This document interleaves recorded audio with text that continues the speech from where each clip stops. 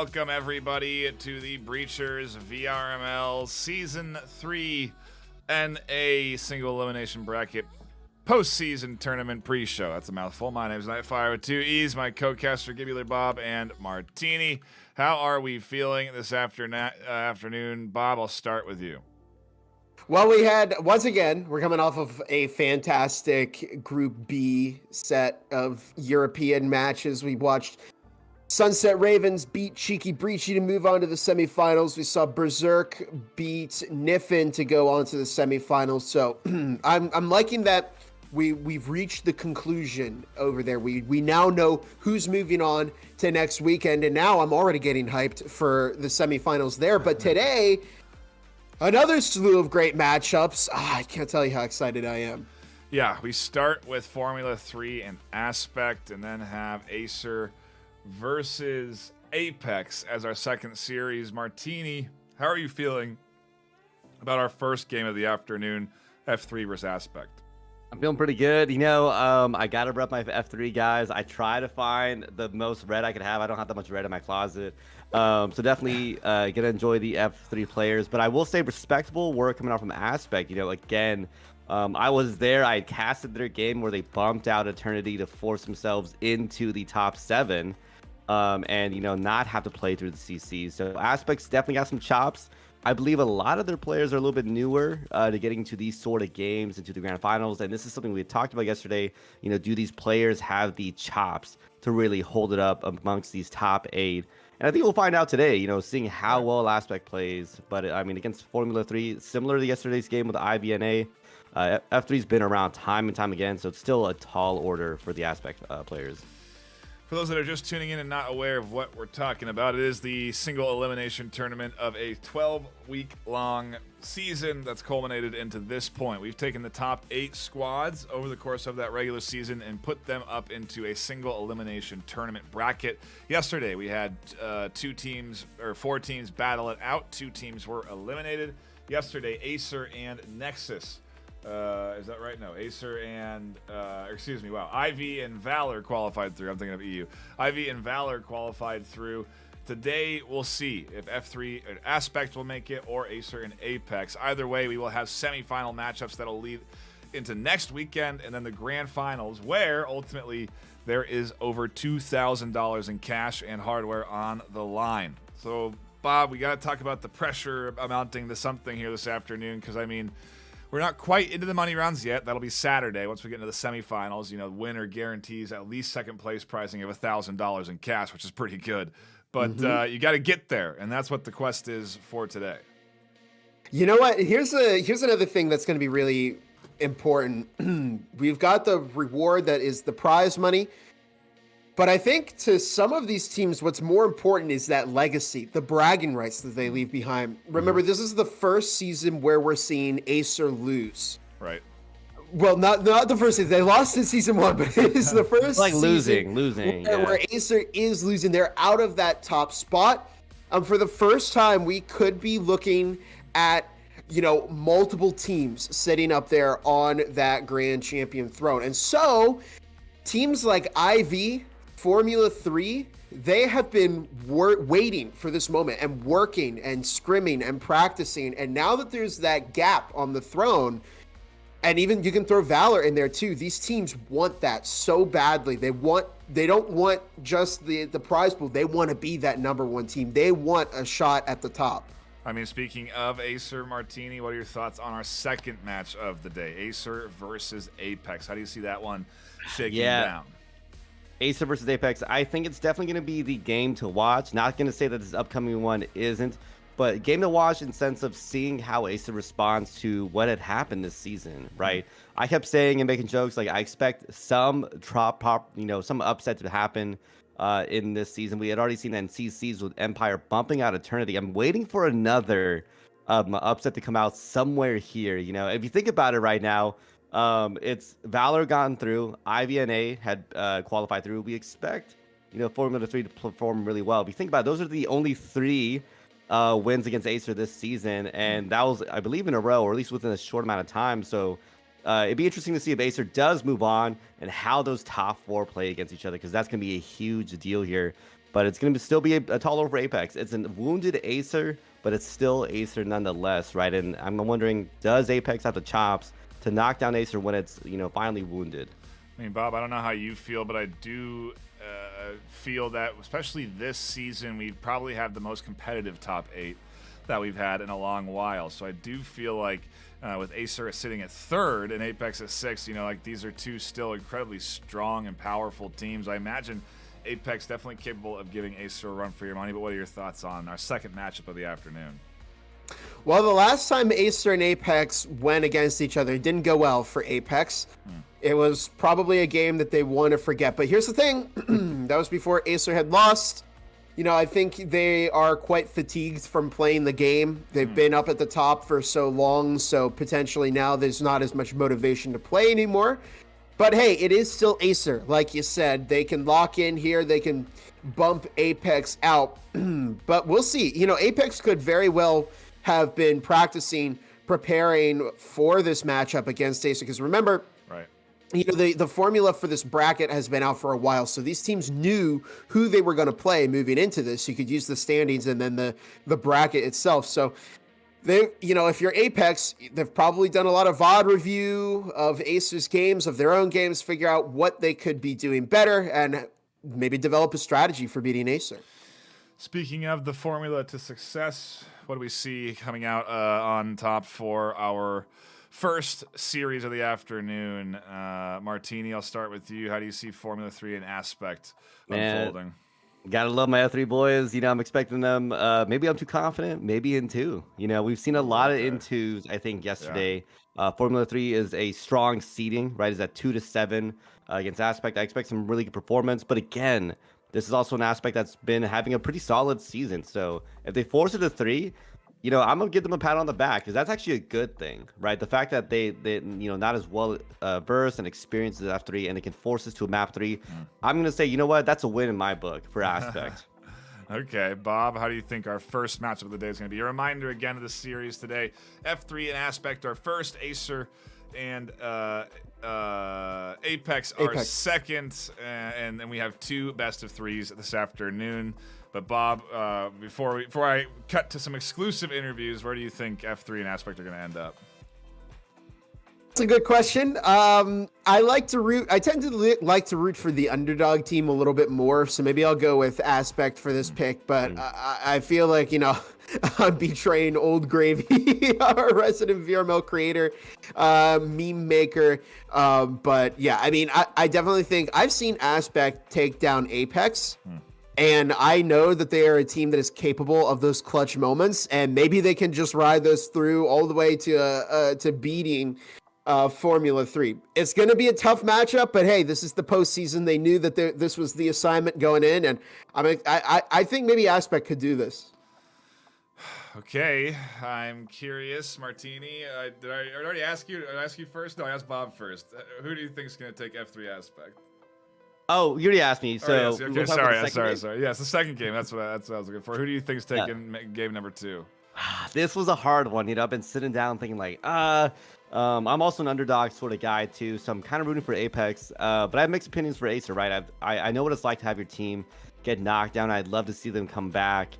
But also I am open to seeing something different, in terms of another team going through. And I think the biggest upset I'd ever seen in a hot minute is Apex Acer in the playoffs. And part of me wants to kind of see something like that. See a team kind of graduate into the master tier and really showcase, hey, Acer's had their dynasty. They've had their 3 grand finals, in preseason, season 1, season 2. Maybe new blood, is out here. And I'd love to see something like that. So I might throw it in for Apex, honestly, which I know apparently that's a crazy opinion in 2025, but it'd be interesting. Bob, I'll save your prediction for later because we do have to get into our exclusive interviews of both of these teams. Formula 3 and Aspect. Me and Bob spent time chatting with all of the top 8 squads for NA and EU. And I think it's great. You get a little insight into the teams that you're about to watch duke it out. So stick around. When we come back in 15 minutes, we will be diving into our first map of the afternoon between Formula 3 and Aspect. Looking for the ace, but they're just pinch. However, they find one. Looking for the second. No way. And it's now. Oh, Hotline goes down. Tech 9 goes down. Red goes down. Welcome, everybody, to the VRML Season 3 Breachers postseason interviews. My name is Nightfire with 2 E's. I am here with the F3 squad. I have 3 of the 5, Angel, Ash, and LFT. We'll start with you, Angel. Why don't you introduce yourself, what your role is on the team, and I don't know, anything else you want to say? My name is Angel.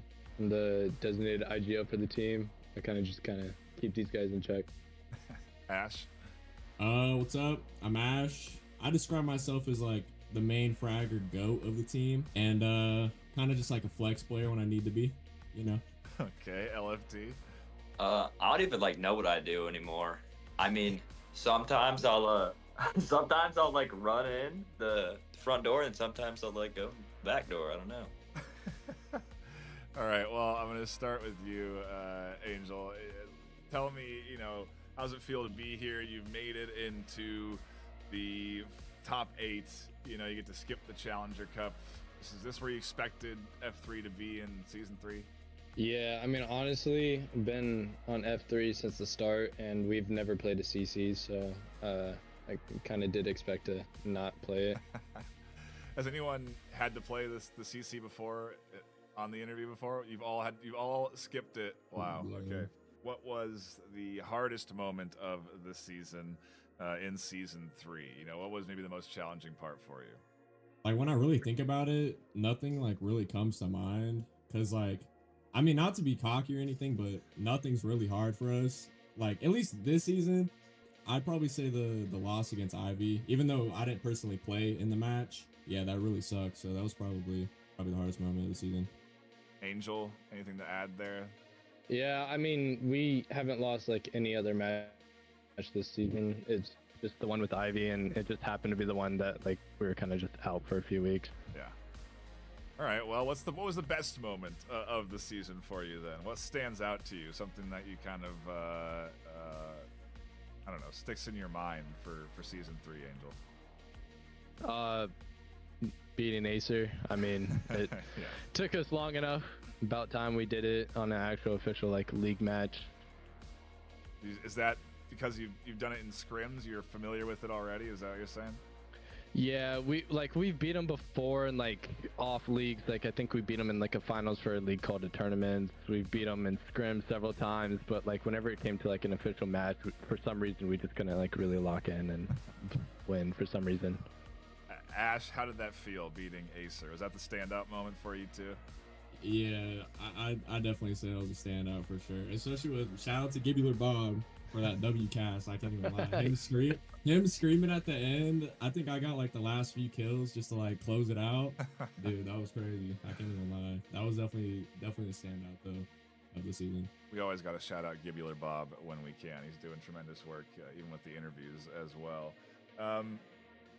How are you preparing for the postseason, LFT? Is there anything you're specifically doing, or what is the team doing to get ready for the next few weekends?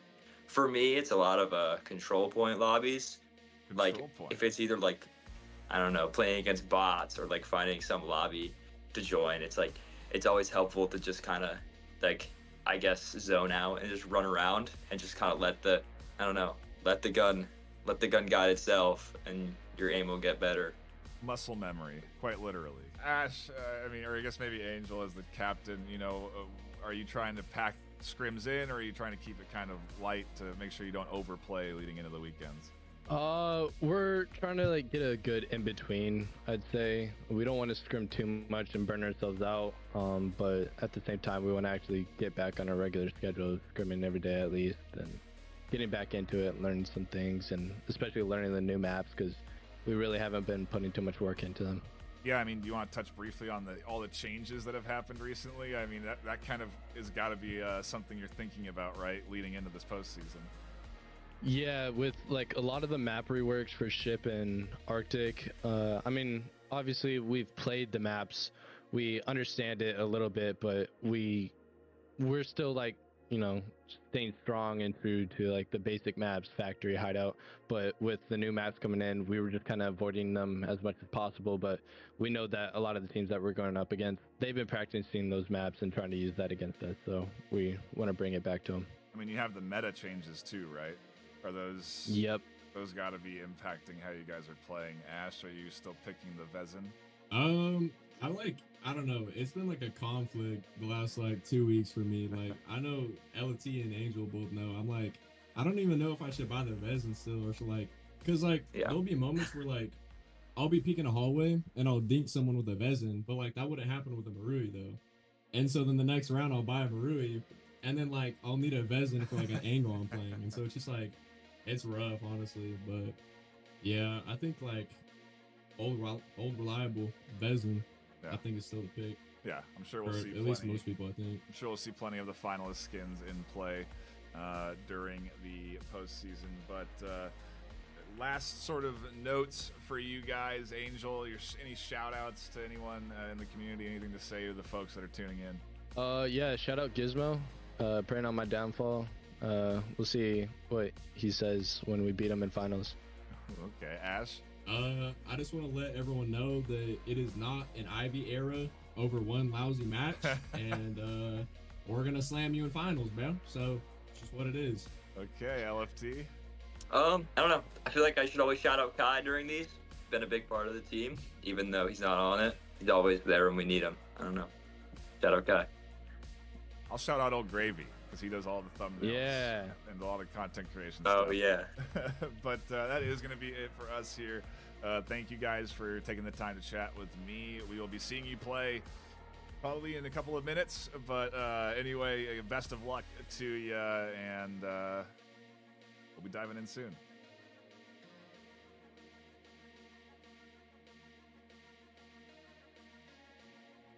Find one. He finds one with a kunai. He finds two. Zane gets taken out from Resi K. Welcome back, everybody, to The Breachers, VRML. I'm your host, Gibbular Bob, and today we've got one of our finalist teams, Aspect, with us. They finished number 7 in the standings.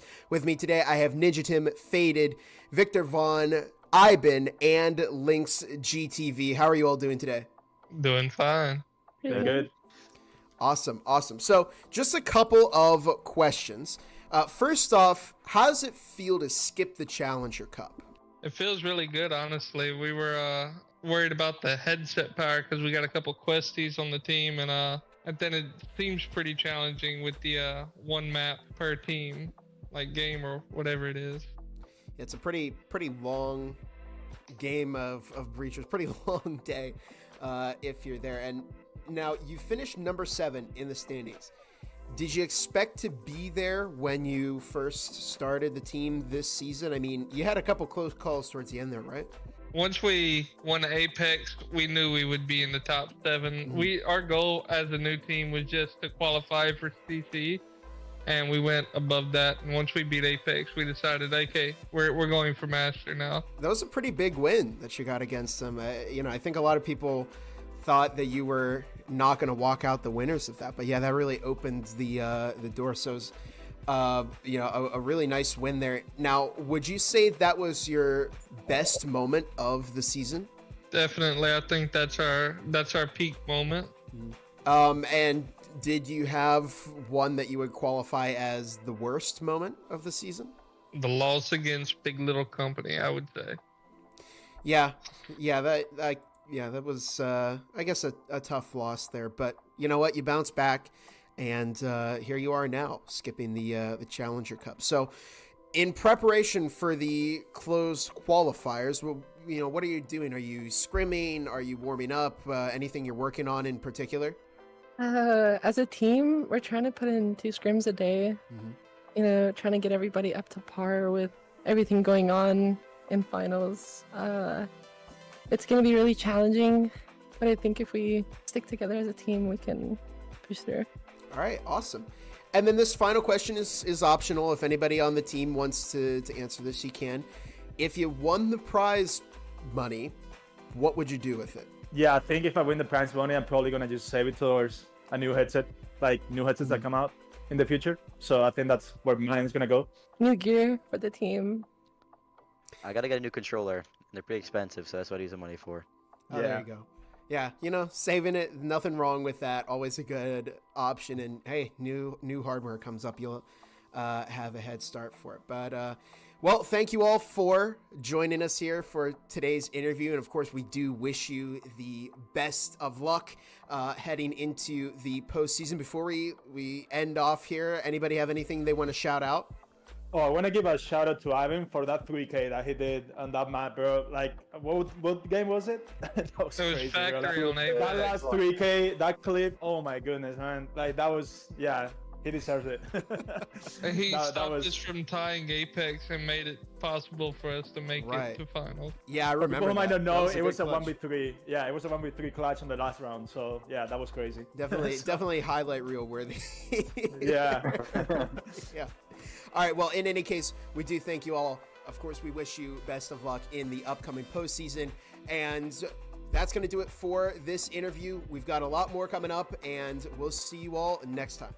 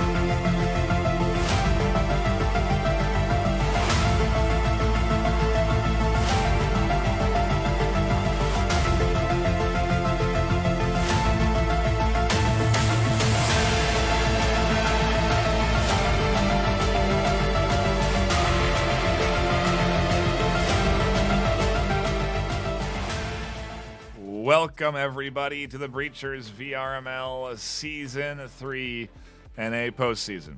My name is Nightfire with 2 E's. I've got the full desk of Gibular, Bob, and Martini here joining me to dive into our first of 2 best of 3s this afternoon. The losing team season is done and eliminated. The winning team moves on to semifinals next weekend for a chance to compete for over $2,000 in cash and hardware. Martini, there's a lot on the line for these teams. How do you think F3 and Aspect's going to go here? Our first map still being chosen.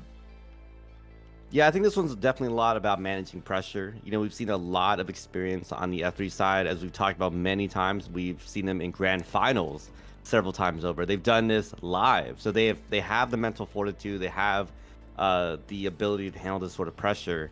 And that's what I'm going to be kind of watching on the A3 side. You know, they're coming in to this master tier side. Can they handle this pressure? Are they able to really deal with the abilities and skills coming out from the F3 side? And can they kind of adapt to that? And that's the biggest thing I always see in the playoffs. You know, a lot of the skills in terms of gun mechanics, map knowledge, all these sort of things are more equal because a lot of them are really good players. But adaptation is definitely the big challenge here because it's not easy, right? And then people do off-meta pushes. They do very different things in these playoffs because they know they have to, because a lot of these teams have that experience play against those very common pushes here. So that's what I'm looking forward to in this game. Who adapts the best and the quickest? Bob, we're just a few moments away from getting into our first map as everyone jumps into lobby. How are you feeling about our opening map, which does look to be on Dam? Yeah, Dam, always a fun map. I'm really excited to see it have a lot more presence in competitive play. We've seen it a few times in the postseason, which makes me very happy. I love Dam. It's one of my favorite maps. I actually have a little intel here for you. The bans are Factory and Arctic, which is pretty interesting. That leaves us with Hideout, Skyscraper, Ship, and Dam. This should be everything, right? Am I missing one? I don't think I am. Yeah. But you know, I love seeing Dam, and we've seen a lot of Factory. I'm kind of glad the Factory is banned because I want to see different maps. I haven't seen a whole lot of Hideout. I want to see more Hideout. I mean, yeah. Dam reigns supreme in the postseason. It's something that's been picked a lot in EU. We saw it yesterday in NA. Now it's starting our best of 3 here with F3 and Aspect. Martini, how do you feel about Dam being our opener as we do get ready to dive in to round number 1?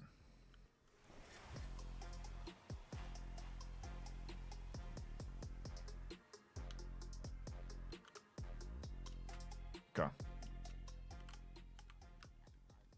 It's not too overpowering, so the attack can still win. Because that is the problem. Sometimes Skyscrapers, sometimes that defense is so oppressive with how much space in some of those tight hallways.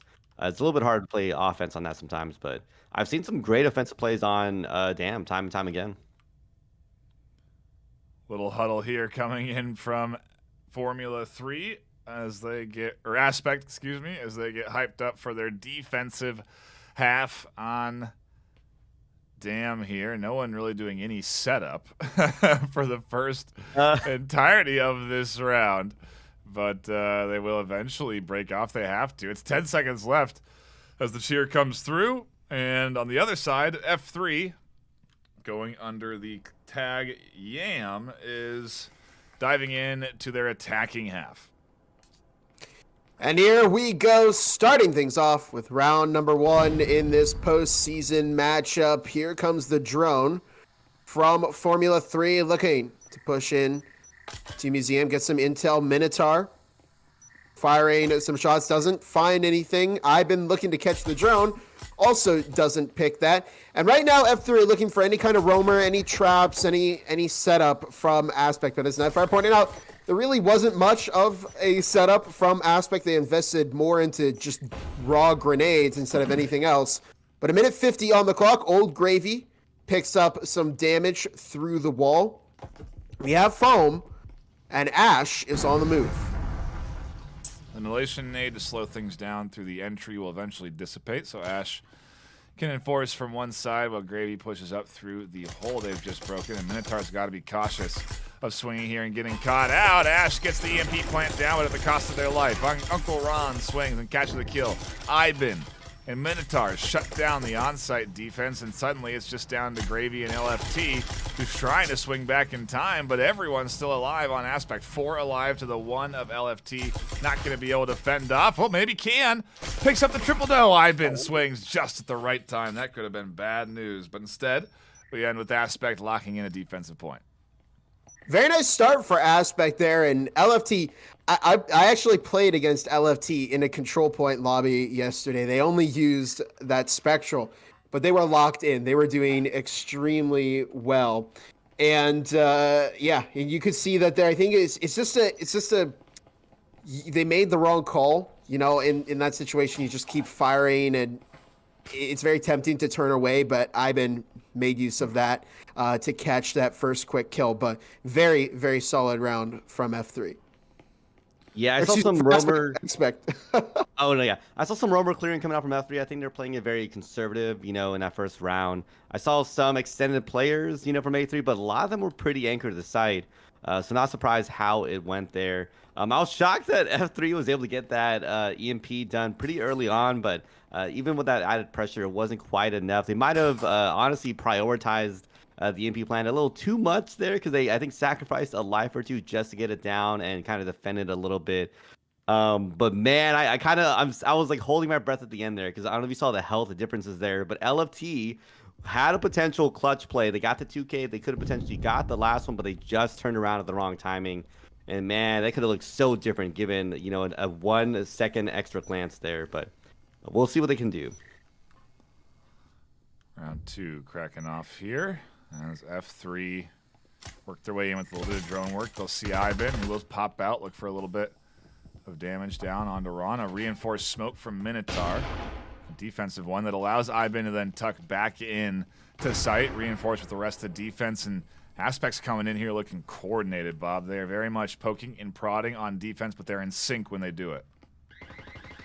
And old Gravy, the first one to go down again in this round. You'll notice that F3 ran with only Spectrals this round. They didn't purchase any SMGs compared to Aspect, which has invested quite heavily into this round. There goes the wall opened up into Site A. Ninja Tim downstairs on the flank as Lynx GTV will find the first onto Uncle Ron. Hero looking for a follow-up kill as LFT brings it around with the EMP. They catch more damage. Ash finding Ivan, and look at F3 pushing in here, but LFT goes down. They're just caught in the fire. Hero catching Lynx GTV, and it's a 2 versus 3. Minotaur and Faded both quite low, but here's Ninja Tim on the flank. They find Hero looking for the second. It's just down to Ash, and they're unfortunately very, very low on health. They catch Minotaur looking for maybe a second onto Faded, but they're just in a very difficult situation to win, especially because Ninja Tim is on full health. Where is Ash? They're outside in red hallway still, and I'm waiting for Ninja Tim to swing somebody, but 40 seconds left on the clock, and Ash is caught in the pre-fire from that Viper, and it goes to Aspect. Yeah, definitely a rough start for the F3 players here. I'm wondering what's going on here. Did they come in really cold, or is A3 just really locked in? I mean, you know, I talked about wanting to see an upset. Nah, I'm not gonna say anything right now. I'm not gonna say anything way too early. But you know, I will give some commendation to the A3 players. We saw them go a little more aggressive with those SMG buys. Granted, they did come off of that first round win, but you made a good point, Bob. Nothing coming out from the A3 side. Looks like they really wanted to invest on this round 3. Maybe they're thinking, you know what, we know we're not gonna really capture much in that previous round. Let's just kind of lock in for round 3, and then maybe, you know, secure as many points going forward from there. But I mean, one thing I keep noticing though, those A3 early round picks are vital. They keep knocking down some F3 players pretty early on, and that's definitely putting them at a disadvantage. And it's working out better, honestly, for the A3 side right now. We are getting into it for round number 3 in this best of 3. It's only the first map of our postseason here today for NA. We've got 2 best of 3s ahead of us. I can't wait to see how that second one goes. This one's already certainly unfolding to be not what I anticipated. I think A lot of predictions would have gone to F3 out the gate to be leading here, but Aspect will put up 2 good defensive rounds. They arguably were echoing Bob, so now as they do go into round 3, we do see a full buy coming in from Formula 3. I see a very aggressive pixel peek from Ninja Tim that may catch Hero, but Ash manages to get into Turbine as the rest of the push is developing over towards Site A. You'll see good utility usage by Aspect as they're setting up for a pretty solid defense here. I've been waiting for somebody to take out that door blocker. There's a frag toss by Aspect. Door blocker goes down. Wall is opened up. Grenades tossed around to the corners of the site. Lynx GTV tossing that incendiary, looking to just stall for as much time as possible. And look at this. I mean, Formula 3 have already burnt all of their offensive utility. They just have cloaks left. Ninja Tim pushes up, finds one, looks for the second, but does go down to LFT. Ivan finds Ash. It's a 3 versus 4. Aspect in good shape on the hold on defense as Formula 3 struggled to grab a round. At this point, I kind of want to be sure they're going to get their rifles through to the next one because this investment is pretty big. At the same time, you kind of want to win the round. So I think the trio is going to try and work their way up as that nade zip past Ron. Ron will be able to tuck back away and avoid that damage. They won't be able to avoid the rifle damage, though, as half their HP drops down. They'll have to wait for LFT's heal to come in, or 30 seconds on the clock. They may not have time for that. And you can just see Heroes stacking up outside. They're looking to push in, but Ivan is still on an aggressive angle. LFT finding the kill on Lynx GTV. Double on Defaded. Looking for maybe a triple as Hero pushes in. They catch Ivan. It's just down to Minotaur in that 1 versus 2, but they're stalling. There's only 10 seconds left on the clock. That EMP has to go down, and Minotaur is going to look to potentially swing onto Hero and LFT, but it's too late. That EMP has been planted. They can no longer stall for some time here. They're going to have to win that 1v2. And both Hero and LFT, I mean, the moment that Hero goes down, you know LFT is going to stack it. It doesn't even matter because Hero swinging onto Minotaur there. And I think you could actually see the Season 3 finalist skin. Yeah, Hero has it right now. Man, okay, I didn't know how the way that was going because at one moment it looked like Aspect had that lined up. They had so many players really hold in on this defense, and it was doing such a good job against the F3 players. And I was going to say, great time wasting. The fact that it put a lot of pressure on F3 there, I think it was, 30 seconds left and around there. I thought it might have gone down to time here, but I got to give those shout-outs to LFT. Got to give those shout-outs to Hero. That duo came in there, got the 2K. I think both of them might have gotten a 2K on their own, and that really gave them a huge difference coming into that, the later part of that round there. And that's kind of the F3 I expect to see, because I don't know. I will say the performance is definitely a little lacking today, but it might just be Aspect really locking in and being tuned in to knowing that they are playing against F3, and they're not going to be a team that's going to cut them any slack.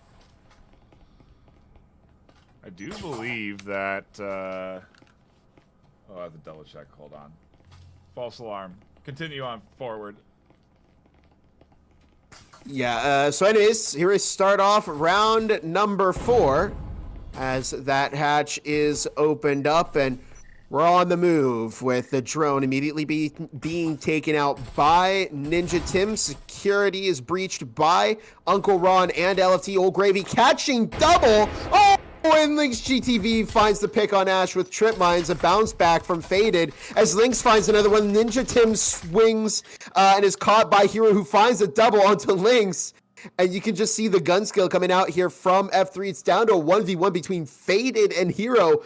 Only thing is that Faded is on a Spectral right now and they escape the double frag from Hero, but Hero has complete control over the upper floors. They have the EMP, and now they can just walk right into Aspect's site and sit in there, plant the EMP, and Faded's all the way downstairs. They might just be doubling back to get some utility here and potentially a rifle. But so far, it's Hero's game, and Faded is playing it. Okay, I did. Apologies there. Hero going to push up at A, and yeah, the defense... Can Hero be the hero? As Faded looks to push up, and Man, they have a tall order here. This is tough. I don't know how Faded pushes it in. Less Hero just gives it up and swings out. Why not force Faded to come up to the EMP and try and defuse? The ego, who knows? The challenge, I'm not sure, but it's Aspect up and holstering the Season 3 finalist skin, giving it a nice polish and getting it ready for the next round. Sorry, let me give a reminder of what happened that round. So F3 goes full buys, I believe. I think I might have only seen one half buy coming out from the Aspect players there. I mean, Gravy came in strong, got the 2K, traded early on, and that roamer got so much value for the Aspect players. Unfortunately, the anchors could not survive long enough for them to be able to return back to site there. And I thought that was kind of going the way of F3, but you know, we had called it out there. Unfortunately, Faded. I'm not sure what happened there. They didn't really force them to come in there, and it just didn't. Sorry, Faded did not do that. It was someone else on the F3 side, but they weren't able to force that time wasting there, and allow them to have 6 seconds left on that defuse there. And I'm wondering what went through their minds, what was going on there. They had side control, they had all of that just on them. It's really kind of the battle for the finalist skin at this point. We're going to see F3 fight for control over it. Faded has it right now. They're showing it off to everybody in their lobby. If you're curious about that, it's because Old Gravy helped out with the trailer, and we were able to get them that finalist skin a touch early. But in any case, we do see the rest of the team pushing in over here from F3. They only have one Omen to work with compared to a very, very stacked Aspect lineup.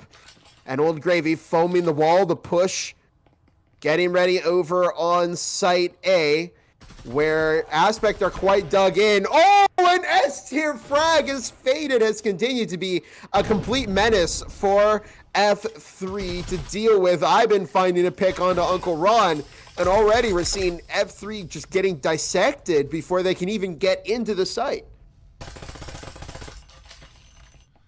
Here comes the... I mean, where is the push? I guess Hero just holstering down this stairwell. Doesn't want to push up to EMP. Gravy completely backed off, and man, that nade really kicked off the round nicely for Aspect on defense as Minotaur challenges Hero, shuts them down from scooping up the EMP. LFT finds a pistol kill, which is nice, but it's probably all they're going to get unless they get lucky again on an unsuspecting Aspect defender tucked away at A. And everybody is stacking up on A. I don't even know if there's anything worth salvaging because it's going to be kind of hard to get to it. And there's Ninja Tim with the pre-fire onto LFT. And now Ninja Tim has the final skin. As we do see, I mean, this has just been an incredible performance here by Aspect. Now, before we get into the rest of this, I do want to say this is a pattern that I see with F3 Martini where they start off not doing too hot, and they may even lose a map. This is what they did against the Ivy, and then they suddenly. I was looking at the chat. Someone's like, "It's just warm up map," and I think it was an F3 player that said that. Aspect went all in on the full buys last round. I think we could definitely see that loss, from the round before that, and it could be felt by the F3 players. None of them were really able to do too much in this previous round. I'm hoping it's a warm-up map. It's looking a little rough right now for the F3 players here. But they got to get themselves together. They have to get themselves back in the shape. They got to warm up fast because, remember, they only have a best of 3. They don't have a whole other game, to play with. Aspect, if they play their cards right, secure this map 1, they can really force something different in that map 2, potentially getting into a map 3. And like I said, if they get into a map 3, that's a big deal for the Aspect players. That means they got a good chance of potentially winning out this one and causing an upset, potentially. It is number 2 seed versus number 7 right now.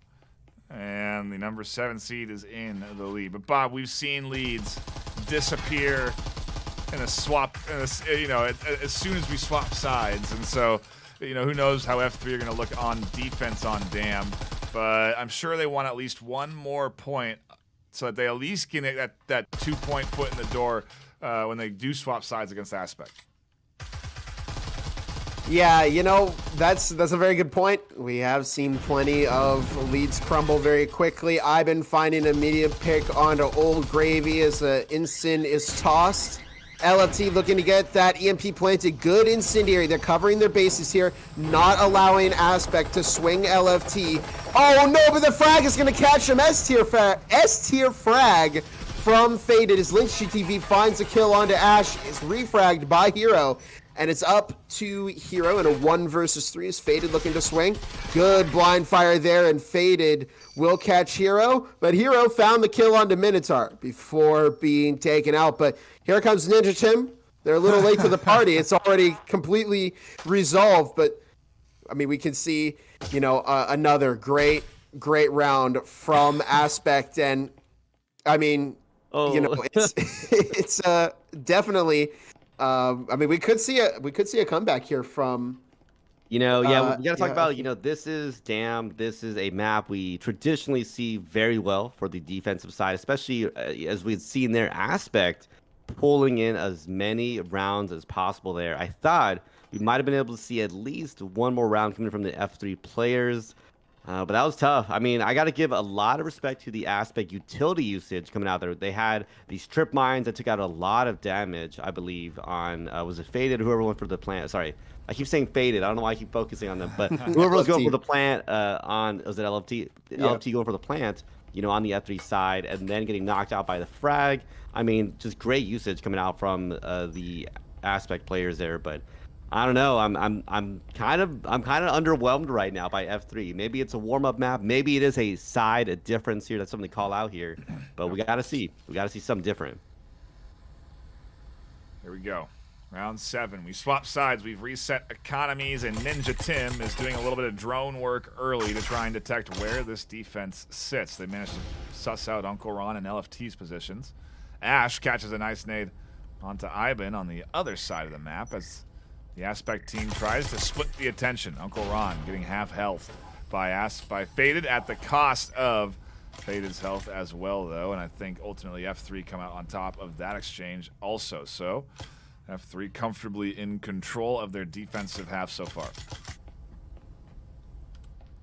And Lynx GTV over on the other end of Turbines is Faded and Minotaur looking to push in. And perhaps we're seeing Aspect starting to hit the wall. Maybe F3, you know what? F3 are a very defensive team. Mm-hmm. History would show that, especially in VRML Con. I think that only exacerbated how good of a defense team they are. Ash taking out Lynx GTV as Faded and Minotaur start to get the push going, but they were held out of the building for so long that they've already lost so many players. Ninja Tim does manage to take out Hero. They're over in Site B. I didn't even see that. Like a true ninja. They have infiltrated the site, but Ash was there on the counter flank to take them out, and it is now a 2 versus 2. The thing is, though, Old Gravy's sitting on 100 health, and Minotaur, Faded, both quite low. Gravy telling Ash to stay low. Try and keep tucked in from what is otherwise a relatively unbroken A site. Aspect, not sure if they have the foam or know where it is in order to break that wall down. I think that's what they've been spending the time getting, as they now have collected it and started their shift over to B, which is the right call. Ash is the one that's low on HP, but they still catch one. Faded goes down, and there's the reinforcement from Gravy over the top. Scoops up the 1-2, and Formula 3 lock in the pistol round, stop the bleeding. So I think it was 5 unanswered points since they had won their pistol round. And, well, now we'll see what we get in round 2, the SMG investment. Martini. I mean, that aggressive defense worked out pretty well for the F3 squad. They're able to kind of secure a lot, I think at least an early pick, a lot of chip damage on these players. And I think that played a huge role, in the later parts of that round where we saw, I think, 2 players underneath half health. And Gravy himself having, 100 health. It was a huge deal in making sure that they were going to be able to secure that. And the fact that they were able to read that little flip going on by the Aspect players, I mean, definitely credit to the S3 squad. But, I mean, that did come down to a 2v2. I'm just saying. I get his. I know it's defensive sided, but it was lacking a little bit. I'm gonna give the S3 squad a little bit harder of a time because we expected, a lot different of a performance here. But I'm holding with bated breath here to see, they have the win. Are they gonna be able to secure and get the momentum to push us all the way to potentially a 7-5 or 7-6? Because it's an uphill battle at this point for them. The question is, Martini, 5-1 curse? Potentially. 5-1 curse. We could see it. My F3 fanboy says 5-1 curse, but my caster says I gotta see this performance. Okay, well, Martini faces the internal battle. We see Aspect stacking up outside of site B. There's the drone pushing in, getting some intel as Ash finds the kill onto Faded. Lynx GTV making a kill onto LFT. There's an incendiary toss. Lynx finds another one. That's going in the YouTube video. Double kill from Ash as Lynx finds their third, looking to get the EMP down and finish the job. But here's Old Gravy pushing up. Ninja Tim finds the kill into Old Gravy, and it's now a 2 versus 1. It's up to Hero. They have that rifle, and Ninja Tim finds the kill. Curse broken. It's 6-2 as Ninja Tim and Lynx GTV with the tag team offensive there to make it match point for Aspect here on map 1. This is what I was just talking about. I am waiting to see, some kind of difference here because F3 has just been kind of giving a lackluster performance in his map, unfortunately, here. They had a hero buy, I think, on top of that. They went aggressive on that round 2, but it wasn't enough. Ash had gotten, I think, a 1 or 2K, and that was great, but they couldn't get in that 3K there. And I got to give a lot of credit to the Aspect players. They're dialed in. They're locked in because they are not letting up on this momentum right now. I mean, we're at match point at this point. They've secured themselves bare minimum overtime. So I'm kind of waiting to see what can F3 do here. Can they get that mental game back in? Or are we going to a potential map 3, honestly, or maybe a best in 2? That'd be insane. That would be absolutely insane, but it is not out of the question. No, it's not. It's definitely in the cards. And a reminder, if you are just tuning in, this is the first map in this best of 3. We have another best of 3 after this. Acer EU versus Acer EU. Wow, my brain is a pile of mush. Acer versus Apex for our second series of the day. So do be sure to stick around for a lot more Breachers action as we do crown at least 2 more teams advancements onto the semifinals. And Ivan, look at the entry there as Ash shuts that down, finds the double. Hero taking out Ninja Tim, not allowing the flanker to get in this time. And, well, it's up to Faded, and that wasn't as successful for Aspect. I think they're just trying to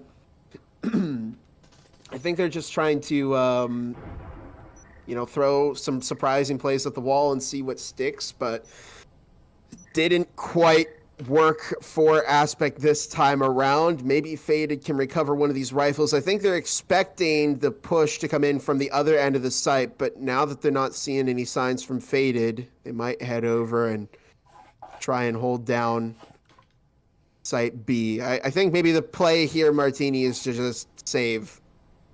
You got a Bezin, double frags. I mean, you got to play economy at this point. I think they know they've lost this. Unless Faded turns into John Wick right now, I think we're probably going in for the save here for a 1v4 situation with probably full health. And we saw, I think, 3 or 4 buys coming out from the F3 side on top of that.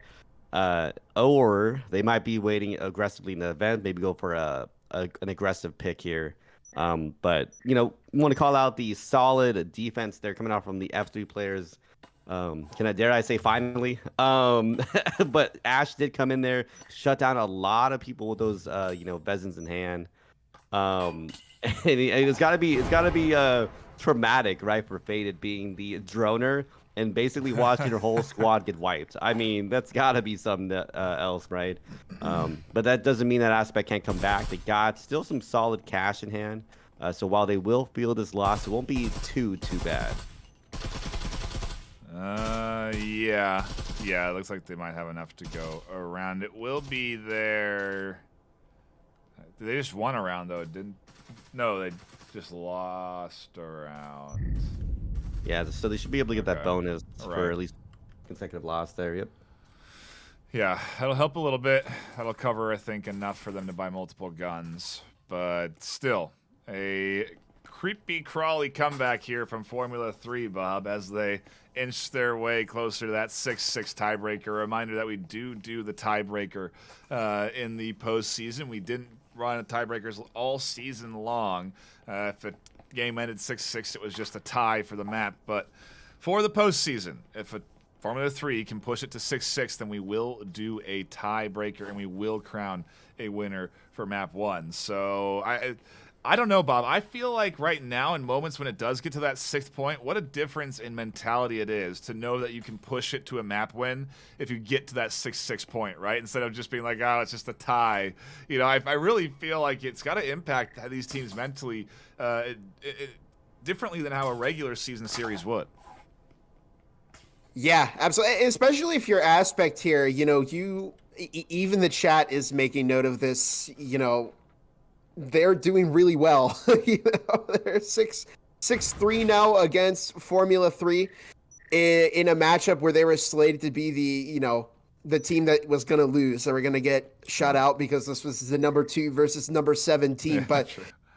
I mean, they are putting in a great performance here. I don't know what happened last round. We shouldn't probably try that again. But if they can pivot, get their plays back to how they were, you know, 2 rounds ago, we could very well see this map end right here. But shout out to Ash, the only player in this game going 12-7 right now. They have, the only player entering the double digits in this game right now. Solid performance here from Ash, but the rest of F3 stacking up in the sites. They don't have any kind of roamer up as they're getting pinched by Aspect. We see entry in server room by Faded. Oh, and Ash pursuing that kill and will find it. First pick is given up to F3. Could this be the start of something?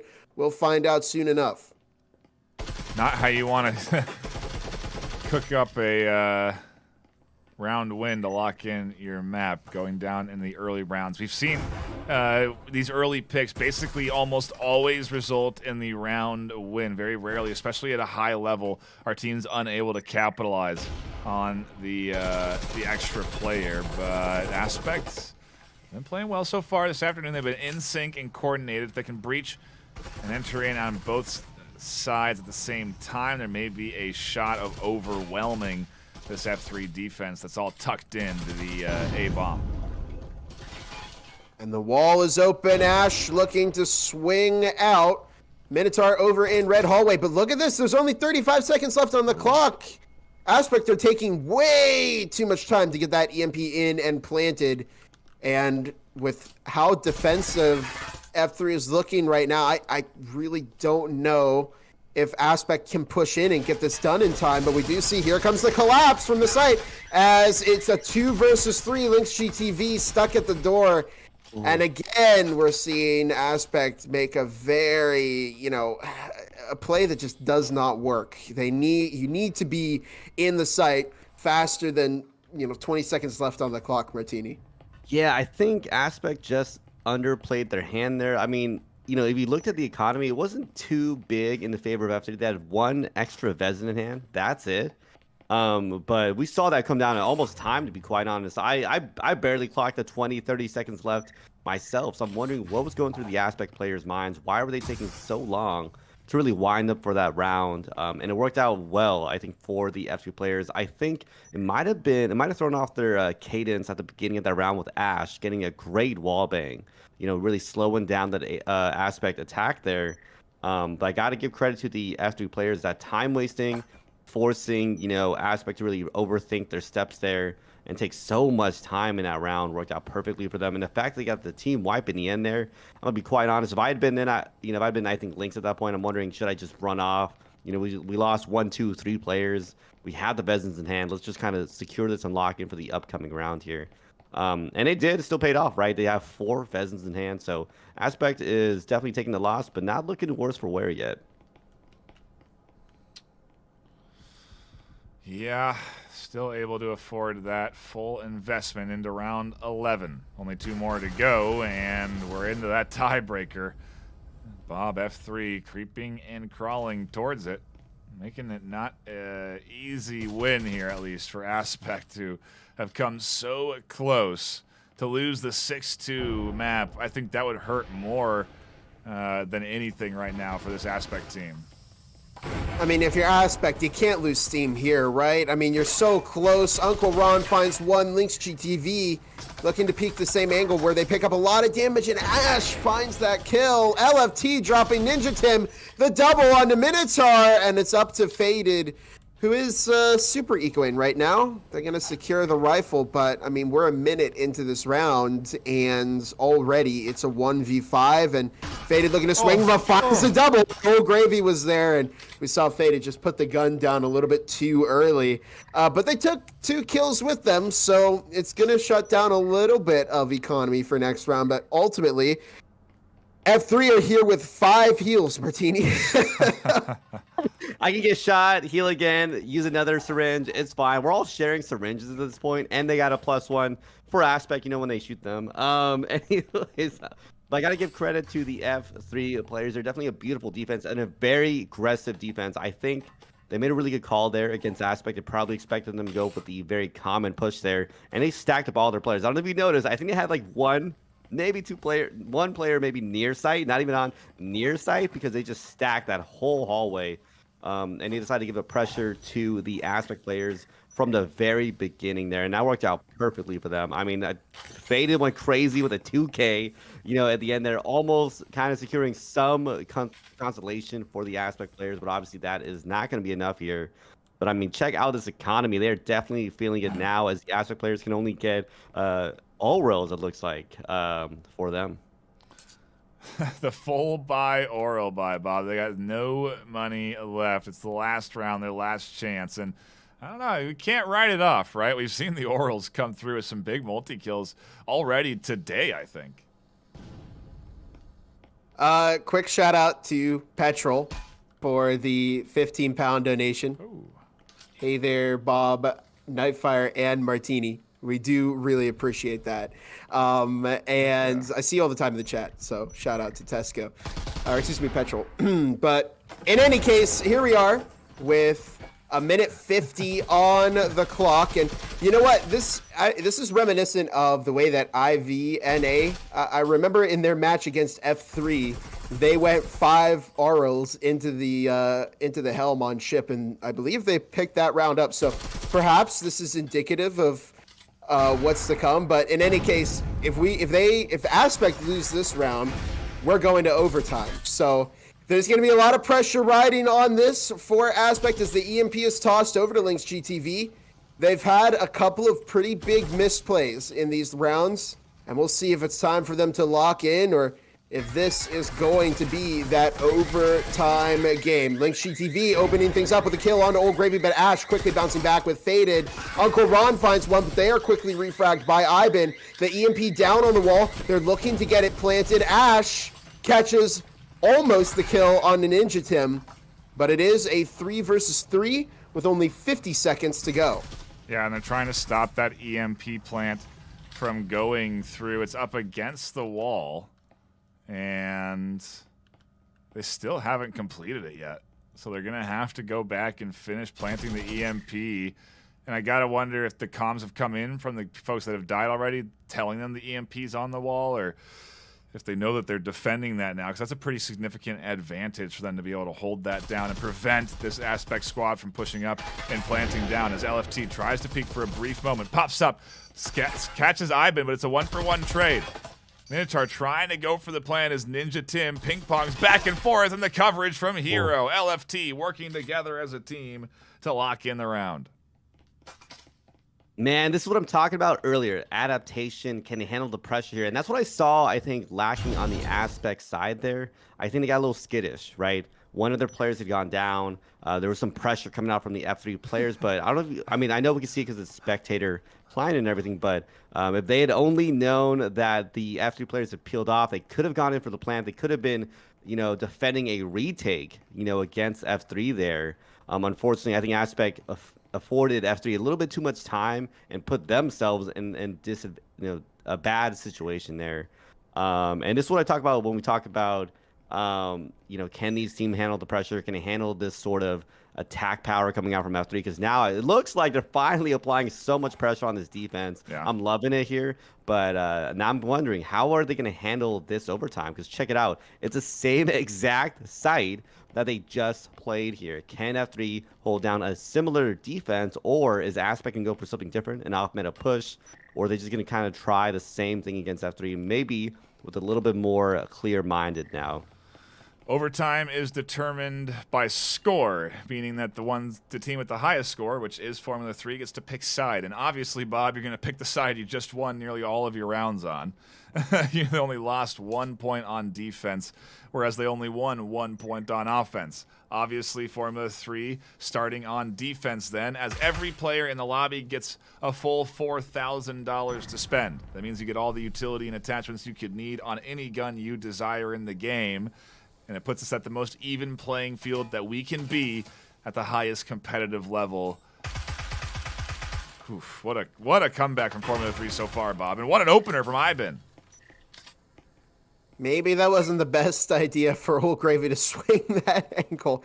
You know that you're getting droned out, and that's usually an angle that people stack up in. So in any case, we'll see what happens here as F3 try and throw a frag. It does not catch anybody. Minotaur still hanging outside of showroom, and we have a minute 20 on the clock now, as first pick has been given up to Aspect. This is their big opportunity. They have the starting momentum. They're spreading the F3 defense thin, but there's only a minute and 10 seconds on the clock. They cannot be stalled out of planting that EMP again. LFT, the lone defender of Site B, as the wall is opened up, and here we go. The final round of this very first map. Uncle Ron playing center of Site A. They're going to look to try and defend against Lynx GTV, who's going to go in and get that EMP planted. Faded finding Uncle Ron, however, as we enter a 3 versus 5 now. LFT and Ash both looking to provide support as an Incendiary closes off the rotation. The EMP is now planted, and we're into a post-plant situation with all members of Aspect still alive. As Hero goes down, it's just up to Ash over in center Site B. LFT finds the kill onto Ninja Tim, and we're going to look for that clinical precision here as the EMP slowly ticks down. Ash and LFT have a big task ahead of them, and they can't get it done. 7-6. It took them a while, but they got there. Aspect will win map number 1. Congratulations to Aspect for kicking off their best of 3 with a map win. And Martini, they are going against all the odds. Now, to Bob's point, this is very F3's style. This is very Formula 3, to lose a map early and then come back with 2 map wins in a row.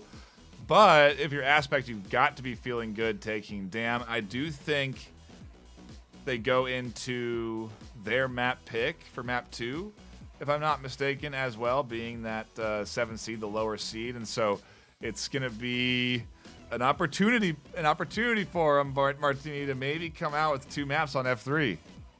We talked about the potential of a map 2. We expect even a map 3. We had talked earlier. I said, hey, Aspect getting to a map 3 is a win in my book for them. Them winning the first map is already a win in my book for them. But still, it was a close game in the end there. But that makes me wonder what's going on with the F3 side. Is it all mental right now? Is it just coming in cold? And, the only thing in my mind is, what did I feel about, that performance from the F3 squad? It's honestly lacking, right? That's hard coming from me. I love giving those guys, kudos when I can here. But I got to give the kudos to Aspect. I mean, they came in strong. They were locked in.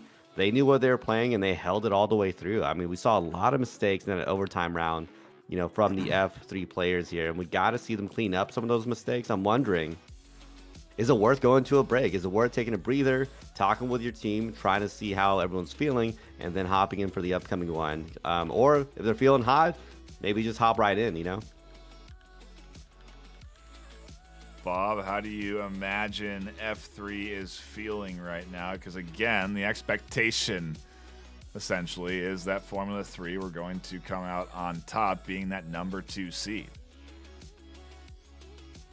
I'm kind of thrown for a loop here. Aspect performed quite well. They performed a lot better than I think a lot of the chat were expecting.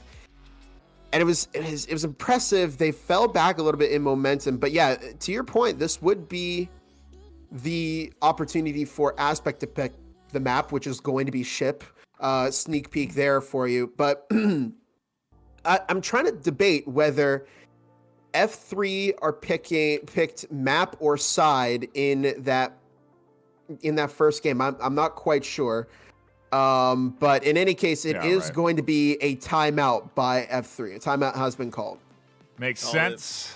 Gives us a quick time to shout out our sponsors, which of course are Triangle Factory, the developers of the game. Fantastic devs who support us in game. You're already seeing a lot of that Season 3 skin, which they help us with and put into the game. We do appreciate that. Gravy showing it off, but also on the sweet trailer that our creative team help produce, which we do love to see, and of obviously contributing into the cash prize pool, which is over $2,000 for first place. A tremendous contribution from them to make the VRML what it is and as exciting as this postseason is. Also, of course, HyperX contributing into that prize pool as well in hardware to first and second place. You're hearing and seeing, well, maybe you're not hearing us, but I'm hearing you, and you're hearing, and I'm on a There's a lot of HyperX gear here, okay? We got HyperX all over the place. I got a keyboard, mouse, mic, headphones. Bob's on the mic, headphones. Martini on the mic. We've got HyperX representing on the caster desk this afternoon, and they've got fantastic products, so why not? We love HyperX. You can actually get 15% off any purchase in North America if you use code HXVRML23 at checkout. That support does go back and help the VRML when you use that code, so we really do appreciate it. And if you do, make sure you, I don't know, put a good note in. So you love VRML when you check out in your notes. But I think, one last thing too. Surprise if you don't know already. The Exclaim shirt for Season 3 just dropped for North America. We do have the Season 3 shirt live on the Exclaim store. If you go to exclaim.com/store/VRML, you'll see that Season 3 shirt. It's got the Breachers logo. It's got all the teams that qualified on the back of the tee. It's a pretty sick design. I'm pretty happy with it. Go check it out and get it right now. If you do, that goes back to supporting the VRML, and you'll be seeing a lot more merch drops from us in the future. So do keep your eyes peeled on the Exclaim store. It's only just the beginning, really. We really do appreciate the support for folks that do pick those up. And I think that is it. We got about a couple more minutes left on our break, but when we come back, we'll be map number 2, Aspect. For those not in the know, just took map number 1. We'll reset our scores. We'll get everything sorted on this side as the underdogs lead going into map 2. You're not going to want to go anywhere because you don't want to miss the action.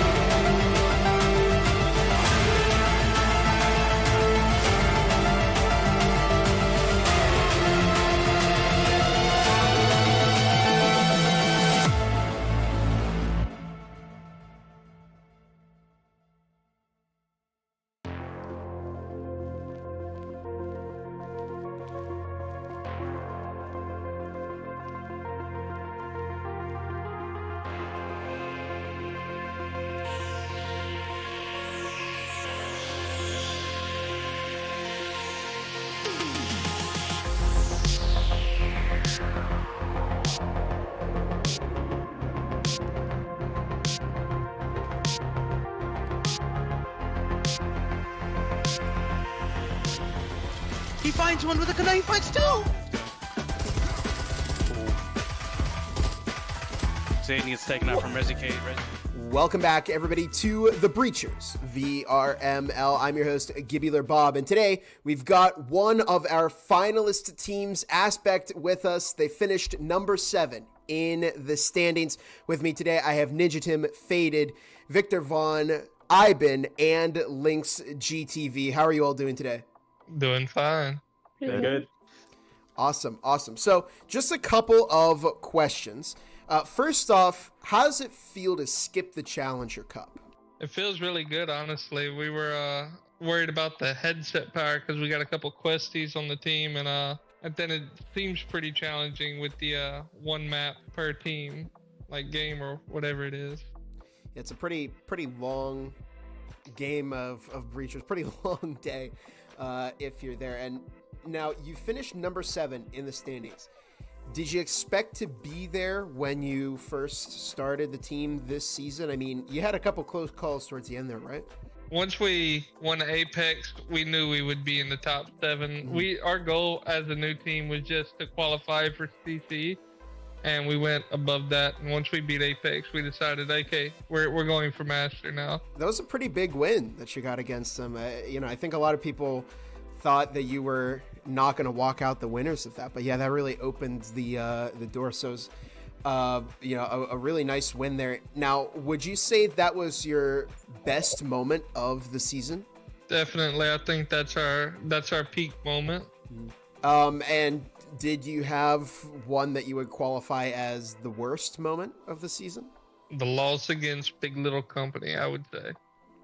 Yeah, that was, I guess, a tough loss there. But you know what? You bounced back, and here you are now, skipping the Challenger Cup. So, in preparation for the closed qualifiers, what are you doing? Are you scrimming? Are you warming up? Anything you're working on in particular? As a team, we're trying to put in 2 scrims a day. Mm-hmm. Trying to get everybody up to par with everything going on in finals.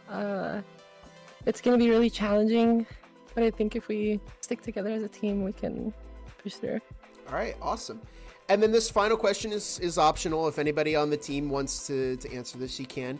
If you won the prize money, what would you do with it? Yeah, I think if I win the prize money, I'm probably gonna just save it towards a new headset, like new headsets that come out in the future. So I think that's where mine is gonna go.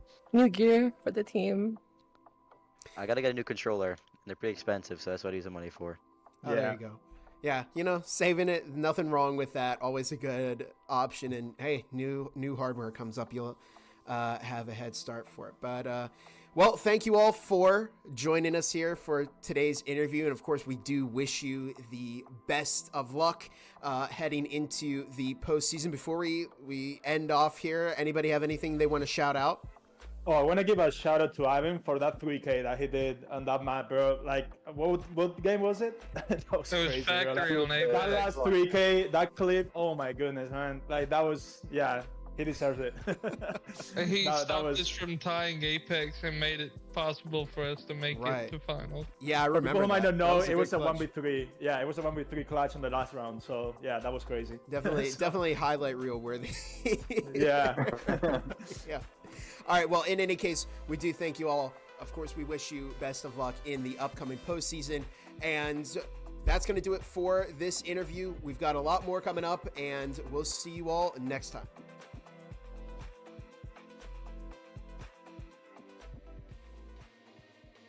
Welcome back, everybody. We are here and ready to dive into our second map in this best of 3 between Formula 3 and Aspect. And Bob, I gotta wonder, after interviewing Aspect and after we just watched the Aspect interview again, is it framed a little differently in your mind seeing them lead right now after taking map 1? Again, we talked about this in the pre-show, that Aspect are very capable of those kind of clutch moments. It's how they beat Apex, and it's how they beat F3 in the previous map. I think there's potential here for this team. We just can't see any fall off of momentum here. They have got to continue to be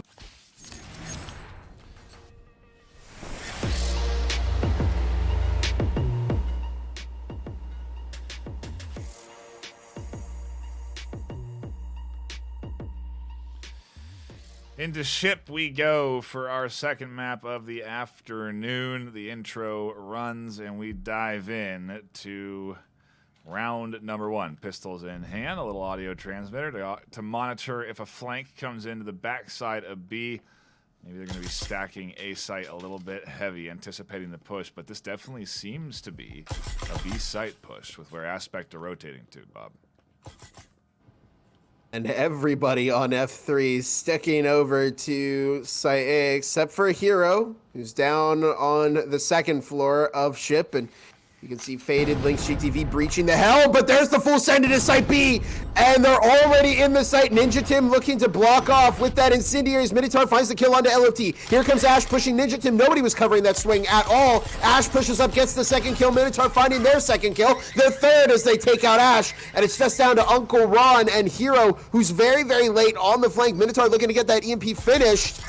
As Uncle Ron finds Faded, the double onto Minotaur, the triple onto Lynx GTV. Uncle Ron is back in this game, and F3 find their first round here on defense. Could this potentially be the start of their big comeback against Aspect? I mean, a shout out to Uncle Ron there. What was that, a 2-3K clutch? I was waiting for a Hero to come in. I didn't see the assist there, but it's fine. Didn't matter. Uncle Ron had that one in the pocket there. But I got to give some credit to the Aspect side. It was an unexpected meta push. It looked like they're going for a distraction play, right? It had sent in 2 deep players onto the other side, and then they just did a full send on the exact opposite end. You know, I think it was like a hatch push, straight through the wall, throw in a frag. They got the pick. It was almost a perfect attack for them, but they were not expecting the F3 players to play so aggressive on that defense. They came in, they got a couple picks there that allowed them to slow down the gameplay a lot. And that is something I will say. I feel like what I've noticed with, F3 and Aspect, when they're on the attack, sometimes they might be prioritizing the plant a little too much, and they're sacrificing, some players for that, and good plays from that, unfortunately, here. So that's my only complaint I'm going to have right now. But again, it is the first round. It is a little bit early on in this map here, but this is what I expect to see from F3 normally. This is the F3 I like seeing.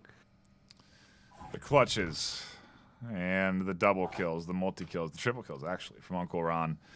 Definitely fun. But like I said, the pistol round is all it was, as LFT catches a nice headshot on the Minotaur. Going to do some big damage onto that Omen wielder.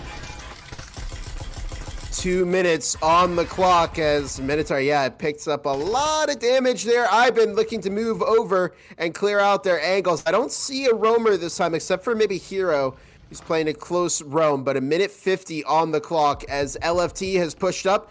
They catch even more damage on a Minotaur through the wall, and they also find Ibin as well. Aspect pretty wounded at the start of this. They have purchased those SMGs, so they can outperform F3 in terms of sheer power. But with 1.5 minutes on the clock, we'll see what their plan is. I don't know. Do they have the wall foamed? It's not foamed yet.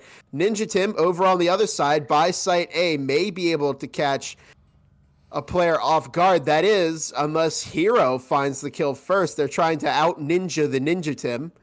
And they find Lynx GTV. Ninja Tim finds the refrag, the double onto Berserk, who is now subbed in for F3. And with 1 minute on the clock, here comes the push as Ninja Tim looking to get in, get that EMP down. Faded found Ash in the meantime, and it's just up Really to nice LFT. Gets him right in a hurry to that site. Ninja not afraid of taking 5-10 points of damage on those breaches, committing to full sprinting up off of their immolation nade toss, and ultimately LFT is in a pretty tough bind. This is somewhat doable. Full HP against everyone at 30 HP or less. But it's just a battle of range there, and Ibin will find the kill onto LFT, and that's the advantage of the Viper, because it has a little bit more range than the Omen in terms of those SMGs there. But very solid round from Aspect. They're here to show us they're not quite out of it yet either, Martini.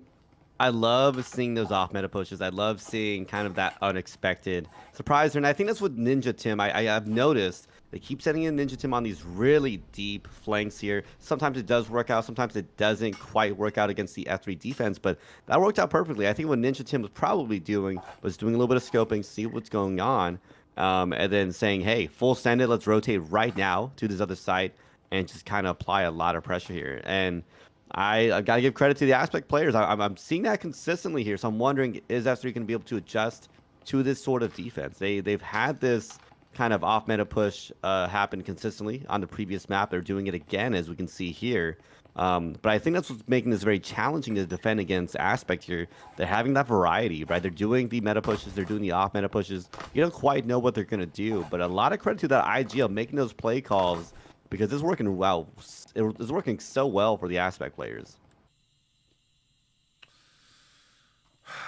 We're only And here we go. Oh, go ahead. No, so we're only 3 rounds in, Bob. 2 rounds in, Bob, to our second map, and I just got to imagine F3 starting to feel that pressure a little bit. Aspect bouncing right back into it with a not must-win round, but a round that definitely does stop any momentum from a Formula 3.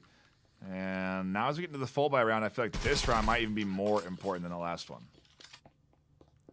And that drone has spotted the trips. I've been gonna look to potentially take those out as a frag. I thought it was a frag. Was tossed into Workshop.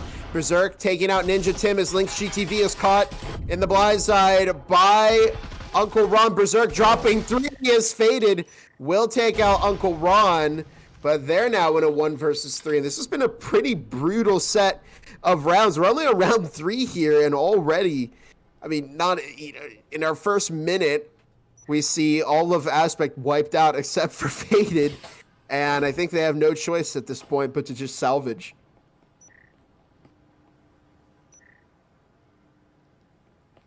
Looks like we're going into a full eco here. Martini and...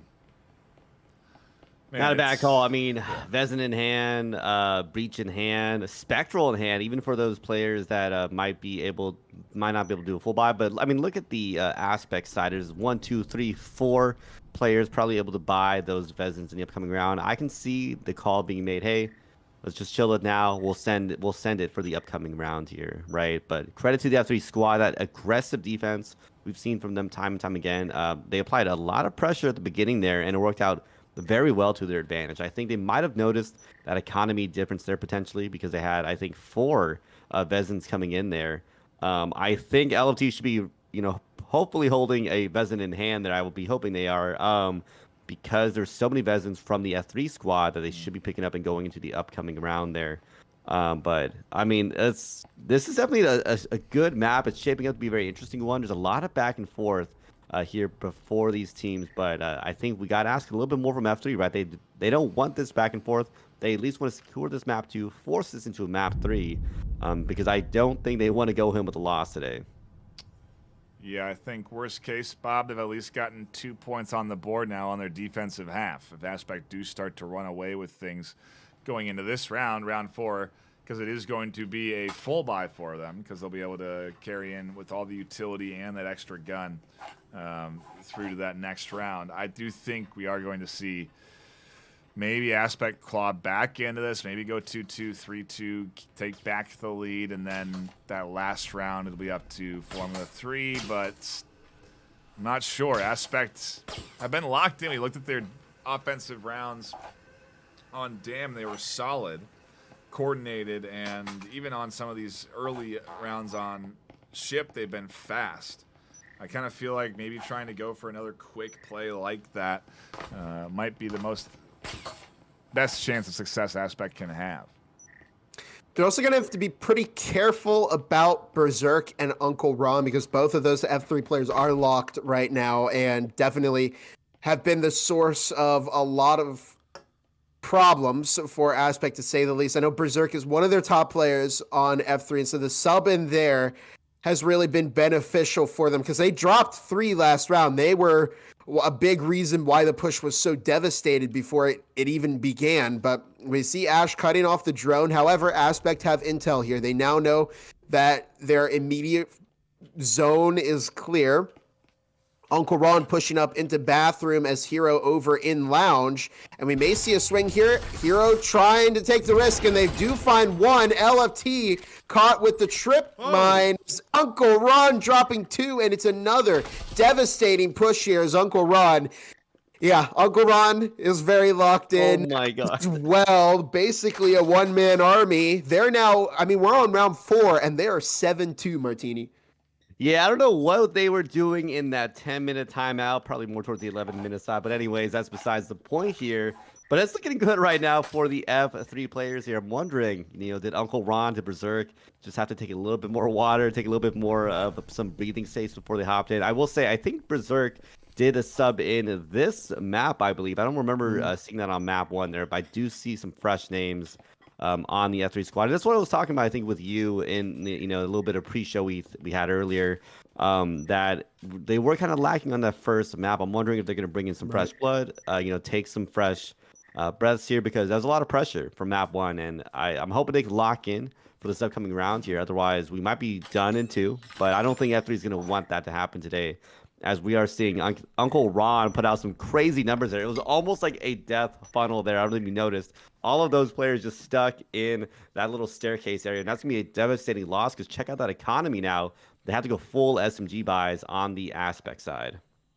Yeah, it's really been a pretty rough start for Aspect here, as they've, even before they're getting into the site, they're just being cut off at random choke points. And this is, we've said it before, we'll say it again, this is kind of the F3 that we're used to seeing. They're very locked in now, and they're not going to let Aspect have this win easily. I think that timeout did wonders for them, as LFT opens up the round with a pick onto Lynx GTV, and already Formula 3 have found a kill here and are setting themselves up for success. Yeah, they're in good shape, but it's the first half, and I do wonder what could happen when we swap sides. As LFT does rotate around, and Ibin, the rest of this team, getting ready to what seems to be go for an A site entry. And Ash is the only one here who tries to throw a nade and deter that, and catches. Oh, Uncle Ron running forward. Trip mine, nades. Shots from Ash, and everybody gets picked apart on Aspect, Bob. It is, again, that two-man army between Uncle Ron and Berserk, who have just shown up and said, we are not getting shut out in 2 maps. You can really tell that they're very serious about this, as Uncle Ron 9-2, Berserk 5-2. Everybody else on F3 have gotten some very solid kills. LFT particularly with the trip mines this game. I don't know if you've noticed this, Martini, but in both rounds, I have seen they've several stopped strip somebody. mines. I think what's happening is F3 is really utilizing the chaos and the aggression from their defenses, throwing Aspect off when they're making some of these pushes, and it's getting those extra trip mine kills. Sometimes I think kind of some of the key things I've noticed in trip mine kills is honestly just forcing them into bad positions, whether it's throwing a smoke grenade in an area that has a trip mine, or getting a lot of shots in, so they can't hear the sound from the trip mine. They can't focus on the red lasers. There's so many things that can really throw off that focus, and it's really definitely helping out the F3 players here. But I got to give those shout outs, Berserk and Uncle Ron. I mean, we've seen beautiful performances from them, I think, in this round, and definitely they're saying, hey, we're not going down without a fight. We lost the first map, but hey, we got map 2, we got map 3. Oh, look at Ash. They're completely surrounded, but it doesn't even matter as they find 1 kill. Ibin securing the refrag, but there's Uncle Ron again. They can't be stopped. Hero down in the vent. I don't know if anybody on Aspect have noticed this, and Ninja Tim walks right into the trap, as Berserk will actually find that kill before Ninja Tim taking out Uncle Ron, and it's up to Faded in a 1 versus 3. At Nightfire, that was the first 30 seconds of the round. Formula 3 are going very fast on these defensive rounds. And I think that's one thing that's going to be important for probably the entirety of the momentum of this series for F3. Close map 1, they got warmed up. The 6-6 tie came down to a 7-6 win for Aspect. They very much woke up after that loss, and you said it best, Bob. This is kind of F3's MO, but maybe they just play best when the pressure is on the most. when it really actually matters, when they are forced to lock in or their season ends. I mean, that was even reminiscent of VRML, right? You know, they were down 6 points to Acer on map 1 of Hideout.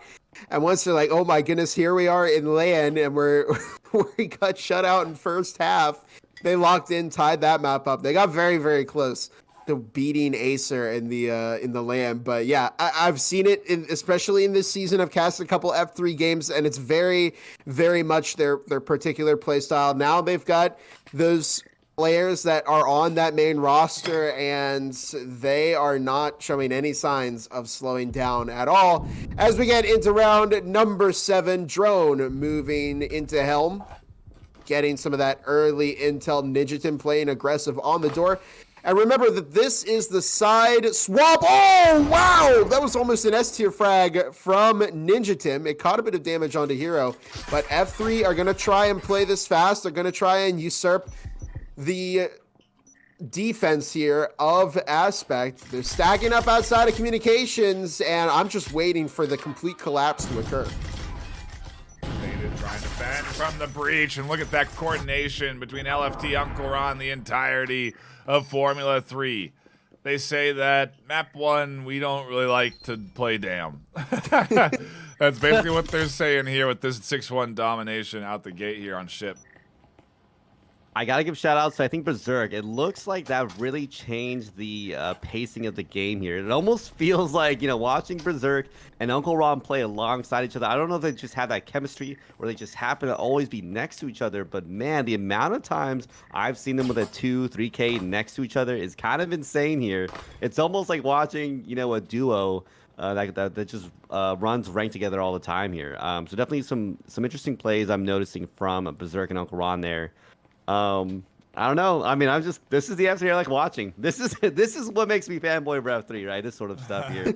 It's almost like, you know, we talk about how that map 1 went, and it's similar to like those moments where some people don't do any work until like literally the assignments due the next day. They need the procrastination to really kick in, right? That pressure lit underneath their butts there, and that's what's happening, right? This is playoffs. This is them watching potentially going to grand finals slip away from their fingers, and I don't think they want that.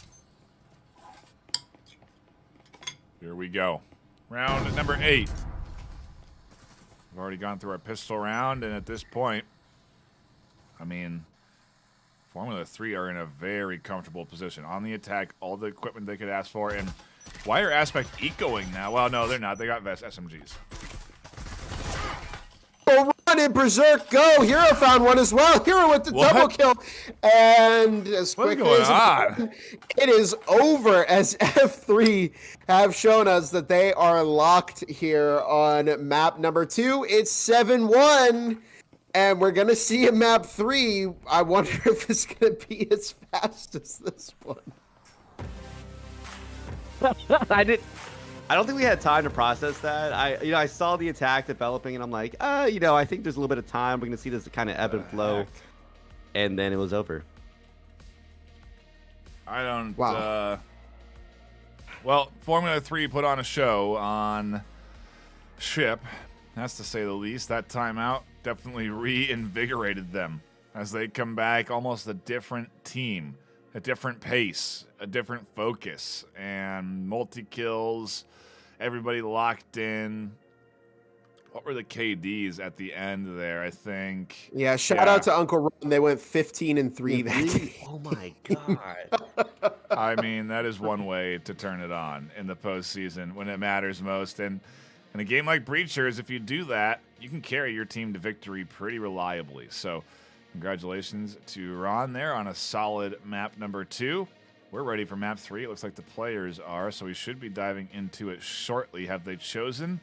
No, voting ends. Hideout, Bob. You asked for it. We're getting it. Yes. I love to see Hideout because I feel like it's one of the most balanced maps in the game. I know a lot of people like Factory as well. I prefer Hideout to Factory. That might be the craziest take of 2025. I don't know, but It's not. okay, thank you. But yeah, I'm excited to see Hideout, and yeah, we've seen the newer maps, Dam and Ship, but I think it's interesting. We're going to see the execution on an OG map like Hideout. Not the oldest map in the game, but still has been here since launch, and let's just get into it. Let's just get into it. Round number 1. Martini, your thoughts before we dive into the action. How do you think Hideout's going to work for these two squads? I think, based off the performance we just saw from F3, I can see it going the way of them. I always call it the bread and butter of Breachers. You got the bread, which is Factory. You got the butter, which is Hideout, because these are the most common ones. These are the ones that have been there since release. And like I say with Factory, I call it a skill equalizer map. Really, because people played it so many different ways, they know all the attacks, the defensive, all these sort of things. It really comes down to which team just has better technical skill here. So that's why I call it the equalizer. I think just whoever the more technically better team will just always come out on top. It's not like a map like Dam, which might have a map difference skill, right? Hideout doesn't have that sort of thing here. These teams have seen this since launch. And right now it's looking like F3's locked in because they looked amazing. 7-1 in that previous map.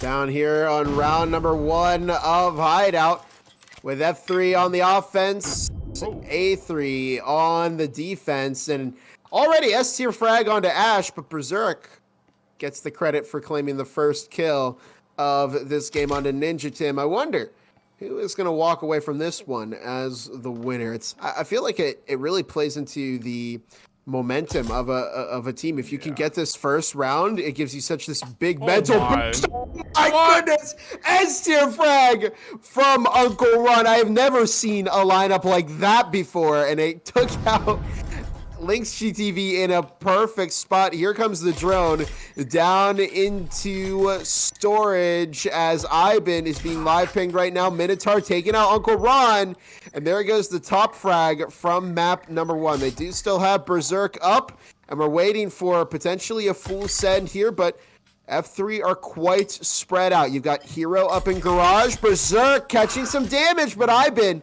gets punished for their aggression, and it's now a 2 versus 3. Static emitters are the real thorn in the side of the pistol round. You talk about utility, its effectiveness even more so when these pistols are all that's able to be deployed. Really a lot harder to get rid of the emitters, harder to get through door blockers, harder to work around the damage of an immolation nade. And Berserk catches Minotaur on site. It leaves Faded alone to hold things down for Aspect. Formula 3 want to keep stacking points on the board. I think it's been 7 unanswered points in a row. Or no, 5, 6, now 7. As they lock in their first point of map 3. Yeah. Oh, sorry, Martini. No, you're good, man. I mean, we gotta give love to that Uncle Ron S-tier frag. If we have a replay from there, please pull that up. I mean, to Bob's point, I've seen people attempt to get that frag. I think lineup so many different times just doesn't quite connect. But that is probably the most ideal, I think, throw I've ever seen into that little bunker corner. Did take out that player, and then I mean, just solid, consistent picks coming out from the F3 side. I mean, again, credit to Berserk and Uncle Ron. We keep seeing them. I keep seeing their names pop up on that kill feed because they're getting some key picks, allowing F3 to really get this entrance into these sites here. I don't know. I mean, Aspect's got to do something. Got to do something to like really change with the mental right now, because otherwise I can see F3 potentially getting another run with their momentum, because again, that previous round just so dominating in terms of the previous map. Sorry, 7-1 again. It's 7-1. So they're definitely on fire right now, and they want to keep that going. Yeah, we saw that nade toss. We caught it. We replayed it 3 times right there, and it is a hand toss grenade. It is not a game assisted nade throw, and they sidearmed that thing around the corner to get that to go up. I think that was maybe a little bit of luck, but also just a good toss. 0% luck, 100% skill, if you ask Uncle Ron, who did actually go down as the first player in this round. That reminded me of in the Challenger Cup, Day 2, Chaotic versus Blazy. You shout out to Scud. They threw a frag grenade and killed 3 people on the enemy team with it. It was one of the most impressive grenades. I see that it just reminded me, when you have that knowledge of the grenade and the throwing mechanics of breachers, you can do crazy things with it, and that's exactly what we saw from Uncle Ron. But in any case, here we are in round number 2 as a rifle in the hands of Berserk. They also have a cloak and a stim, and this is a rare find. It's a hero buy from Formula 3. It's a shame it doesn't go to hero, but Iben actually caught 2, and LFT Ash both go down, and it's now a 2 versus 5, and perhaps we're starting to see Aspect find a little bit more momentum. Hero worked right over that static emitter. Didn't want to shoot it. Just took the damage. Wanted to stay silent. Tucked it in the corner. Problem is, it kind of cuts them off from getting reinforced because there's other static emitters in this garage. So Hero is really kind of playing the hero here, going alone with the static emitter right up to the front lines and catching Iben with a headshot. And you're just seeing F3 play for picks here. I don't know if they're going to even open up. They're going to open up the wall as I say that, and it's a bit of a risky play. I guess they think maybe we have nothing to lose here. You will be able to buy some rifles next round, but Berserk definitely don't want to give that free rifle and heal to the opposing team. But 20 seconds on the clock. I don't know if it's worth it to push anymore if you're F3. They're tossing the stim over to Hero. And they may actually try this. There's only 10 seconds left on the clock. There's no way they can actually push in here. But Hero is going to go for it. They have the cloaking device. They're in the site. 5-1-2. Minotaur takes out Hero and gets the double onto Berserk. And Aspect find that first round, but it got way too close. However, Martin, I think it may be a little bit more punishing for F3 to lose that. The amount of times we say, should they save, should they save, should they save, should they save? I mean, you're talking about a Bezin in hand. You're talking about, was that 15 seconds you called it, Bob? I forgot, but it was so low. It was still a 2v4. Yeah. I mean, what's the checklist for should I save this round? You have the player disadvantage. You have the time disadvantage. You have economy on your side. I'm losing count, of how many different things. I think just play for the picks. And that's it. No reason to really push in. Just kind of hold the angles, see if you can get a pick, and you're good, right? You get a pick, great. You're losing a round, so it's not much more than that. But look at this. Now Berserk, now down a whole Bezin because of that aggressive push from that previous round there. And I think, F3 just overplayed their hand there. And unfortunately, Aspect called their bluff and obviously did not quite work out for them.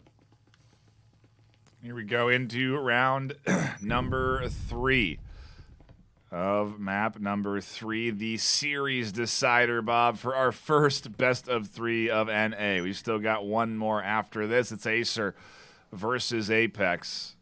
Not something you're going to want to miss. I anticipate that series to be probably as good as this one, quite frankly. Or I don't know how it would be, really. This is a stellar back and forth, starting off with a 6-6 tiebreaker, and now here we are into this final map to figure out whose season continues on and whose ends now.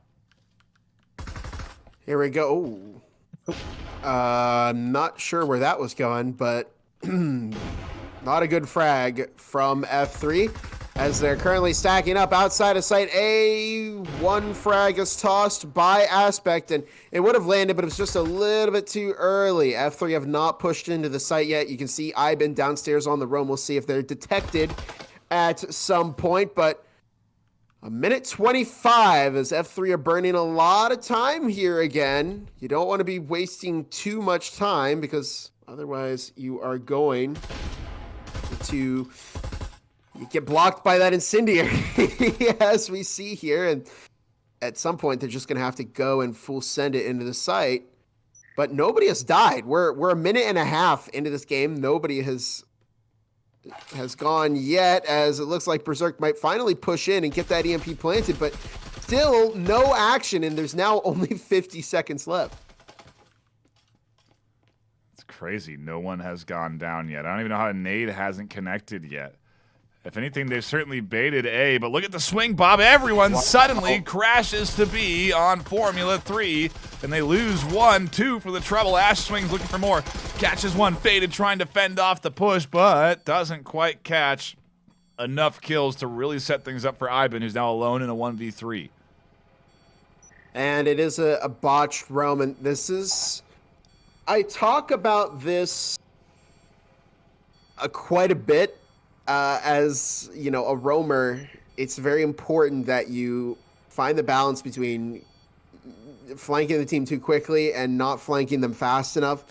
And this is what we really see from Ivan here. They were just way too late on the flank, and they're caught down in garage with, you know, the rest of their team gone. I got to say, though, great call from F3 to completely switch up and go site B. Major oversight from Aspect to have nobody on there, no kind of door blocker up to slow them down. You've got to make sure you have a proximity sensor, something, so that you can catch wind of that push before it happens.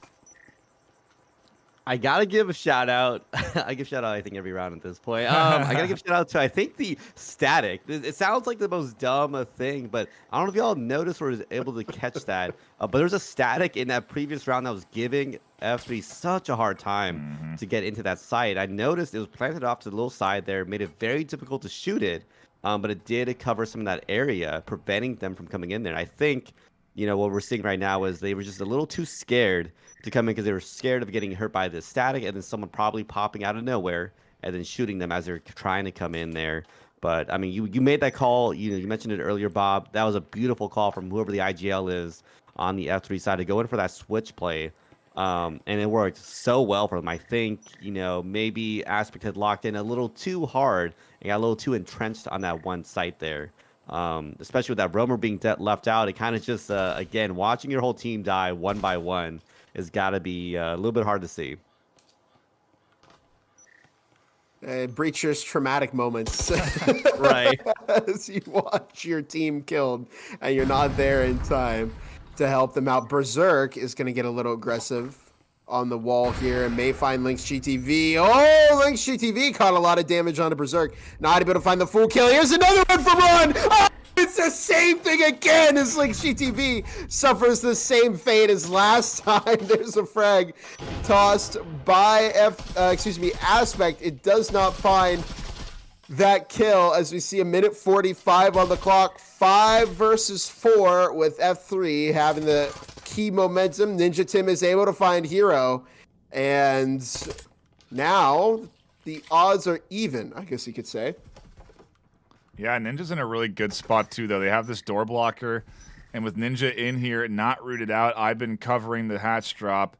Maybe Ivan could even potentially peek out from that door blocker. Opens it up for Ninja to support over the top. Catches 2 for their troubles, and it leaves Ash and LFT alone. Ninja, here's the drop down inside. That gets a 1-for-1 trade as a trip mine actually from Ivan catches LFT, and it puts Ash alone. A doable 1v2, but a 1v2 nonetheless. And it's up to Ash. Yeah, doable, but it's still going to be tricky because Aspect are quite dug in here. They've got the Marui, so they can blind fire if they want and get you through a wall. It's just very scary for Ash, but I like what I'm seeing here. It's going to be a high-risk play. They're going to take out the door blocker. Aspect know the location, but we're going to see the wall open up. Incendiarious toss. I don't know if I'd peek this angle. I'd stay on the box and just peek through the storage wall. Ivan and Faded, good patience from both of these players as Ash is going to have to make a move. They know where one is. They know where both are. Faded going to look to jiggle peek, but if you're Aspect here, you know what you have to do. You just don't peek. You just stay dug in, wait for Ash to tap that EMP and get that on the wall, and then try and double swing them. But Ash has got the EMP. There's only 5 seconds left. There's not enough time to plan. And once again, the static field emitter is the MVP of the round as Ash does get one and looking for the second. And again, if I'm Ivan there, I'm not even taking the bait. I'm not swinging out. Just let time expire. Wow, you know, I think we have found F3's weakness, just statics. Because it has given him, I think, trouble, not just this previous round, but this current round here. And I'm wondering if they got to do something to work around that. Maybe they could have gone in for some kind of switch-up play there. I will say they kind of have struggled a little bit on that bottom push there. Storage, I think, has been the hardest part there. We saw Ninja Tim entrenched in there for a long time for the F3 players, and providing a huge wall for them to fight against, and it just didn't work out for them for a long time, unfortunately there. But another shout out to those Uncle Ron frags. I think we saw not one but two different picks. Yeah. Which already is hard enough now, especially with the timer now being different than it used to be. But getting two in the same round is definitely unheard of, as far as I'm aware, because it just doesn't quite happen anymore. But man, Uncle Ron's got those frags dialed in. I mean, they're prepping another one. Looking to toss it through the window right up to top. Nice bounce all the way in through that hallway. Fortunately for the Aspect defense, nobody was tucked in there. That was I think a multi-nade toss into that hallway. Ninja Tim with a nade of their own catches a beautiful frag onto Hero, and we're into a 4v5 out the gate for Formula 3. Look at Uncle Ron, though. There's one wall open, the two-prong getting set up by Uncle Ron. Minotaur, did they burn themselves in their own fire? What happened there? Huh. Oh. Ninja Tim finds the kill on LFD. Brutal pick there. As we're into a 4 versus 3. This is a very close map between these two teams. Unlike Ship, where we saw F3 kind of run away with it, it's not really happening here so far. We'll see what happens once F3 goes on the defense. But Ninja Tim always flip the switch. They find two. And Lynx GTV with the final kill there to make it a 3-2 game. Once again, Aspect have the lead. We did not see this. This is the first time since Damn Aspect have been in the lead over F3. Man, Ninja Tim, I gotta give, if I'm gonna use my shout out this round, definitely shout outs to Ninja Tim in that previous round there. I think we've seen Ninja Tim do such a good job at really entrenching themselves on Hideout. This is not the first time we saw them in storage, really hold down that area and really capitalizing is so much value for the Aspect players. We saw, Ninja Tim in that previous round there just be able to hop in and really add that aggression, really force F3 players out there. Probably wasn't expecting, a push as aggressive as that, but I gotta say, Ninja Tim's doing a really good job at being able to read at those moments and really focus on how to root out these players. And I mean, 6 and 4 with Ivan at the top, those two. Our last map, we talked about Uncle Ron, and we talked about Berserk. This round is definitely going to be we've seen Ninja Tim and Ivan give so much value on the other side to the Aspect team. Whew. I got to agree with you there. As we do look at those KDs on your scoreboard on the bottom of the screen, you can see the standout shooters that they have been on their team that put Aspect in this position. And maybe if Berserk or Hero, LFT, any one of the Formula 3 players turns on and catches a few more kills, F3 could tie this up 3-3, move on to their half, and swap sides to the defense. And here we go. Round number 6. So the last round for Aspect on the defense. And honestly, I think if they want a good shot at the win here, it's going to need to be that 4-2 lead. Because again, we saw how good F3 were on defense. You've got to be building up as much momentum as possible. We're seeing some early shots from Ninja Tim. The wall is foam. The static still in the pesky spot. But there's Uncle Ron. They're going, oh, it doesn't find that very unfortunate breachers moment right there. As LFT might look to have a go at the static. And it's in just such a tricky spot that F3 are really getting slowed down by that. I don't know if they have Ivan, the dedicated B player, who is... Oh, no! Oh! Ash and Berserk escaping the frag grenade. And Ivan, I was going to say, is just staying there to make sure that they won't completely switch up and go to B again. LFT works their way past the static, but they're going to have to go out past the static, too. So as the EMP goes down, utility comes in, might make it difficult, but they do get picked off through the smoke. Everyone gets chipped down. Minotaur kills themselves in team fire, so that at least puts one down on the side of Aspect. Now it's a 3-2. Now it's a 2-2. Now it's a 1-2. And Ivan cleans things up for Aspect. They go up 4-2. I gotta say, that was looking very scary there for Aspect as they kind of started to feed F3 a little bit. But once you have that overwhelming numbers majority, you have the ability to just overwhelm your opponent. But here we go, Martini, 4-2. This is the best case scenario for Aspect. This is What do you as see? good as What it do you gets, I think, foresee? for Aspect coming to this attacking half here. They got to really lock in. Unfortunately, they don't have those statics to use as a crutch anymore. I'm just kidding. But I mean, it's hard not to laugh. I mean, the amount of times we saw F3 struggle with those statics, maybe might need to take a practice match real quick and talk about, taking them out there. I think it was time and time again where they just cannot destroy them.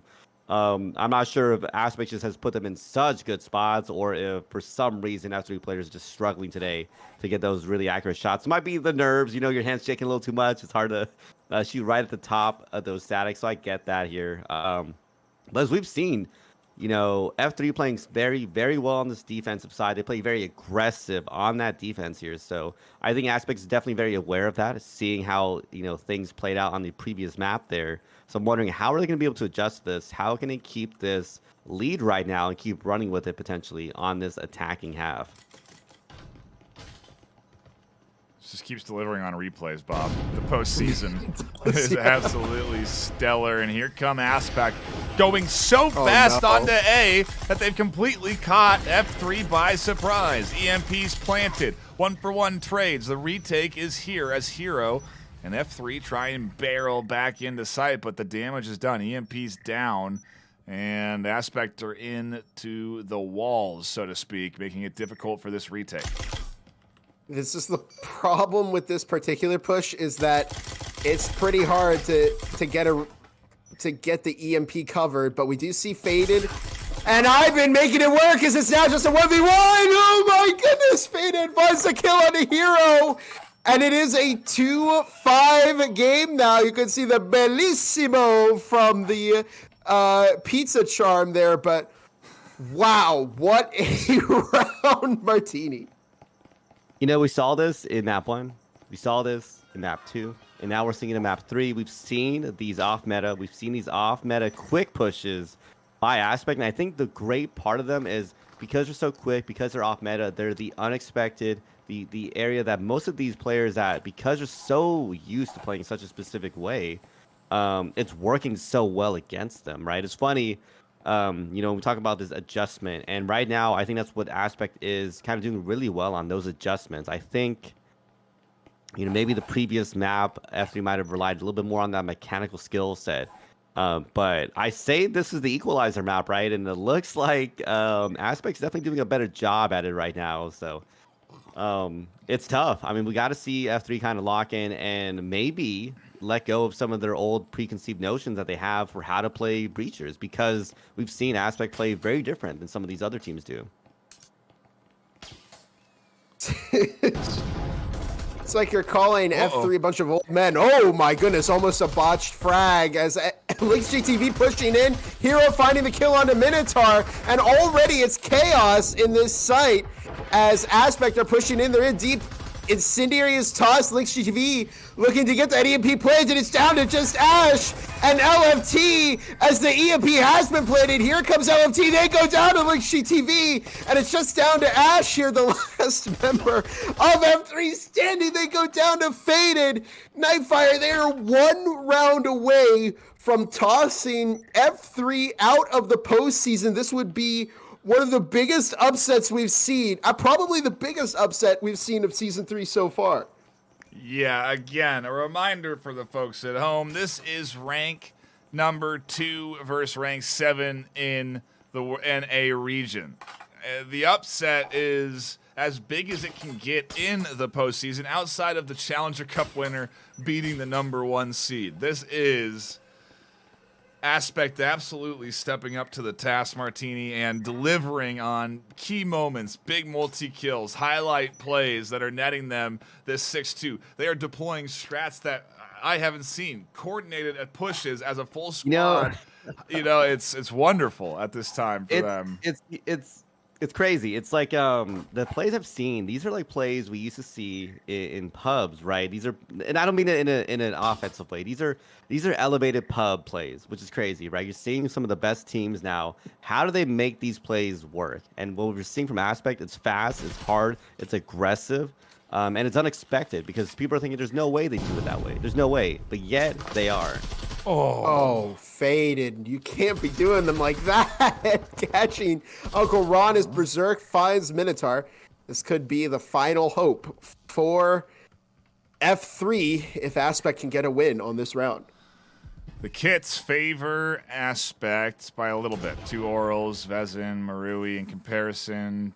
2 Orals, 2 Omens. So a few more rifles onto the side of Aspect, a little bit more firepower. But how long does that last? We'll see. Because once you get into those close quarters, I feel like that firepower isn't as vital. The Omen is still pretty dang effective.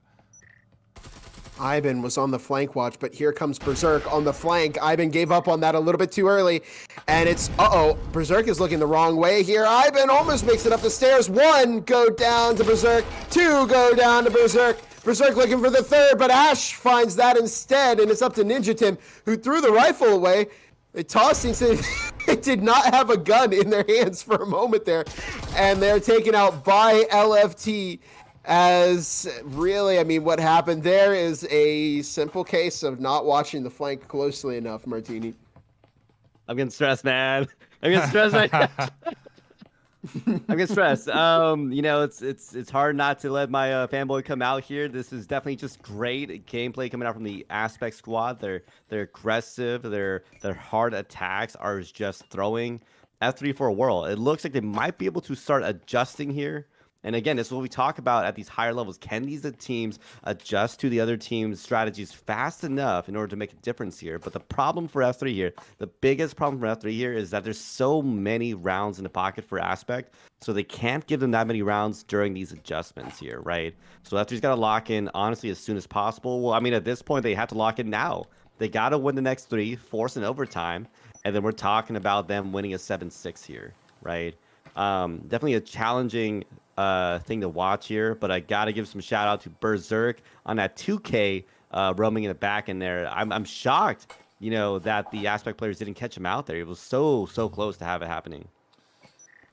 I wonder if we come to that 6-6, who's gonna have the higher score. I feel like it's gonna be Aspect, but we'll have to see if we get to that point. Of course, F3 got to put on a clinical defense. They got to turn into doctors. I haven't used that word today. Aspect are already on the site. Berserk finding 2 as LFT takes out Lynx GTV, and that did not go well at all for Aspect, as Uncle Ron and Ash were there to recover from the push. They're not getting that. They're not letting that happen to them.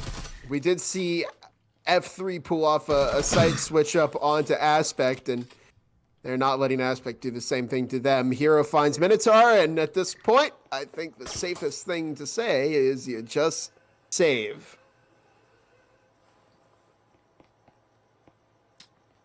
And we can take a look at some replays and watch back some of the highlights from the half so far. Faded vaulting one-handed, it looked like. Maybe they'd gotten both hands on in time for that kill through the vault. The push on to site A on the bottom floor with nades and chaos utility. We love to see the nade tosses. And Bob, we talked about it at the start, but utility is king at a high level, at the highest tier, and we're seeing it dominate here this afternoon. Yeah, it's all about utility here. I mean, you're seeing we've had so many frag grenade kills and incendiary kills in this game alone that it's, when you're on the level of these teams and these players, you've got to use utility. We'd seen a couple of teams earlier today that did not use it as effectively as these teams have, and ultimately those teams, really suffered when they didn't use it. But here we go. Both teams making excellent use of it. Of course, gun skill still very, very important, but it's also important to have that utility to block off those pushes, set up certain strategies, and we've seen good use of it from both teams. I mean, if you look at the scoreboard, it's pretty even on both sides. Both teams have been performing really well here on Hideout.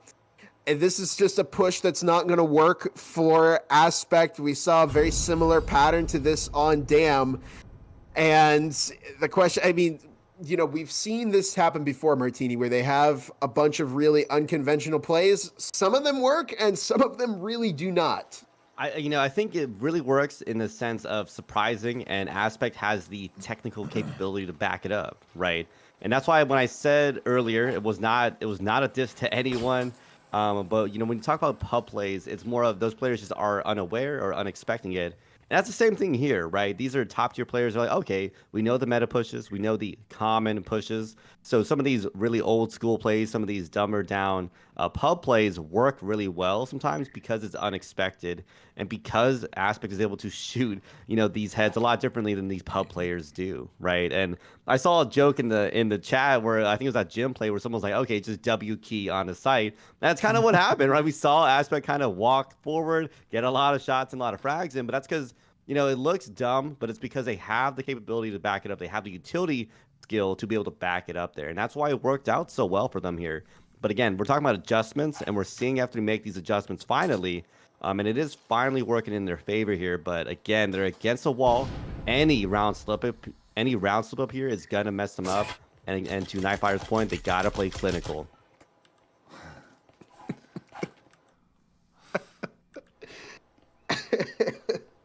Keeping up the clinical from yesterday. As it works. I'm sorry. I didn't say breachology again. The breachology 101. I love that one, honestly. I'm gonna keep that in my pocket when I can. As we see 2 minutes on the clock right now, Uncle Ron taking out Ivan very early into this round. And what is going on with Aspect? I don't know about you, Nightfire. I'm getting deja vu back to Damn because we went through this exact same process. Yeah, and I think the rough part is that Aspect of maybe gotten ahead of themselves. Maybe they felt like they were one away and they could kind of just send it like they had been in those previous rounds. And, Formula 3 is a team that adjusts. They adapt to what's happening. And so they quickly adjusted to what was a pretty quick pace offense coming in from Aspect. And so far, they've really done a great job of slowing it down. And Ninja Tim dove into kill box along with Minotaur with a minute left to go on the clock. They're surprisingly going to have a go at this. They managed to catch Hero off guard, but you see F3 are shifting between A and B. And Aspect are being a little bit unpredictable here. Minotaur is going to open up the wall. I can't believe they're actually going to give this a shot. Maybe they realize we won't be able to buy next round, and so our last hope is overtime again. But there goes the wall. It's been opened up. They're trying to pull an F3 here and shift over to site B. But I think they've left the door open for Berserk to completely rip their offense apart. Yeah, and almost a nice catch on the Ash. They need to pick up Berserk, and they do. Ash is low on HP, 1 on their bar as Ninja Tim pushes in. Ash gets the heal. They pop up for the kill. They're going to swing out in the center, and LFT cleans up. Minotaur and Aspect go down another point on their lead. Formula 3, 1 away from taking us to a tiebreaker, Martini. And the economy, well, because of the consecutive loss bonus, is going to be a full buy here from Aspect. Okay, you know what? I was about to say so much there, but I didn't do my math right. I will give Aspect that. The fact that they could send it and still get the buys in, they get a pass. All right, never mind. Makes sense. I would have done the same exact thing. Whoever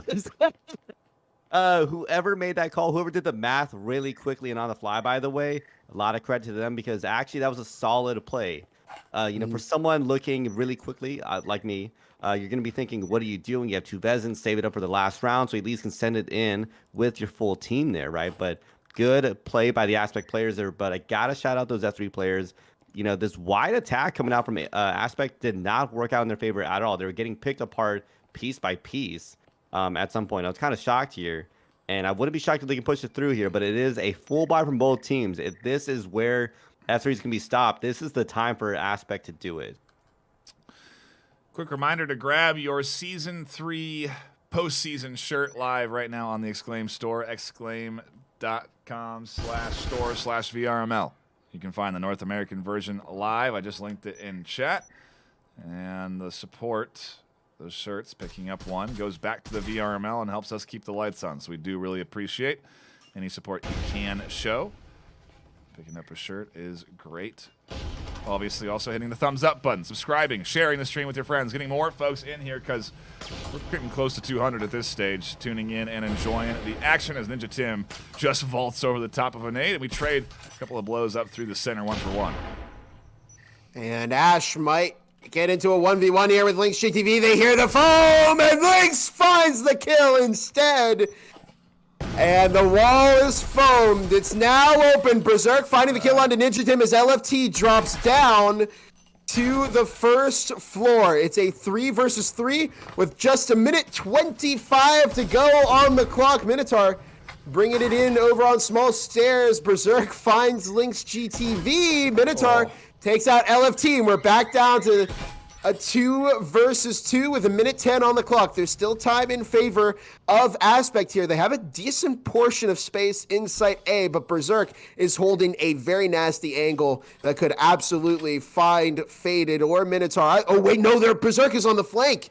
And so Minotaur might get caught out here. They go for the peek, bait out the shot from Berserk, and Berserk is going to look to have that kill. We're now into a chicken fight as Uncle Ron drops both of them and takes us into overtime. I don't know if you could get a closer game than this, even if you wanted to.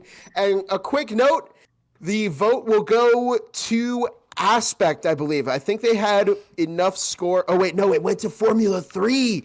Formula 3 had a little bit more Like score up at the 200.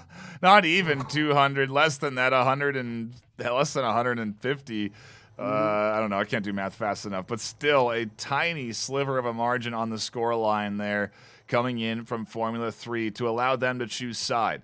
And so Formula 3 picks defense. Everybody gets $4,000 in their pocket to spend, which means everybody gets their fully kitted gun and all the utility they can want for the round. And we go to the most even playing field there can be, Bob, for us to decide a series winner. We have a 6-6 map 1, a blowout map 2, and now a dead even tie to decide who advances to the semis in map 3. It doesn't get closer than this. Shout out to Jazzberry. My blood pressure is so high right now. I think one of us can relate. As we enter round 13 of 12, and Berserk has already found Ivan at the start. Uh-oh, devastating blow here for Aspect. Lynx GTV, Ninja Tim picking up some damage as well. They have had such a hard-fought battle here. The number 7 seed against the number 2 seed. Incendiary toss down on the ground, only 2 minutes on the clock. But with first pick given up, could be tragedy for Aspect. Using nades and immolation nades to clear out this corner. The immolation was to make sure nobody was tucked tight into the corner. The nade was thrown to get rid of the static emitters, and so they've cleared out the initial resisting elements, other than, of course, Uncle Ron and Berserk, who are inside the garage. Down goes Berserk. Uncle Ron scooped up, and Aspect have control of the outside. And they've taken a lot of space in here. LFT on the flank looking to bring it and support the rest of their team. Numbers advantage. Rotation. In the Aspect, but they pull off a site switch up. It's over to site A. They've once again attacked the site here.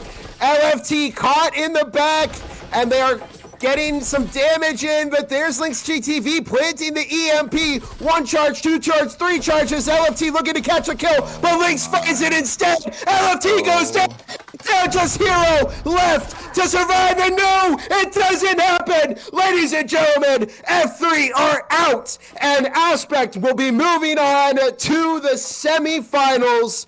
And what a final round there. Lynx GTV clipping that. It's going in the YouTube video. Wow, what an incredible upset.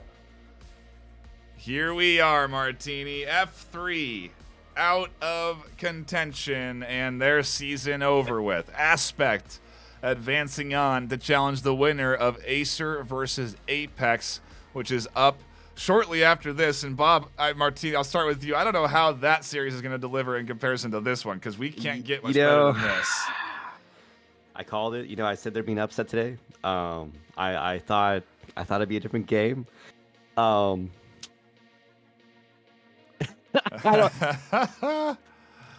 I lost a word for words, but you know what? So much love to the Aztec players. I had said the fact that they get to map 3, already a big win for me. The fact that they had started off with a first map win, already a win for me. So the fact that they pushed this all the way through, knocked out the second seed, really gives them so much work. And I'm gonna be honest, I wasn't expecting too much. Right? We're talking about the 7th and 8th seeds. You're always kind of iffy about their placements in the master tiers. But I will say Aspect, shout outs to Ninja Tim, Lynx, Minotaur, Ivan, Faded. They have definitely earned themselves amongst the top 8 here.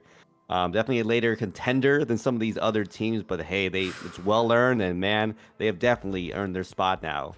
Yeah, absolutely agree. A fantastic series to kick off our last day of the top 8 single elimination bracket. For those that are just tuning in, don't go anywhere. We're going to jump into some exclusive interviews with Acer and Apex, and then dive right into that first map of the best of 3, our last best of 3 of the weekend. And then next weekend, the semifinals and grand finals, where these teams compete for over $2,000 in cash and hardware. A lot to look forward to still, even today, so don't go anywhere. Exclusive interviews coming at you right now. Push on to that ball, that EMP, and wow! Make it Tech 9. Kind of grenade in the hands of Acer, and Red was Welcome, everyone, to the Breachers VRML Season 3 postseason interviews. My name is Nightfire with 2 E's. I am joined by the illustrious Acer squad. And I have Sleepy and Tech 9 Jr. here. Sleepy, I'll start with you. Why don't you introduce yourself? Tell me a little bit about you and what you do on the team. So I'm Sleepy. I'm the co-captain of Acer at the current moment, and I'll second entry for Hotline on the team, and or I'll supplement Tech on the IGL side. Awesome. And Tech? Tech 9 Jr. and I'm the IGL. And that's it, though. I don't really do much else. Awesome. Well, Sleepy, I'll start with you. How does it feel to not play in the Challenger Cup, to avoid that weekend that we just went through? I think that was 5-6 hour for a 4 or 5 hour weekend. How does it feel to avoid that? Yeah, it was nice. I've never had to play in CC at all, and I always know it's real stressful for those teams. It's like a lot going on, and I'm playing this team now, and we're only playing this many rounds or this map, it's a lot of stress for them. Long day. It's nice for us. Tech, did you get to watch it at all? Or how do you feel about skipping it? I mean, I've never played in any of them either, but it's gotta be good not to play in them. It seems stressful. I don't know. Yeah. It's a lot of work.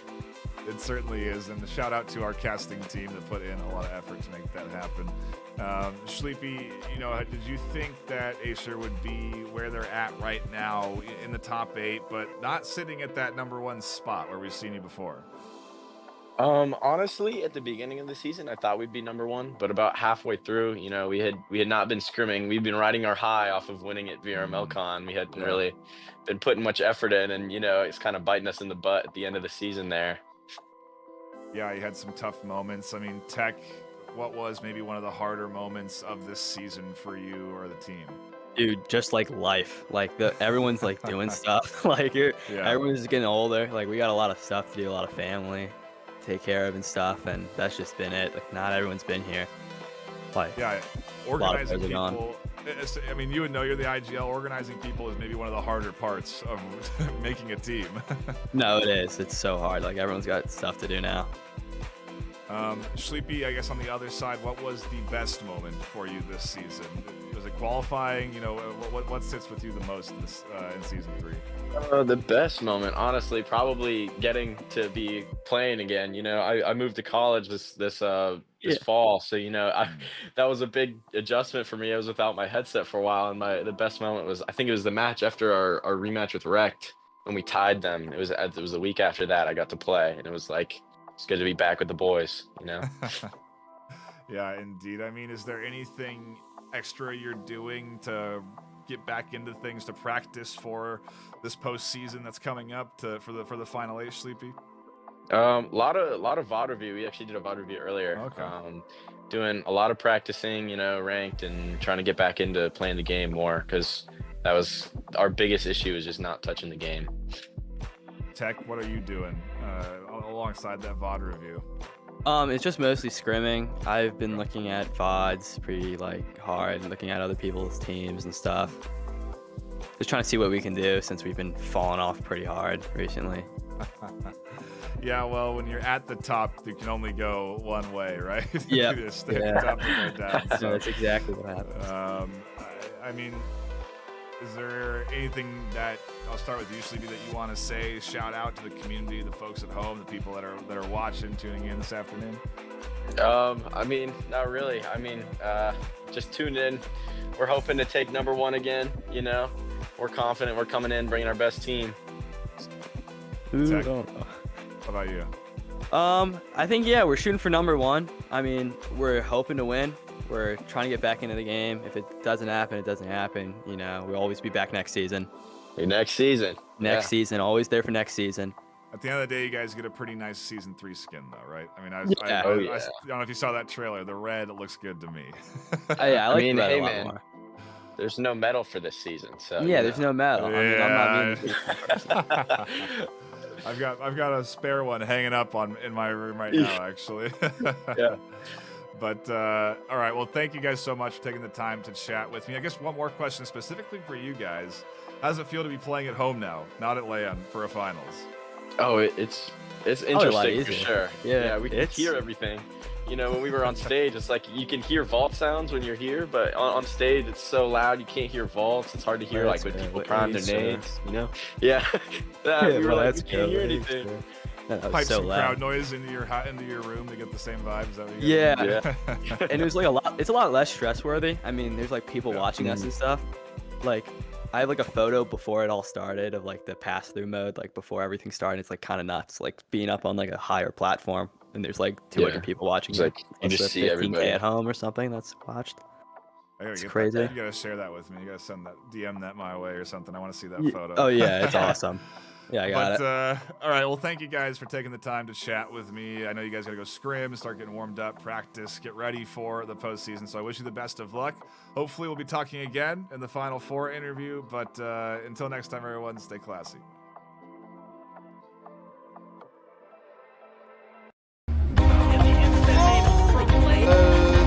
There's the delayed flag. Oh my goodness, Welcome, everybody. My name is Nightfire with 2 E's. I am joined here by Apex for the Breachers VRML postseason interview series. I'll start with Blaze, and we'll go down the list. Blaze, introduce yourself. Tell me a little bit about yourself and what you do on the team. Well, I'm Blaze. I usually just entry frag and try to just push inside and get picks and stuff like that. Awesome. Ibis? I'm Ibis, the joiner, second AGL. I just love the MP. Basically, all the support stuff go down to me. Okay, Luna? I am Apex's IGL and captain. I do pretty much all of the back end stuff. Awesome. Lightronics? I'm like the second entry. I'm a D1 baiter, and I'm the only person on the team that can keep track of the foam.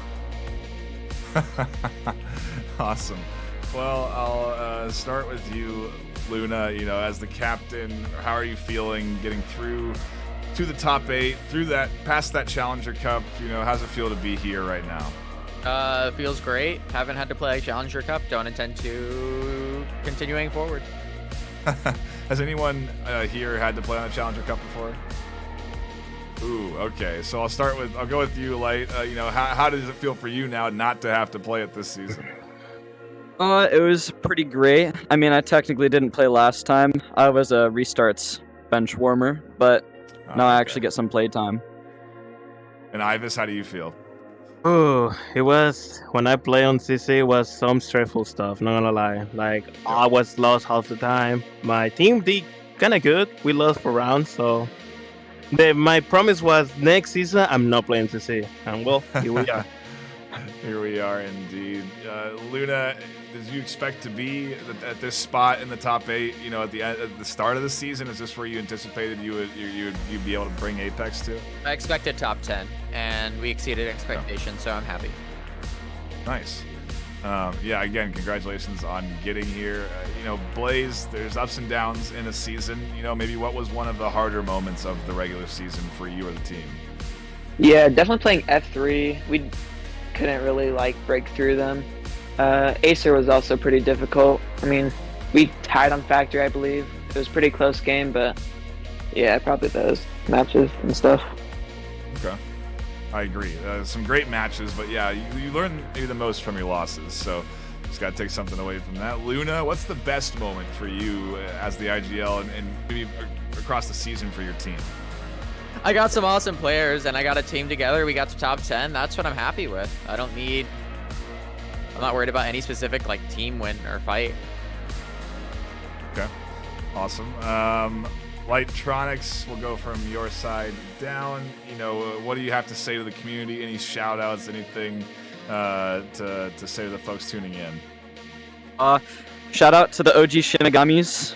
Love those guys. I miss my boy Sloth. Go Apex. Okay, Luna.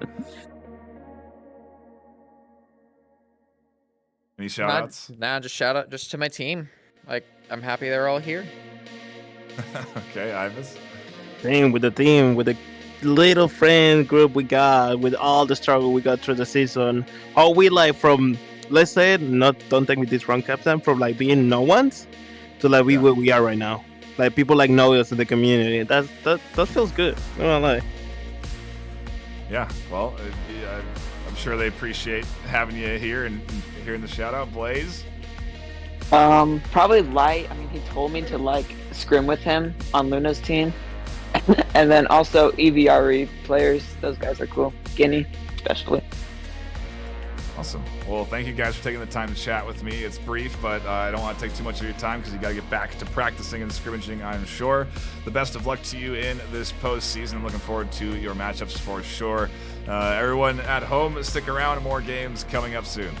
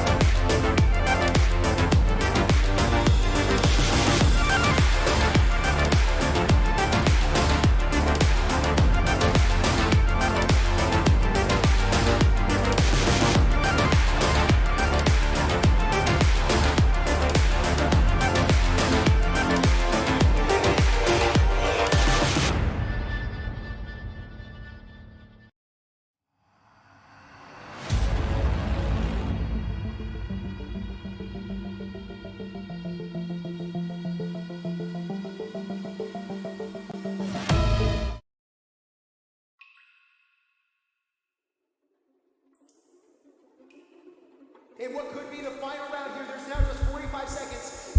Sleepy finds a kill on Brady.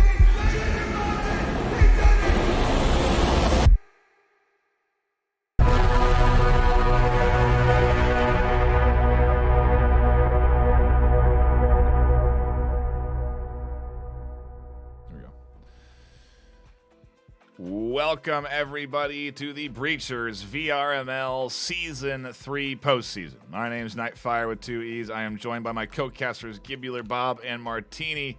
How are we feeling on the desk today with our matchup coming up here, Bob, between Acer and Apex, the last game of our single elimination bracket this weekend?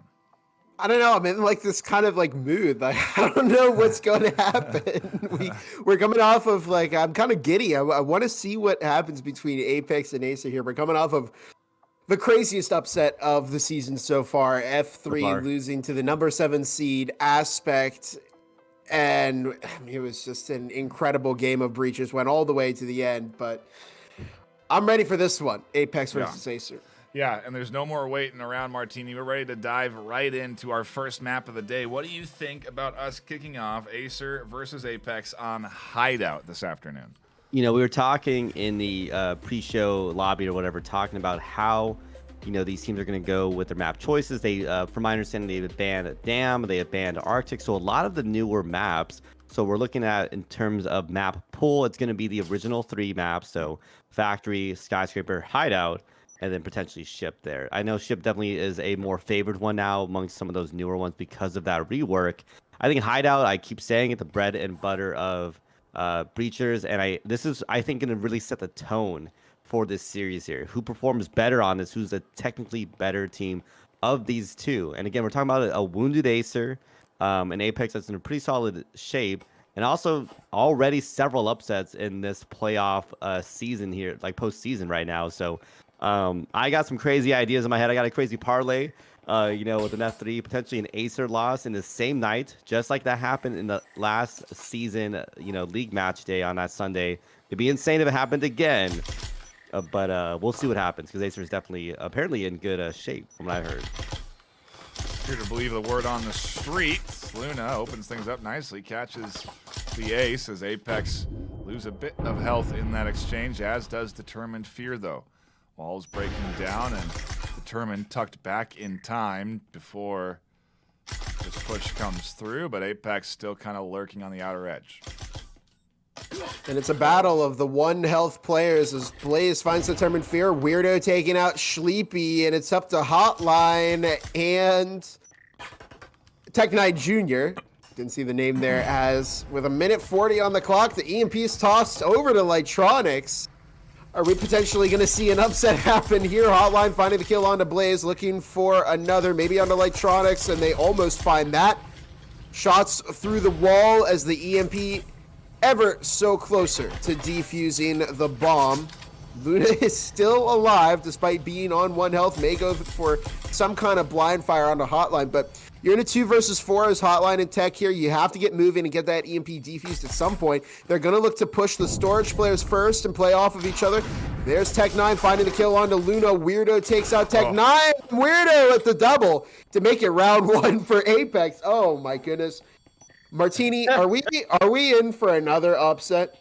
You know, am I literally, is this deja vu again? Am I reliving that same night where I saw F3 live lose? I saw, you know, the, I think, what is it? The league reports come out. Acer lost against Valor. You know, if someone had told me that potentially F3 wasn't going to be playing in, you know, the semifinals, quarterfinals, the later part of it, I'd be like, you're crazy. If someone had told me, you know, Acer might be having to deal with some struggles against Apex, I'd be like, you're crazy. You know, but things have changed a lot. You know, the seasons have changed a lot. And I think that's what we're seeing here. These teams, it's no longer just the top 1. It's not just the top 2 now. We're seeing teams across the whole master tier now finally up to the same kind of skill level and performing at such a high level. We saw the 7th-seeded team, you know, knock out seed 2. We saw, you know, we're seeing a solid gameplay already. Granted, again, this is map 1, round 1, so I'm not trying to get ahead of myself here, but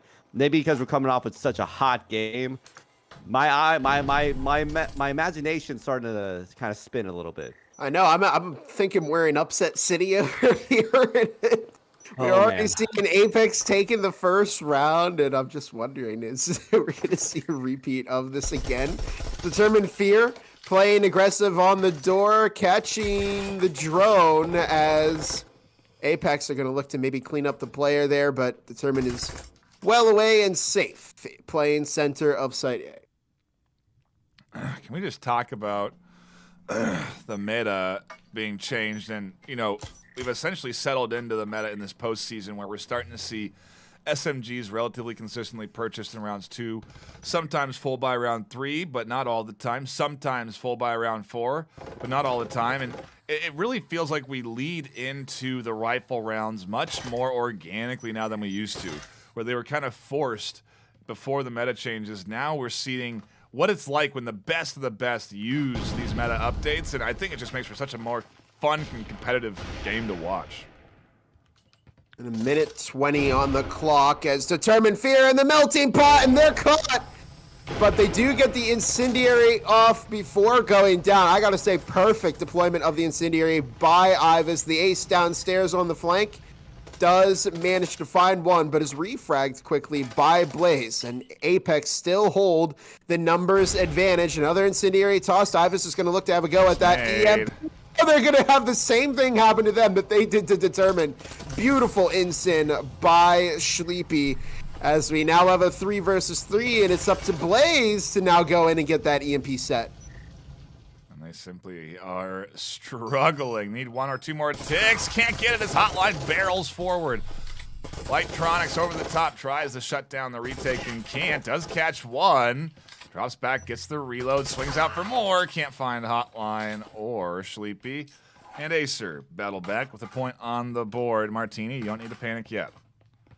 I know. If you let's not talk about hypotheticals right now. Let's talk about what's happening in the game here. I'm getting a little way ahead of myself because I'm a little thrown off on the previous game. Shell shocked. Tell. So a little shocked. Again, we're on a new game, anyways. But good showing out there from the Acer squad. I'm kind of shocked by some of the plays made by the Apex players, right? I thought, with them going in for that EMP plant there, they might have gone for a tap and maybe, bait out some of that utility usage. But I think they're hard committing a little too much to some of those EMP plants. And I think that was the mistake in that previous round, right? We know when someone goes for an EMP plant, there's someone's going to throw in utilities. Someone's going to throw out a frag. Someone's going to throw out something. And yet they hard committed to that. And even when they had their own Incendiary, stopped zoning that area, they hard committed to the plant again. They lost 2 lives just to getting that plant down alone. And that's a huge deal here, right? It's almost half of your team here. So I think Apex, as long as they clean up some of these smaller mistakes here, they might be fine playing against Acer because they're playing pretty solid. It's early days. 2 rounds. We get to know if maybe this will be the only point Apex get all series. Maybe Ace are going to start to put their pedal on the gas right now, Bob. As static emitters go down to slow things forward through the garage, little utility coming out, immolation nade, and nobody from Apex getting into this garage in the next 10 or 15 seconds. Oh, wow! Weirdo, the sniper catching 2, both the ace and... That's a 3rd! What a bounce back from Apex. All 5 of them are alive, and there's only Sleepy and Determined Fear left to pick up the pieces. You can see them firing through the wall into Jim to get some damage onto Luna and Blaze, and Apex is pretty wounded right now, but crucially, all 5 of them are still alive. Luna, oh my goodness! What the heck is weird to find Sleepy too? And that's got to be terrifying if you're Acer there. You're not even seeing some of these players and they're sniping you from across the map. Can we give love to the Marui? I literally just had this whole dissection between Maruis and Vezins. We're seeing 2 of them on the Apex side there. Luna, Weirdo getting some key picks out of that garage there because I don't know if y'all noticed. It was entrenched, right? There's like 2-3 players in there, 2 statics in there. They were entrenched in that garage, and that's very useful for preventing sometimes, the other team from getting that very critical position to be able to get that breach into sight there. But you also got to watch out for that Apex sniper apparently, because man, they were knocking him down probably like 20-30 meters out, I believe, right? Something pretty far out from that garage area, and just impressive gameplay I think coming out from the Apex players there. And I know we're saying, hey, this is a back and forth, but I think Apex came to play too. Look, they're showing out. They're locked in right now. 6-1 for Weirdo. as they look to lead the charge. The hotline just around the corner, I think, listening, trying to catch a nade kill. Yeah, through that doorway. Doesn't find it, but drops back quickly enough to not be at risk because, well, most of Apex is going to be pushing through here soon. 2 minutes, 10 seconds left on the clock as Determined Fear is caught by Weirdo the Sniper. And Luna now pushes in, completely blinded, but still with fantastic movement. And Luna does go down to the ace, as Acer not keen on letting Apex take them out of the postseason just yet. Electronics, Weirdo, both up on the roof hatch. 1:45 on the clock as Tech9 Jr. sitting comfortably in Site B, waiting for some kind of Apex push. But with 1.5 minutes, Blaze finding Hotline. And really, I mean, Acer are getting picked apart by Apex. They're getting so many picks. And Blaze finds another one on the ace. At this point, if you're Acer, just sit in the sights because Apex are using those Maroons. They're playing the range game here. Electronics finds Shalipi, who again is pushing out into an area where they know multiple Apex players are. Yeah, and this is maybe just a, well, we saw F3 kind of play a little bit of rough on their opening map. Maybe it's Acer having a bit of a warm-up session here as EMP goes down and Apex take a 2-point lead. What's the economy like? Where are they at from Acer? I think we get the full buy now from them, but I don't know if they got enough kills on their SMG rounds to get everybody rifles, as you do see Hotline and Tech9 not able to buy in all the way. So Apex maintain advantage on kit.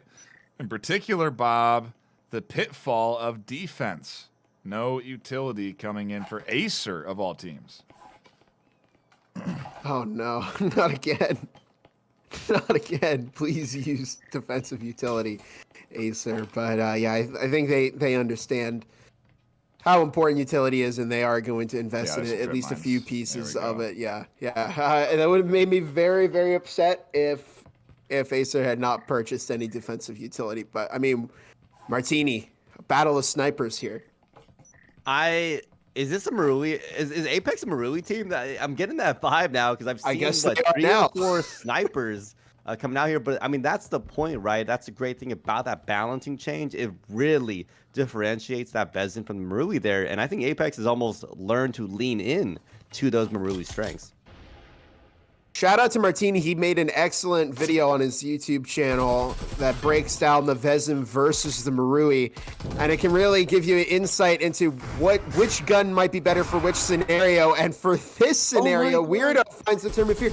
I just don't understand what Acer are doing here. They have people out of sight still, swinging angles that they know an Apex player is going to be behind, and they are still taking some unnecessary gunfights here. But at least the rest of the team sticking over in the site as Apex pushes into garage. And we still see Ivis, the droner, the resident droner for IVNA. The ace picks up the flashbang there, but 1.5 minutes on the clock, and Apex are on the move. Yeah, Hotline reinforcing as Ace catches a vital kill. Big damage shipped down onto Ivis as the push kind of fumbles its way into this site, and picks come trickling through onto the Acer side. This is big for Acer. They'll be able to grab these rifles if they can survive through to the round. And it's up to Weirdo and Ivis. Weirdo arguably picking up plenty of kills for their team so far in this map. They got to keep doing it. 8-1. Not really a ton of value in Apex saving here because their pockets are already so lined, and we're seeing Weirdo rotate around. Hotline holding an aggressive angle. They may catch Weirdo here if Weirdo pushes in. They have that cloaking device looking for Hotline. 40 seconds on the clock.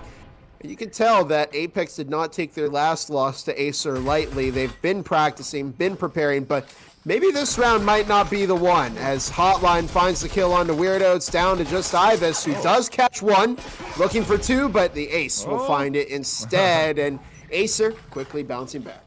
Immolation nade chips Ace down to half HP, but they don't find the kill in death. And yeah, is this, I don't know, is 3 points on defense, Martini, if they can win here, going to be enough for Acer?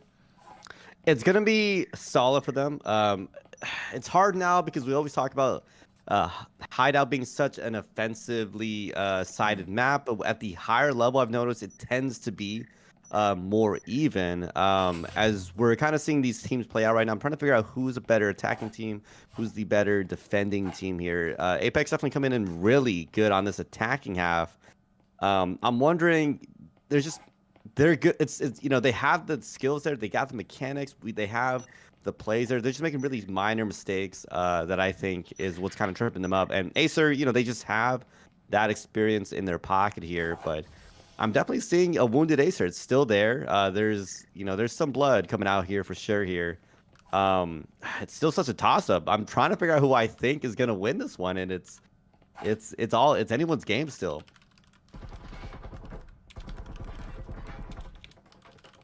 Round number 6, halftime round. After this, Apex are going to take a stab at the defensive half, and Acer will find themselves on offense. Who's going to have the better performance here? We'll find out as Tech9 Jr. Luna having a gunfight through the wall. Hotline decides to join in as well. The wall opened up, and Weirdo, Luna are going to try. I wonder if maybe Acer realized that the counter to playing against Apex here is to just stay in the site and not get too aggressive. We'll see if Apex can now change up their strategy to compensate and find a way to push into the site here, because we do see Blaze and Lightronics pushing through wine. Uh-oh, they're outside of site A right now. Lightronics with the foam. They're looking through the wall, and here comes the quick switch up from Acer, but Blaze taking out Sleepy with an S-tier frag. Hotline and Tech over in connector. Hotline finding the kill onto Luna as Ivis now looks to get in and plant that EMP. Blaze looks for the kill and finds the ace. Ivis is still in, but is in a gunfight with Hotline and Tech9. They're isolated and executed as it's now just down to Blaze and Weirdo. And that push has not worked for Apex. Almost. Oh, they're right behind. They're behind. Oh, Hotline. They couldn't transfer to him. If Blaze had also pushed in at the same time, could have been a nice 1-2 punch and pinch onto that defense inside sight, but the timing just a little off. Blaze is still 7-3 for the team, though. Might be able to clutch up for Apex, put them in the lead by 2 points. Otherwise, this could be the tie game here for Acer on defense. Just half a minute on the clock as Blaze looking to pick up the pieces of unsuccessful Apex push. They're trying to bait out Determined Fear with the jiggle peek here. Door blocker goes down. Blaze doubling back is in. They catch Hotline looking for the double. And it almost... Oh! Still way onto Determined Fear nonetheless. 4-2 into the second half. What a clutch from Blaze EU. Martini, I'm getting flashbacks to the last matchup. Oh, God. Okay. The biggest thing I've noticed, I want to say from the Apex players, I want to call it tenacity. What do I mean by that? It's the fact that we've seen time and time again, these players like Luna, these players like Blaze now, where they got some early round damage, but they're somehow able to survive until way, way, way later in the round. I mean, Luna, for example, was there for 1 health, on 1 health until I think till the end of that round.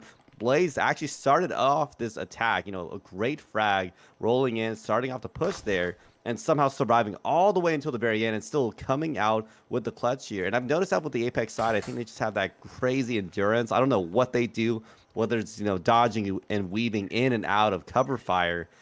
Whatever they're doing, though, it is paying out in dividends as they're able to survive longer and longer than, honestly, some of these Acer players here. But I gotta also give a shout out to the Acer players. I've noticed them time and time again. They're able to make these adjustments, and we saw them losing to Apex, able to make some adjustments and at least secure another round in a pocket there.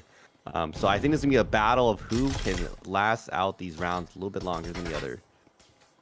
A little drone work getting shut down as they work their way to the outside of A. And into the pistol round, Bob. Reset on the economies. And Apex have the task of defending, like we said, an arguably an offensive favored map. There's the foam on the wall outside of A. We don't have anybody pushing up from the stairs quite yet. No roamer on the Acer squad on the Apex squad. I forgot we switched sides. As Determined Fear S tier frag onto Blaze. Tech9 Jr. looking to push up and get that EMP defused. As Ivis, Luna over in shower. The Ace finds Weirdo, cutting off the flank. And now just 45 seconds between Apex and a first round loss here. Yeah, it's looking pretty good for Acer. They've got the HP bars across the board, and they're finding the kills as everybody drops on their way over towards the EMP. 4 alive on the pistol round. Acer, like I said, on the side swap Martini, could very well just chip this lead away in, well, I mean, one more round. You know, this is something I was talking about earlier. Apex, they have the ability there, but they are making those small mistakes. I noticed they had, I think, 1 or 2 players with an incendiary, with a frag grenade, but even with Acer going for the plant, they didn't throw any utility in there to prevent that plant and force Acer had to come in and retake that EMP there. And, you know, those sort of mistakes are going to allow Acer to get those rounds in their pocket, allow them to get a little bit more economy. And I'm seeing some aggressive buys coming out here. I mean, check out the Vezin buy on a second round. You know, coming out here for one of the Acer players, which it's so uncommon now because you have to really plan for that in terms of your economy here. But it looks like they're really betting on this, and it's gonna be a big gamble coming out from the Acer players. But I mean, check out the utility, check out the hero buy. This is definitely looking like it's gonna go the way of Acer, especially with how they performed in that previous round. Round number 8, as we get started here. Hotline opening up storage, the drone coming in. And as Martini pointed out, plenty of utility to go around here. We'll see if Acer can put it to good use, or maybe Apex will pull up another crazy upset. It's in, Hotline in, a 1-for-1 trade that I think Blaze is probably happy with. What an immolation! That catches 3 down for Blaze on the push round for Acer. That's the Vezin on the ground. Blaze trying to pick it up, getting reinforcements from nades to push off the defense, and that connects. Apex push the lead 5-3, shut Acer down on their win round. Coming down. You know, can I give MVP, I think, for this game right now already to Blaze? We've seen Blaze clutch 1 round, clutch 2 now with was that a double incendiary? Maybe a triple with the assist. It was a damage. An incendiary kill. It was a. Of course it was. I mean, what else could it be? What else? What else could Blaze do besides burn people up? Because I guess it's in the naming there. And you know, there's a reason why I said gamble, because those Vezin buys and Marui buys are so expensive now. They're technically good gamble buys if you really consider it, unless your team has a full buy that round, because you're kind of betting that your team is going to survive that round, or at least somebody can save there. And I think that might have gone to the heads of the Acer players, as we saw, I think 1 or 2 players scrambling to get that Vezin in their hand, but unfortunately, playing too safe on that Vezin being down forced them into a very, very bad situation. And Apex unknowingly was able to capitalize on that. Wow, it's an Apex lead. They are up 5-3 against Acer, as Acer and the Ace go down big time on HP. A nice bit of damage done to Weirdo as the nade comes out, forces Hotline off their little elevated position for a brief moment. And everyone kind of tucks back in as Garage is forfeited. Absolute devastation for Acer in that previous round, but we'll see if they can start to find their footing here on their offensive round. They do still have a rifle, crucially, just not as much firepower as they probably hoped to carry, but I'm seeing a pivot here to potentially site A, and nobody on Apex is over there yet. We're starting to see Lightronics rotate around. I think maybe they're starting to debate whether or not Acer is rotating because not enough pressure has been applied on B yet, and it looks like Acer are kind of figuring out what they want to do here. I don't know if they have decided on which site they want to push. We do see the Ace outside taking some shots at the door blocker, looking to maybe draw the attention of the rest of Apex. Determined Fear found Ivis as Acer have decided they're still going to go ahead and push site B. There goes the wall open, and Blaze is immediately caught by Hotline. Very unfortunate positioning there. Weirdo caught by an S-tier frag from Determined Fear. 5 versus 1. Can Lightronics do this? They managed to get Hotline. They may have a go at Determined Fear here. They're looking for a second onto Sleepy, get the headshot, but within the smoke, they are killed by the Ace, and Acer still bringing it back. Still there. The Acer that we expect is still there. But we've seen Apex win rounds without dying against Acer already in this half. So I don't, it's still, maybe it comes down to the early pick, that lucky utility toss. Either way, Apex's economy isn't in a great spot, Martini, for these next few rounds. Yeah, definitely looking rough. I mean, they went all in on that round. They had an extra Vezin, I believe, from the previous round. They had a couple Vezin buys. I think it was, looks like 2 buys coming out from the Apex players in the previous round. So they probably were expecting some really, really good gameplay there. And if I had gone the way of economy, this would have won, according to the Apex players. But I think as we've seen this game and in the previous thing, you never really quite know what's going to happen until the round just plays out here. And this is a good game. I mean, Apex and Acer fighting round for round. Again, if you had told me that Acer would have been fighting round for round with Apex, I would have called you crazy. But here they are. I mean, both teams locked in. It's insane. I don't. Could be headed to another 6-6 map 1 at this pace. And why not? We've had like 5 of them already in the postseason. Just keep piling them on. We love the tiebreakers. And yeah, you see Apex and Acer fighting very intently here for control of Site A as Blaze tossing a smoke. Wow, I really like the flick there as Hotline preparing, tossing a smoke of their own. Here comes the frag into the back of the site. Incendiary tossed in. And Apex just looking to stall Acers for as long as possible. Electronics finding the kill onto Determined Fear. Good start for Apex. Hotline looking to fire some shots through the breach, but so far, player advantage still in the hands of Apex. Everyone tucked in on the back end here, waiting for the advancement up to sites. And frankly, a rotation to B would be the play. It's kind of worked for them once already, I think. Maybe that was Apex that did that. But a fast B swing definitely gets you that EMP plant and advantage on the retake. Now just 1 minute 5 seconds on the clock as Luna over in Site B looking to distract both Tech9 and Sleepy. Tech9 is going to go for that kill. Luna, however, tucking, but they are not able to get away. Oh. Neither is says Tech9 dropping the double. Really playing into the bait from Apex, and here comes the complete pivot as Tech9 gets the EMP down, finds a 3rd kill, looking for the 4th. Oh my goodness. And Tech9 Jr. almost drops an ace on Apex to tie up this game. Uh-oh, if you are an Apex fan, it's not looking so great. But Acer, what a recovery.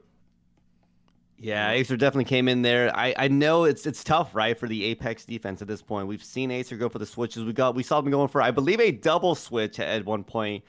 So you really don't know where Acer's going to be approaching the site. It's a very difficult decision for Apex. Do they hold one? Do they go for the other? Because we've seen, several times now, if you catch out the defender running while rotating, it definitely gives you the advantage here. And I think Acer's utilizing that to their advantage, being able to catch out the Apex players several different times while they're doing these flip rotations here. But I mean, we got to make a specific call out though for Tech9 there. I think came in, got the 1K, got the 2K, might have been a 3-4K right in the very end there. Almost getting an ace, but just one kill short of it, unfortunately here. Man, but it is going blow for blow at this point. I think Apex, if I were them, I might be wanting to push this towards an overtime because I'm not sure if they can get out the 7-5.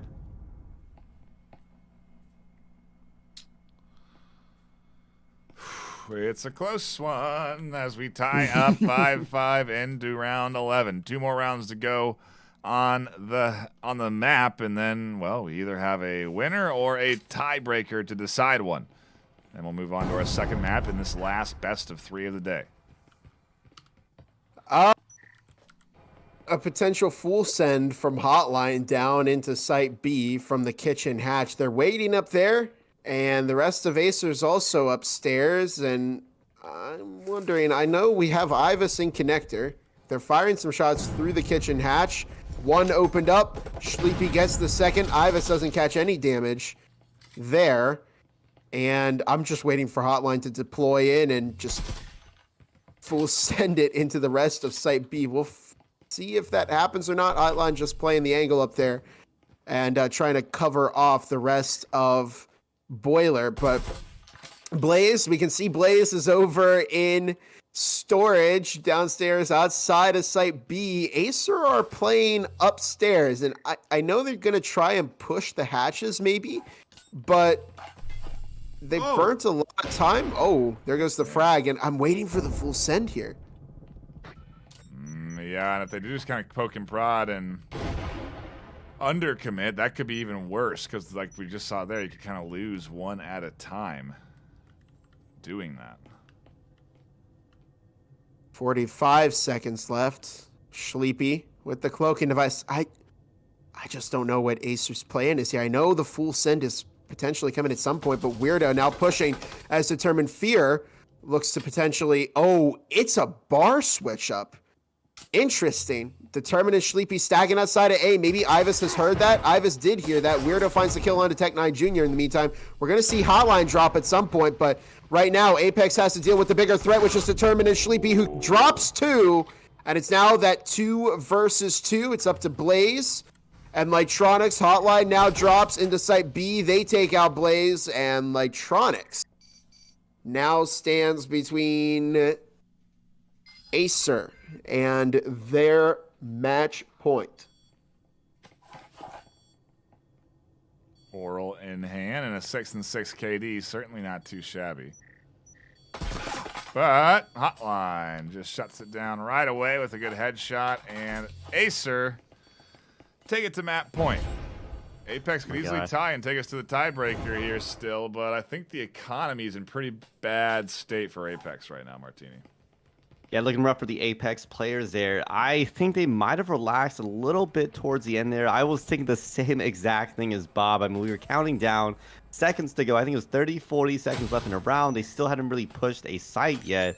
And I was wondering, what are they gonna do? They burned so much time. I didn't think they were gonna commit. The fact that they went for that bar switchover, again, that's what I gotta give credit to for that Acer attack. You just really don't know where they're gonna commit to. You don't know where they're actually gonna be sending resources to. Even a player down, even 2 players down, they still were able to manage and make something work there. So it's got to be tough for the Apex players. They got to really lock in for this one. Like I said earlier, they probably want to force this into an overtime at this point. There's not really much else they can do here. But it's got to be tough. I'm imagining being on Apex, how do you decide to approach the Acer attack here? You don't want to overextend yourself and send too many deep roamers or anything like that. Oof. And, well, losing a player early definitely doesn't help, right, Bob? To have that first kill come through and set you up for the 4v5, not what you need against Acer. Now, Determined did burn a grenade. Hotline found Weirdo. Tech9 found Blaze. Tech9 found Ivus. And you can see, Lightronics is just in disbelief as they're put into an incendiary. And a return to form for the reigning champions as Acer take map 1, 7-5. And to Martini's point, I think maybe Apex have just lost a little bit of their steam here. They relaxed a little bit too early. And the gas, they did not have their foot on the gas. Definitely Hotline coming through at the top KD there, 16 and 7 on the board, leading the charge for the entire lobby. But Blaze and Weirdo doing their best, Martini. And I think that's what really stood out to me was just how good Apex did fight against Acer this afternoon. Yeah, we had talked about Acer having kind of a rougher later part of the season. I did see maybe people just in chat kind of just saying random things, but apparently, Acer's been putting in the time again, really locking in for the playoffs here. But that isn't to say that Apex themselves couldn't put up a good show. I mean, we see a lot of work out here from Blaze and Weirdo especially, putting in so much work. We got the Sniper, we got the Burner with the crazy utility there. But you got to remember, this is still Acer. They still have the pedigree of having been in several grand finals, having won several grand finals at this point, back to back. Remember, this is the team with the reigning dynasty. While we talk about these other great teams like IBNA, you know, we're still talking about Acer, who has the proven feats, you know, in terms of doing all these sort of different things. So while Apex did do a great showing here, 7-5, almost going into an overtime, if you think about it, we got to see what's going on.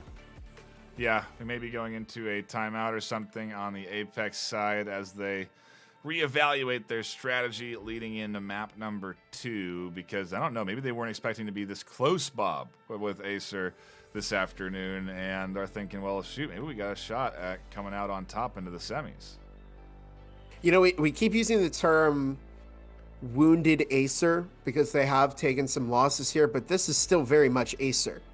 You know, it's not, the team did not fall off the face of the earth. They are very much still, you know, they're listed number 3 right now. They're playing like champions against Apex here, at least in the second half of that game. But it was all around great recovery from Acer, and it has been a timeout called by Acer. Yeah, makes sense. Maybe Acer surprised Martini that game came that close, right? They need to reevaluate why that happened. I mean, we saw them make a lot of adjustments, I think, a little bit later in the round, but kudos to Acer. The fact that they'd only given, I think, Apex a couple rounds before making strong adjustments. And I keep bringing up adjustments and how good these good teams are at adaptability, because that is what these playoffs are about, right? We've seen in the league during the season, you know, teams play a very specific way on these plays, but they don't do the same plays, you know, in these playoff matches. They pull out those weird plays. They pull out those crazy switch-ups. They pull up the double switch-up if they needed to. So your team's got to be very good at adapting to that. Otherwise, you will be crushed by that team, especially with a team with the experience that Acer does currently hold.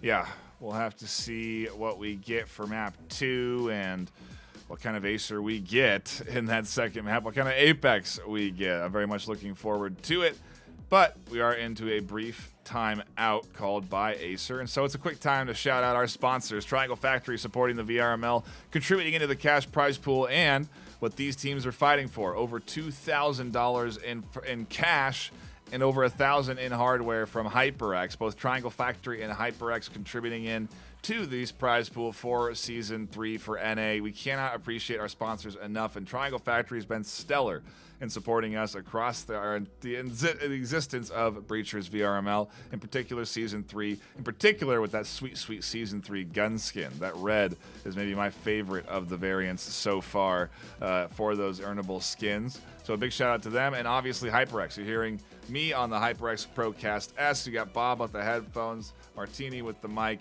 We are representing HyperX this afternoon at a high level because we love their products. They support the VRML and our casting team, and we cannot appreciate that support enough. So shout out to HyperX. You can get a discount on any purchase in the North American region if you go to hyperx.com and use code HXVRML23 at checkout. You'll get 15% off. It's a pretty good deal, and it helps support the VRML, so we really would appreciate it if you could use it. You can also support the VRML by going to exclaim.com/store/VRML and checking out the new season merch that we just dropped. The Season 3 t-shirt is live for North America and EU if you want to represent. That goes back to supporting the VRML as well, and we really do appreciate and need the support from you fine folk at home. We're going to go to a brief break here on the desk, and when we come back, it's going to be map 2. We may have a champion crown at the end of it, or we may be going to a third map to decide this series. So don't go anywhere.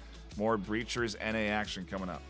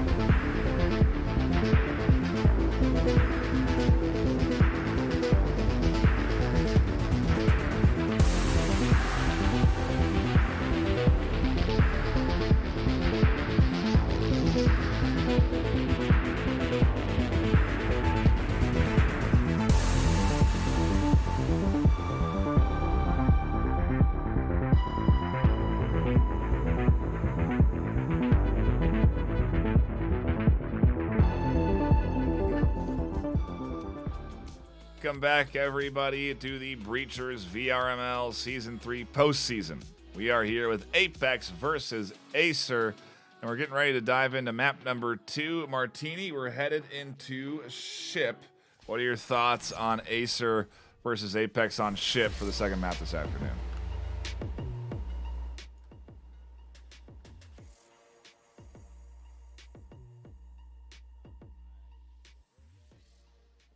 Map, right? Which map do they think they can beat Acer in and then force this into a map 3? It looks like they did end up choosing a Ship here because, again, with the bans that they had, I believe it was Arctic and Dam. The only choices were the original 3, which we played Hideout. So it's going to be either Skyscraper, Factory, or Ship. And I'm not shocked to see Ship picked as a choice here. Apex put up a great performance. I mean, 5-7 against the Acer squad is nothing to feel bad about. Even if it's a loss, that doesn't mean they can't come back in 3 maps. But again, we're talking about Acer here. Even with the rough ending of their season, they're still Acer. They still got the pedigree. They still have the experience. They still have the skills. So as long as Apex brings their A game, they might be able to come out of this in a better shape. And into it we go, Bob. We'll see if the A game is brought. If Apex are going to try and give us another upset scare.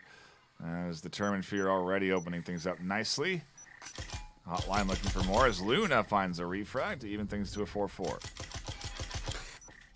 Yeah, I was going to say Apex have picked Ship, but they've also given Acer defense, which is a side that they're very, very strong on. You can see Tech9 Jr. upstairs on the flank, on the roam, looking to potentially pinch this Apex team that's stacking outside of Site A right now. The wall's opened up. Smoke is tossed. Sleepy playing center right now. There's a frag toss, and it catches some damage onto Sleepy. The Ace tossing one of their own. That doesn't find anybody on Apex, and they're on the move with 1:40 to go. Looking to get some picks here. Tech9 bringing it around the stairs. Luna drops 2 as Ivus getting that EMP planted. Luna dropping 3, and it's up to Tech9 Jr. This might be a Luna ace. It is. Oh my goodness. What a way to open up, dropping the ace there. There's the dab. You love to see it. Great job from Luna. Apex. You know, Wow. Here we go again, Martini. Am I knocking on wood? It just... who am I knocking on wood for? I don't even know who I want to win at this point.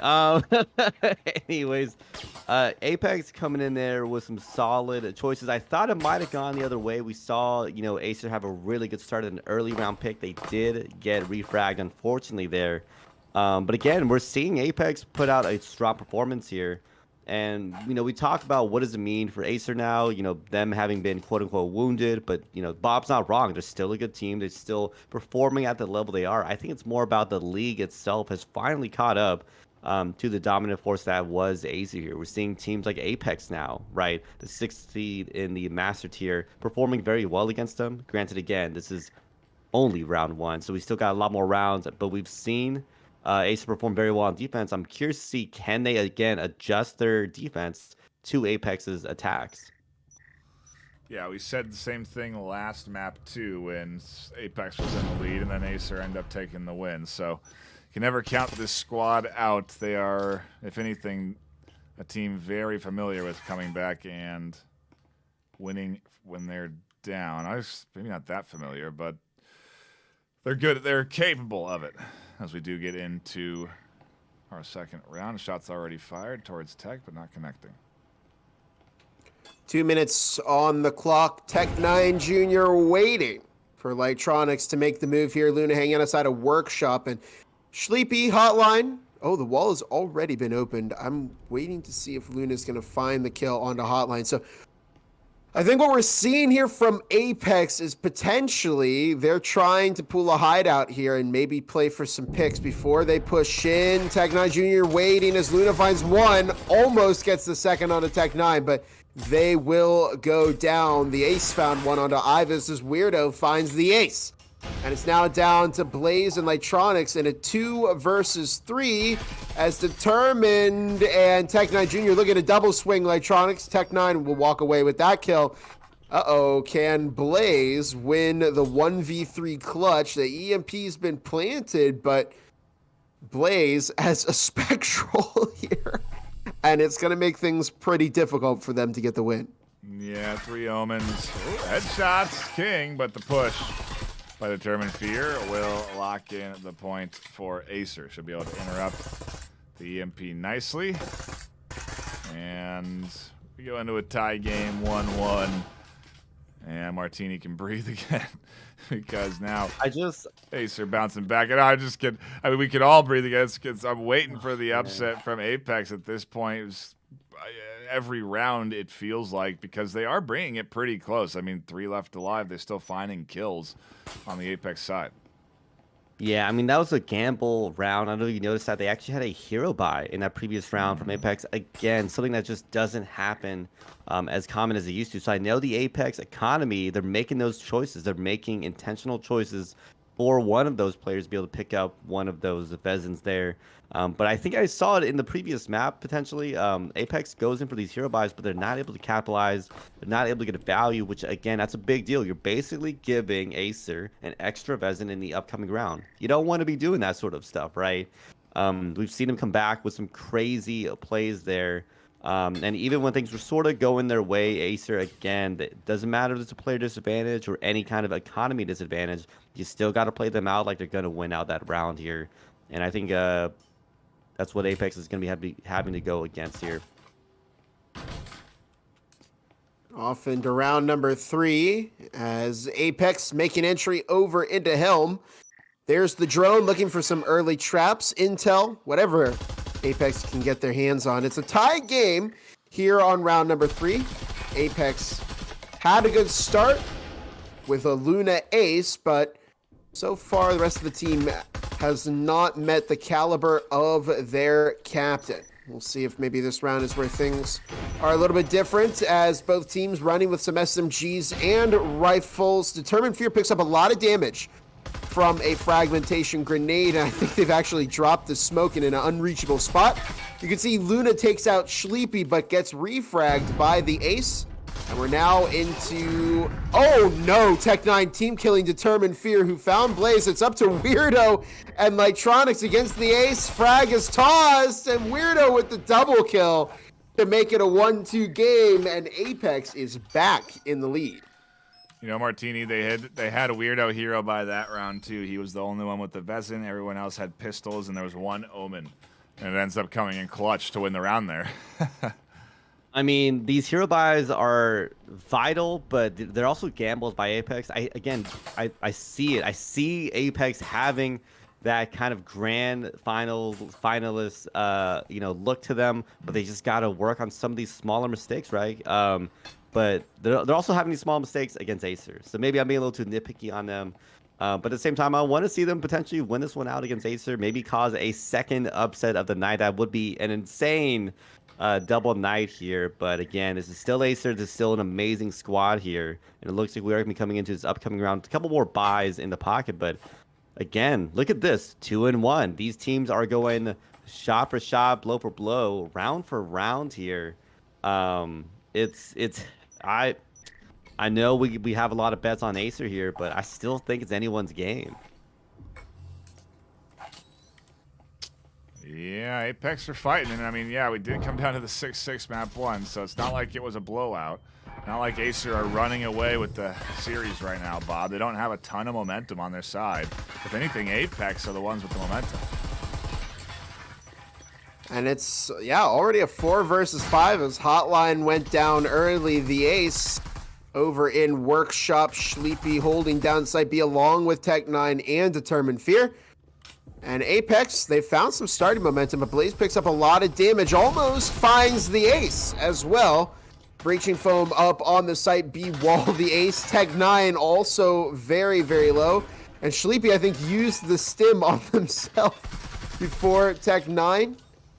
As a minute 40 on the clock, and Determined starts off with a pick against Luna, looking to keep Acer in this round. There goes the wall opened up from Red Engine. Determined Fear playing a safe angle. A minute 20 on the clock. Weirdo dropping 1-2, making it 3. No, it doesn't happen. Sleepy dropping 1-2, looking to make it 3.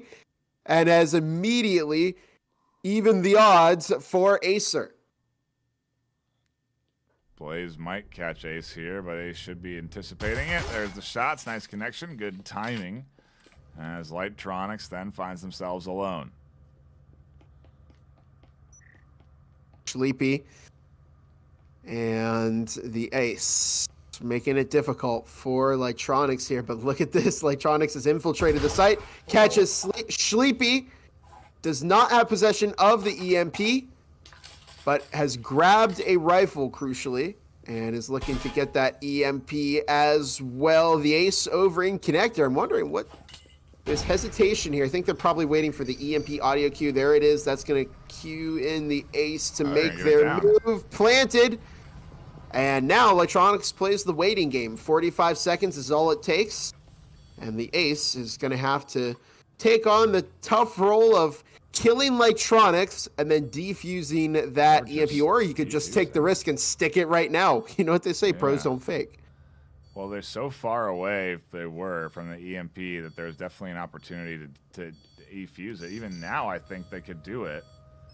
Light has to push. They're going to stick it. Oh, no. Electronics is... Oh, at the last possible second. Oh. Electronics saves it. That was close. That almost got out of Apex's hands. I like the move from Acer, but they're down 2 now on their defensive half on ship, and I don't know that that's a terrible thing. I think if they can go 3-3 on the half, Acer will be positive that way, but still, it's 2 rounds to go. What's the economy like? It's not good for Acer, Bob, or Martini. Yeah, definitely some bigger round buys there. A lot of gambling there, and it unfortunately did not pay off well. But, I mean, look at that previous round. We saw, I think, a 2K coming out from Weirdo, a refragged 2K coming out from Sleepy there. Again, we talk about these teams. They're going a shot for shot here. They're both fighting this one out here. But I got to say, still a solid defense from Acer here. But what I'm seeing in the end there, Apex, again, I'm seeing glimpses. I'm seeing glimpses of Apex having that skill, having that ability to really push this through and force Acer to also have to play their own A game in order to not lose to them there. I mean, in the very end, though, it really came down to timing. Acer, I think, they made the best call, right? You look everywhere, it looks clear. You guys just go for the defuse. What else can you do at that point? When you put the VRML Con medal as your logo for your team, kind of have a lot to play up to, right, Bob? Yeah, there's a lot of expectation here.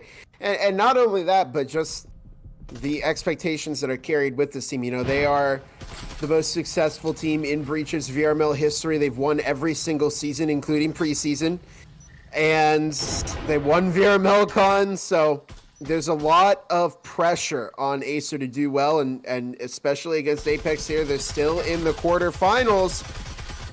And for a team like Apex to be finding a lead over Acer is no small feat whatsoever. In the meantime, Blaze finding the kill onto Sleepy. The Ace still out in the hallway by Blue Stairs. Determined Fear now makes their way up, but first pick into the hands of Apex is quite good. And Apex getting picked apart here. They have made some headway inside sight, though. Tech9 goes down, and just like that, Acer loses a 3-3. Wow, that was great entry from Apex, and they're locked in on their coordination on the attack. Up 4-1, map 2. We could be going to a map 3 decider at this pace, Martini. I need a break today, you know? I need a break from my mind being like, you know, a lot of back and forth. Anyways, that was beautiful. I mean, look at that attack coming out from Apex, and also the patience from them. That is what I talk about when I talk about bringing out utility usage, forcing the other team to burn so much of it. Because I don't know if you noticed, Acer had dropped so much utility on that window, expecting those Apex players to have already entered, but no, they did not. They wasted incendiaries, they wasted frags, which allowed Apex to finally come in, and they got that 2K, not 2K from single frag, but 2 different frag kills, and then on top of that, Electronics getting 2K themselves there. Definitely some great clips coming out from, I think, that previous round. Man, Apex, I'm telling you, y'all see what I'm talking about when I'm saying they got the chops. It's there. I can see the vision. It's just about, cleaning things up just a little bit more. Well, we'll find out if Apex has what it takes to bring it all the way home. Remember that Acer have won the first map in this series.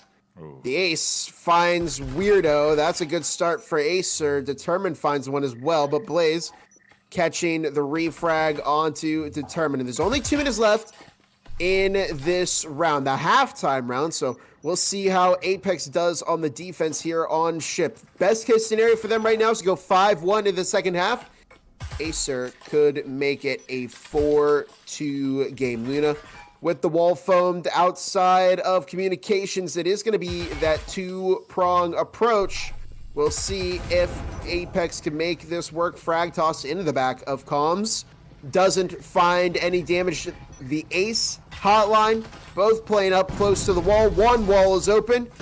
Nice. Blaze catching an S-tier frag. 2 walls are open. The Ace finding Blaze. Got the refrag there. Luna looking to push up and find a kill on the Ace, but no, hotline goes for that swing. And it's down to Ivis. And Ivis is unable to find the kill there. Hotline drops a double to make it an Acer win. 4-2 half, Martini isn't too bad, I think, on Ship as we now swap sides, reset economy, and Acer attack. I do wonder, what do you think? Is Acer's attack better than their defense right now? I don't know. I've seen Acer consistently just dominate on that defense. I wouldn't chalk it up to them being a better offensive team here. So knowing that here, unless they have a map difference, which means they might be a lot better as Ship than Apex here, I actually think going 4-2 into the attacking half might be a negative for them. We'll have to see how Apex, though, plays on this defense against Acer, because we've seen Acer's attack just, never mind. Their attack, I think, is better. I'm like replaying the last map. I remember Ace. Right. Remember Ace had some crazy switch plays. They're going back and forth. Never mind. A 4-2 is not bad actually coming into this attacking round. I'm gonna redact what I just said. I'm wrong. This might be actually net positive for them if they can keep that same aggression that they did in map 1. No, it's a good reflection. I do agree with you. If they can do what they did on map 1. It's a little bit more of a comfortable space than Ship is, though, at least for this season. And so I am curious to see just how well they can execute on this map. And if Apex are going to be able to throw anything off meta at this Acer team that they're not going to be ready for. Like that. Weirdo catching a kill. Luna almost picking up Determined Fear, vaulting out the window, and Determined Fear shutting it down. 4 versus 4. First pick, once you think it goes one way, it goes the other. Now just 2 minutes on the clock as Sleepy, the Ace, Tech9 Jr. all getting ready to push onto site B. And Apex are actually a little bit split between B and A at the moment. Weirdo on the flank, Electronics, Ivis, Blaze all over in the kitchen. There's the wall opened up. Sleepy catches Ivis in a good start here for Acer. This is the pistol round. A lot of momentum behind this one as the frag is tossed. Does not catch Electronics. And look at the toss there. Great arm from Sleepy, who also saves Determined Fear. But Tech Junior goes down to the S-tier frag. Electronics finds 1, 2, makes it. Oh my goodness, and Blaze for the Ace. It's 5-2 Martini with the door open for Apex to take this all the way. If we had paused and had a snippet of that, I'm like, this is a great attack. This is about to go perfectly. Everything is lining up. This is one of those split-second things where it goes all the way down and goes in the opposite direction. We saw that frag come out. We saw, I think the team shook up just for a split second, which was enough for the Apex players to really capitalize on and get the 1K. They got the 2K. I think they got the 3K almost right in a row right after that frag kill if I saw that kill feed correctly there. And I don't know, I think Knifefire, you had mentioned it earlier that Acer, they had a great attack, but they might have been more comfortable on a map like Hideout. Maybe they don't have the same experience and things to rely on in terms of attacking a map like Ship here, especially because remember they have a rework now, so it's a little different than even the older Ship map that we're all used to. So they don't have the same level of comfort as they would attacking a site like Hideout. Just don't see Acer being a team that really has much of a gap in coverage on maps, though, and it would be surprising if They didn't bounce back a little bit here on ship, and I don't know, maybe Apex are going to take a map against Acer. We'll see another upset. It's happened already once today. Why can't it happen twice, Bob?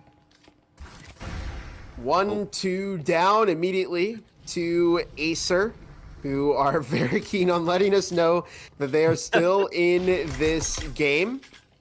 And with 2 minutes left to go, we see Ivis, Blaze, Electronics sticking to the sites, and Ace are getting aggressive here. They're playing their momentum. Hotline and the Ace are both quite low, which is why you're seeing Determined Tech and what used to be Sleepy pushing, but Sleepy walked into a trip mine and almost died that way. Blaze finds the kill onto Determined. Fear, the walls opened up. Ivis finds the kill on a Tech9 Junior, beating the SMG player. And all 3 Acer players extremely low. Ivis finds the Ace, looking to make it a double. As Electronics finds Sleepy, it's up to Hotline before Apex goes. 6-2 here. Hotline, every player in this lobby is incredibly low right now. Hotline on 4, Ivis 3, Electronics 11, and Blaze set the high score with just 12 HP. The EMP is down right on the breach, and unfortunately for Hotline, Apex know that, and they're keeping an eye on it. Here comes the toss. Nice. Oh, with the incendiary. Hotline finds Blaze, looking to make it the double kill. Good rotation back. And Ivis still playing the same angle. Only 45 seconds left. Hotline has got to make this work somehow if they want to stay reasonably in this game. One on to Ivis, and it all falls to Electronics to win the 1v1. It doesn't happen. And that is why Hotline is the star player of Acer, because they can get it done. I can't, dude. Wow, you know, I don't think I've ever seen a lobby with such low health pools. I mean, the fact that I saw it was 1, 2, 3, 4. Was that 4? Yeah. Players Below with 15 HP. Below 15 HP. All of them combined is less than, I think, almost half health. But I mean, look at that. If you want to talk about clutching, you want to talk about how to play a game perfectly there, look at Hotline there. They had the utility. They knew people are probably in that corner going for some kind of utility usage on that corner that wipes out at least potentially one of those players, forces a 1v2 situation there. I mean, I think Apex unfortunately didn't utilize that number advantage as well as they should have, right? They had one player potentially with a cross angle, but the other one was not able to support them, unfortunately, there. And it's just, that's what I'm talking about when it comes to mistakes, right, with Apex. So they have it there, but those small mistakes are really adding up for them. Into round 9 we go. Not a whole lot of time left in this game. We'll see if Acer can keep the comeback going. A frag is tossed by Blaze, does not find anybody. Hotline kept their team in this. They could have gone 6-2 into the next round here, but they instead go 5-3. And Acer just 2 rounds off of tying it up. They won the first map. We could be out of here in 2 if Acer can keep up this momentum. Just waiting to see what this play looks like. It's a big buy round for both sides. Heavy investments with a Vezin on Hotline's hands and Omens across the board for the Acer squad. Hotline can't afford to go down in a Blaze as Blaze catches the nade and takes things off for Apex. A nice pickup from Ace onto the side. Here comes the push into side of Immolation nade, stopping Determined Fear from getting the EMP as the Vezin tries to come alive. Sleepy's going to pick it up now, keeping it into the hands of Acer. Determined Fear swings, only gets 1. There's the Vezin again, springing out, catching 2 from Sleepy, and Acer hanging tight. Not willing to go down quite yet. Sleepy and the Ace bring it home for Acer. And they're now 1 round off of tying it up, Martini, and it's starting to look like maybe Acer are finding their footing here. They are. You know, we talked about adjustments here, and I will give compliments to Acer. We've seen them, even if they take a couple rounds lost in the pocket, they adjust, and they adjust so well when they do. That's exactly what happened in the previous map, right? Look at this. this might be a similar scoreline, but you know, Acer did win a 7-5, I believe, in the previous map here. So unless Apex has something to say about this, we might be seeing a similar result there. I think at this point, again, if I were Apex, I want to be trying to plan for the next couple rounds here. They have some breathing space in terms of round points here, so that should impact their you know, economy decisions here. But we'll have to see how it does pan out here. But Acer coming in with a full 5 buy. That's gonna be a tall order for Apex to serve. Yeah, no kidding. Trip lines coming in from Luna and Bob. We're seeing utility utilized here in these economically tough times for Apex. Even when you're strapped for cash, you still need to buy it. still important, but Tech9 Jr. on top of, Luna finds Determined Fear, and the droner there. Oh, the double bait! Wow, I can't believe the droner didn't see that. Luna also has EMP upstairs, and I don't know if they realize that or not. They will take out the drone. There's a rifle in there as well that Luna can get their hands on. Tech9 Jr. looking, and look, they've had to use a breaching foam charge just to kill Luna upstairs. 1 for 2 at the end of the day, as they do get rid of him without any more going down. EMP gets retrieved back into Acer's hands, and Apex in the lead on a round where they could push up to map point against Acer. Acer trying to fight that with every bone in their body, as the trio is going to try and sync up now. Are they going to be ready for Weirdo up on this top floor? They are. Hotline picks off with a beautiful headshot. 3 versus 3 now, as I think we may see a full send. Oh no, it's definitely a bait onto site B by Acer. They're going to have to go fast, and I think what you're going to see is the drop in down the hatch. They're going to open up the B hatch, bait all of Apex into stopping that. There they go. And now here comes the drop. And Hotline picks up some damage, but finds Blaze. Blaze taking out Tech9 Jr. Electronics on the flank, and Ivas has to hold down the fort while Acer pushes in. Hotline has nowhere to flee to. The Ace looking to get that EMP planted. Wait, no, they don't have it. It's still upstairs. The Ace finds one. Looks to make it the double, but no. Electronics finds it instead. Apex make it a 6-4 game, and we could potentially go to a third map here, Martini. You know, I just look at Luna there. Let's talk about what happened, right? Let's not talk about the future yet. Let's talk about what happened there and look at Luna. That was amazing. You know, we want to talk about a masterclass in roaming. It's somehow forcing the full Acer squad to come raining down onto your single position because you are that much of a thorn in the side there. They got a 2 pick against 2 Acer players deep in on that roaming position against the full squad, if you really think about it. And to Bob's point, it was, I think, hilarious that they had wasted a whole breaching foam to really come in on the site, but that's because Luna was giving so much value in terms of roaming up there. So I think that definitely helped tip things in the favor of Apex, being able to force Acer into a disadvantageous, position, even with the economy advantage. Because remember, I don't know if you remember, it was a full 5-person buy for Acer. Apex won on an eco round. Hard to believe here as we get into what could potentially be the final round of map number 2. Drone moving down into Helm as Electronics up in Site A. Static field emitters all over the floor.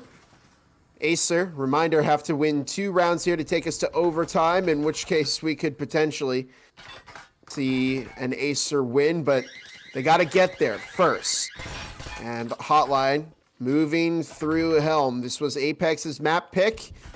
They've invested so much time here into this matchup. Luna's getting aggressive, looking to potentially swing out onto Hotline. Tech9 Jr. picks up a lot of damage, and Hotline cuts off Luna.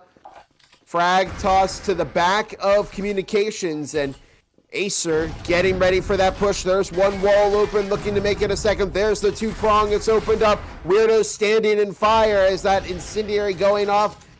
Frag is Avis with a critical S-tier frag, finds 2, and could potentially keep Apex in this game. We see Ace over by the breach. Hotline looking to push in. Tech9 Jr. finds 1, 2. Hotline makes it 3.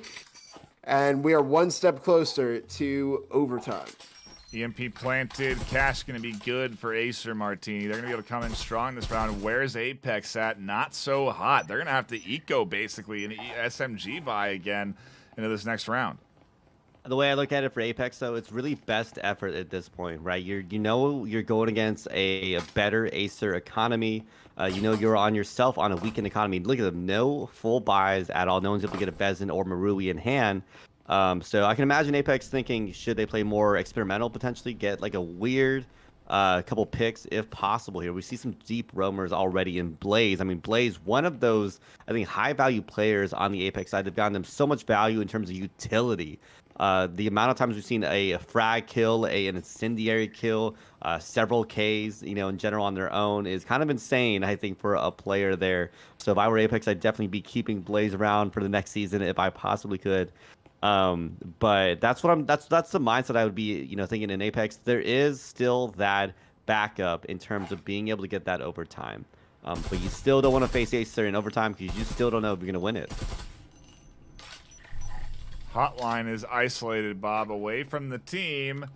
Blaze catches the early kill onto Sleepy on a huge roam. And, wow, Acer down early again, 4-5. Tech9 Jr. opens up the wall outside of Workshop. And they have spotted some trip mines here. 2 minutes on the clock as Apex... They've worked hard for this. They are now just 1 round away from taking us to that 3rd map. Acer are 2 rounds away from moving on to the semifinals. There's so much pressure for both teams. The Aces picked up a ton of damage. Determined Fear makes their way through Armory as Acer looking to close in on Site A. Yeah, the Ace continues to draw the attention over to B very nicely. I think it's going to make the entry onto site a little bit easier for the trio, but not a whole lot. This squad's still tucked in and defending on that backside of A as Immolation comes in to slow things down. Luna peeking out, getting caught, and turning things back to a 4-4. And the frag is tossed, doesn't get damage onto Apex. Just a minute on the clock. As the wall is opened up, Tech9 Jr. finds the kill onto Blaze. Ivis finds Hotline. Tech9 finds Ivis. Now just 50 seconds. Weirdos caught. It's down to Electronics who catches Tech9. Wow. But Martini, we're going to overtime, and the pick goes to Apex for the side. Apex gets the side. Ooh, they're cooking. They're cooking here, but like I said earlier, I don't know if I want to play Acer in an overtime. It's technically even in terms of both teams getting exactly what they want in terms of the economy because of that economy reset here. But it's also RNG in terms of what side they get. Get the side? Oh yeah. Yeah, Apex. You're right. Apex Sorry, they chose a tag? Yeah. Yeah. Well, they had a better. Well, they did had a better first half actually. So yeah. Okay. I don't know, man. This is literally flipping a coin. Like as crazy as that sounds, if they have players like Blaze who get value early on in the round like they have every single time, this can definitely tip the way of Apex, right? If they have Acer really hold down and capitalize with some of the players that they have, I think Tech9 has been pretty vital in a lot of those pushes. Hotline definitely putting in a lot of value there. It's good, but we saw Apex dominate on that first half. Well, not dominate, but perform very well, So definitely want to see how Acer's defense adjusts to that, to that new knowledge, right? For those that don't know, tiebreaker means that we have the team with the highest score determine side, and then everybody gets $4 grand. They full buy into all the rifles they want, all the utility you could ask for, and all of it gets deployed in this round. Determined Fear starts Acer off nicely with an early pick, getting aggressive. Weirdo able to hunt down a refrag through the wall onto Tech 9, though, keeps things 4-4. It takes a slight bit of damage in their effort to push up to this corner, and they are barreling forward. The drone identifies Determined Fear tucked into the corner. Weirdo challenges and almost goes down through the wall. In their retreat, will tuck into the corner, but big damage done. They're going to need to tuck in and heal. That'll only take a fraction of the time of this round, and then the rest of the team will push 4-4. And Weirdo was really kind of the one catching the action there, but the rest of Apex seems to have been setting up. And good coordination from Acer so far, but it's all coming down to this point. If Acer can get the win here, they're moving on to the semifinals. If Apex get the win here, we're moving on to a third map. A minute left on the clock as an incendiary has been tossed somewhere. Okay, into the smoke. Hotline playing mid site A. One wall has been opened. We're waiting for the second to open up. Only 55 seconds left on the clock. Ivans finds the kill onto Determined Fear, who played an aggressive angle there. 50 seconds now. The wall is opened up. Hotline and Sleepy looking to rotate. Now just 45 seconds as Apex are going to have to start their constriction here. Like Trax finds Hotline. Weirdo goes down to Sleepy. Ivas finds the ace. And there you have it. It's an Apex win on map 2. And that means that we are going to see a third map in this series with Apex having the potential to give us our second biggest upset today and give us an Apex moving on to the semifinals. Martini, your thoughts? We're going to a map 3. You think after having done analysis for several seasons over now, I would know exactly what's going to happen here, and I just love not. I love. That was my favorite thing coming into this season. You just didn't know what was going to happen. We saw some amazing teams come in here. And I kept complimenting, I think, all of the Master Tier teams. I think at this point, Acer was seen as this huge beast that you just could never, ever beat against. And I commend them for just having the big skill difference that was just that massive to be felt for not just one, but several seasons in here. But I think finally in Season 3, we're finally seeing the other Master Tier teams finally catch up, really perform at that level, if not higher, right? We'll have to see if Acer makes it all the way to Grand Finals. We'll have to see if Acer even wins Grand Finals at this point. That is, next week and to be determined at a later date, as Apex has been performing, I think, an amazing job. Probably one of the best I've seen them perform in this season thus far. But again, this is still Acer, and I really want to hound on Apex. They have the chops, they have the ability there. It's really about just minimizing those mistakes that they do have when they do come up there. But man, I mean, that is a way to come back. I called it, right? The ship map, if they choose it for their map, it's going to be their trump card. But something to consider, that their trump card gave them a 7-6, right? So we're going into potentially probably factory for this upcoming map here. So we're gonna be thinking, how can I handle against the bread, of breachers against a team on, like Acer that has played factory time and time and time again here. It's definitely gonna be a bigger challenge, I think, for Apex on his third map.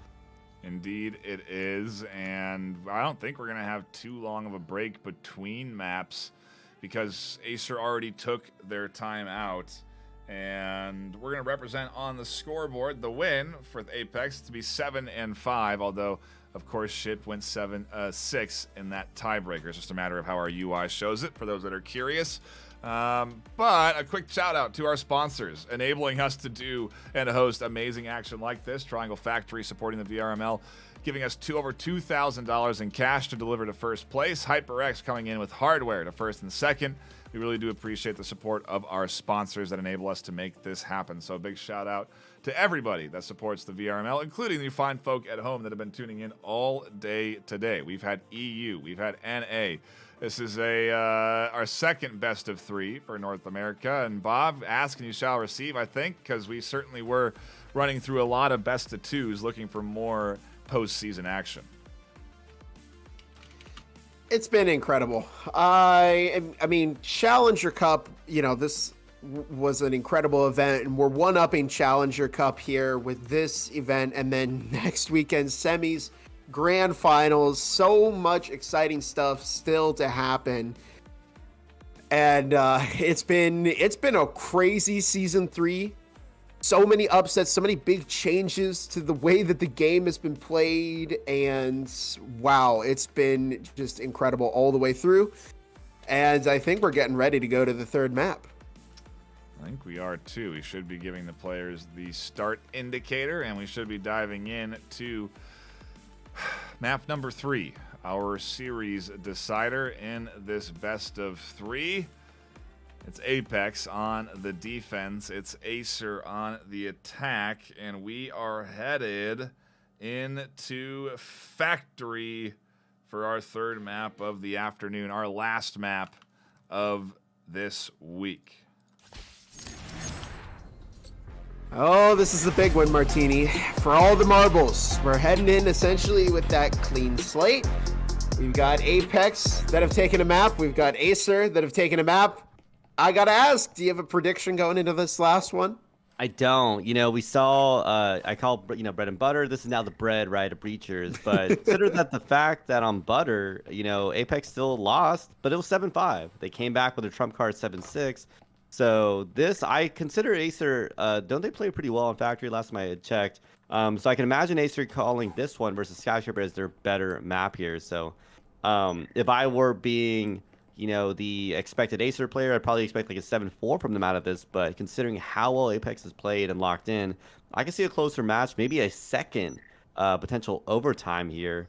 But I think you heard my earlier guesses. I could see Apex running away with this. Not running away with it, but winning. Running away is a little, Entering into round 1 here, and there's some early trip mines up at the top of orange vendings. Interesting. What is this formation from Acer? All peeking the same angle at once. And not really a problem with that. They're sticking together. But Luna, Weirdo, both upstairs. Determined Fear playing the orange stairs as Luna picks up some damage and might look to catch a pick. But no, they go down, and so does Weirdo. Acer back in an environment that they're very familiar with. They're getting ready to go hard and fast here. The hatch is opened up. Blaze watching site A. And Apex might be in a little trouble here. Indeed, they might. The pistol opener certainly going well for Acer.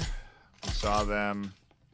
Actually, we haven't seen Acer really sprint away with a big lead just yet in this series, but obviously a pistol opener would be nice. Nice simulation nade that bounces just a touch short. And there's the kill onto the backside of for Blaze. Lightronics still here, though. Shuts down EMP. Hotline finds the refrag. Ibis alone in server room, and Hotline goes on the hunt for the final kill. 3 left alive for Acer as they lock in a map 3 lead. Remember, this is Apex on their defending half. This is Factory, right? They want to secure as many defending rounds as possible because this is Acer. And I'm going to be honest, I don't want to be playing Acer on the defending half anytime soon here. I can see that going the wrong way. And that round, I think, is exactly what we expect from Acer. Having very strong attacking, very good crossfire, able to cover a lot of your teammates. And really capitalize on some of that, mistakes coming out from the Apex squad here.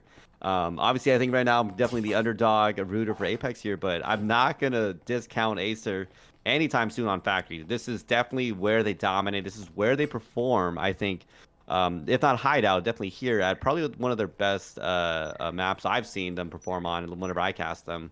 So like I said earlier, this is a tall order for Apex, no matter how well they've been playing this whole thing.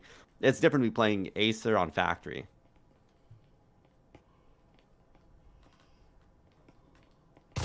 Well, it's time for our second round here, and we'll see if Acer can keep that offensive momentum going. Really quick, I'm noticing that Huracan has made an appearance, which is making me excited. I love to see a good shotgun play or 2 or 3 or 4. As Weirdo up in cubby, there's that Jesper looking to take out the drone, but Acer have probably gotten all the intel that they need. Hotline looking to take out that static field emitter, but Luna opens up the round with a kill onto Sleepy. The ace with the quick refrag. And we're into a 4 versus 4 with 1:50 to go. A lot of utility coming in off of this second round as Acer try to go aggressive because it's worked for them so well in the past as they storm through this objective space, get the EMP planted down, and now Ivis alone on a retake and getting absolutely overwhelmed by the Acer attack as Acer start to look a bit more like Acer, aka more confident in their play style as they go up 2-0. I mean, did you see that attack? That is just an attack that doesn't happen as often. Most people, when they go for the plants, on that site there, they go for either the little cubby area to go for a hatch play potentially, or to go for the little side plant. But, Acer really knows how to lock in. And I'm telling you again, this is how you know this is their site. Acer says, hey, we played here time and time again. We know how to play Factory. We saw them come in with a great entrance. 2-3 players come in deep into that side. They know how to perform there. I mean, that is just a great attack overall from Acer. This is, again, a team that just has they have expert knowledge, on this sort of map, how to approach it, how to do these different sort of attacks. Gotta agree with you there. They are locking in and flexing that muscle of experience, which is what a team like Acer brings to the table. Experience playing at a high level. Not just in this game, but across multiple VR titles. Acer, a team that just won in Vale, and are looking to make it another W in Breachers for Season 3. They got to keep up that Acer dynasty there. Oh, no, Blaze. Getting caught by trip mines. This is... I'm sure the... wait a minute, Blaze died to trip mines. No, they got... Blaze killed them. Oh, boy. Okay, yeah. Okay. It's been a long day. Yeah. So that's a free omen, free piece of utility here for Acer. We see the ace upstairs playing off of the drone. Blaze has picked up a lot of damage. Incendiary toss, flash toss. As Blaze with an S tier frag onto Sleepy. Oh. And Luna finds a pick. It's down to Tech9 and the ace here. And this push started off looking okay for Acer. Oh, the one pump from Tech9 Jr. onto Luna. 2 versus 4, doable but difficult. Yeah, I wonder if it's worth ecoing with the health syringes and the Bezins through to the next round at this point for Acer. There's a wall opened up. Minute 10 on the clock. Tech9 Jr. has both the Vezin and the Huracan now. Looking to potentially find another Apex player. A minute on the clock. Blaze bringing up the flank. And the ace will catch Blaze. Gotta wonder what the plan is here from Ace. I think it's going to be that switch up onto side A. Weirdo in the corner. By the cabinet. Oh, wow. Catching Tech9 Jr. Gotta watch your corners there. And Weirdo dropping the double kill with the refrag to give Apex their first round here. Martini, you talked about this a little bit earlier, but every defensive round that Apex gets is going to be really, really important, and they just found their first. I mean, like I talked about earlier, this is going to be Acer, once they get to the second side, rather, they're going to be swapping to the defensive side themselves, which requires Apex to perform that much better because Acer dominates well on Factory. I mean, we saw them right now just run through 2 rounds. I saw them with 3-4 players up each round. To me, is a pretty strong winning round there. And I got to say, that was a whirlwind of a round there. We saw, I think, Hotline starting off with a trip mine kill. Blaze coming in with an S tier frag. I mean, so much utility picks coming out that round, which helped out Apex so much there. I mean, then the Huracan is showing a little bit, some viewing time there. And I think Acer doing, what we kind of expected. Things weren't working out for them, so they went for the side switch there, and it worked out almost perfectly. But I think Apex is starting to adjust their defense because they've seen them do it time and time again there. And Weirdo did an amazing 2K in the end. I did think this series would be close, Bob, at the end of the day. They're only ranks 3 and 6 separate on that regular season ladder, but Man, Apex is really giving Acer a run for their money, and maybe Apex will be challenging our champion earlier today. That I'm blanking on. Aspect? Aspect, yes. And let's see. It really has been back and forth, right? I mean, the entire time, I'm with you. I knew that this was going to be close. I didn't think it'd get this close. We saw a very solid map one. Acer looking strong coming out of that. Luna, good movement there. Narrowly avoids the frag, and one is tossed in response. Luna finding the kill on to Determine Fear.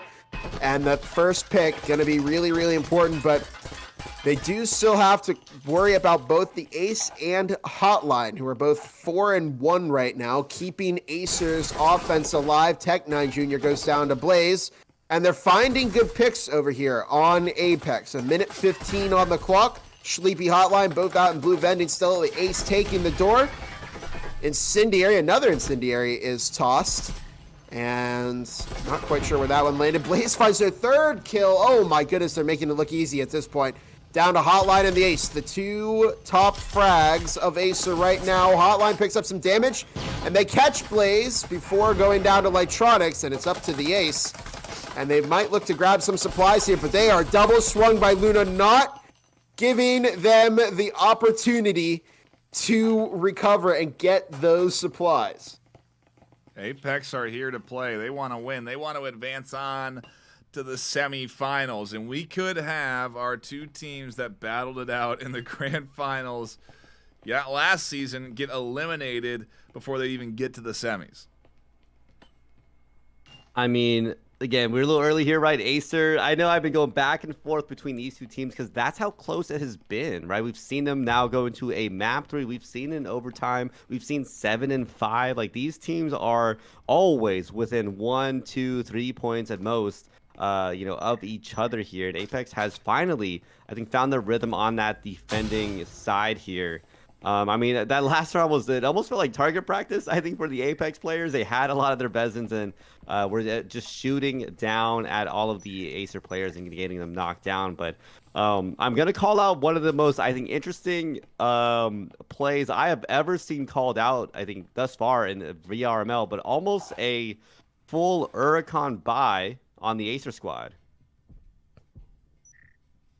Oh, I didn't even notice that. Huh. This is interesting. Now, the Huracan has been buffed, right? So it's a powerful gun. And you could even see Tech9 Jr. found a solid kill onto Luna with it, but I don't know. I mean, Apex doesn't know what's coming, but if they can play distance here, they may be able to get this win, but ultimately what you're going to see is Ace are going to try and close the distance as quickly as possible, but Weirdo, Blaze both finding the early kills in this round. That's 2 Acer players out with 1:45 to go.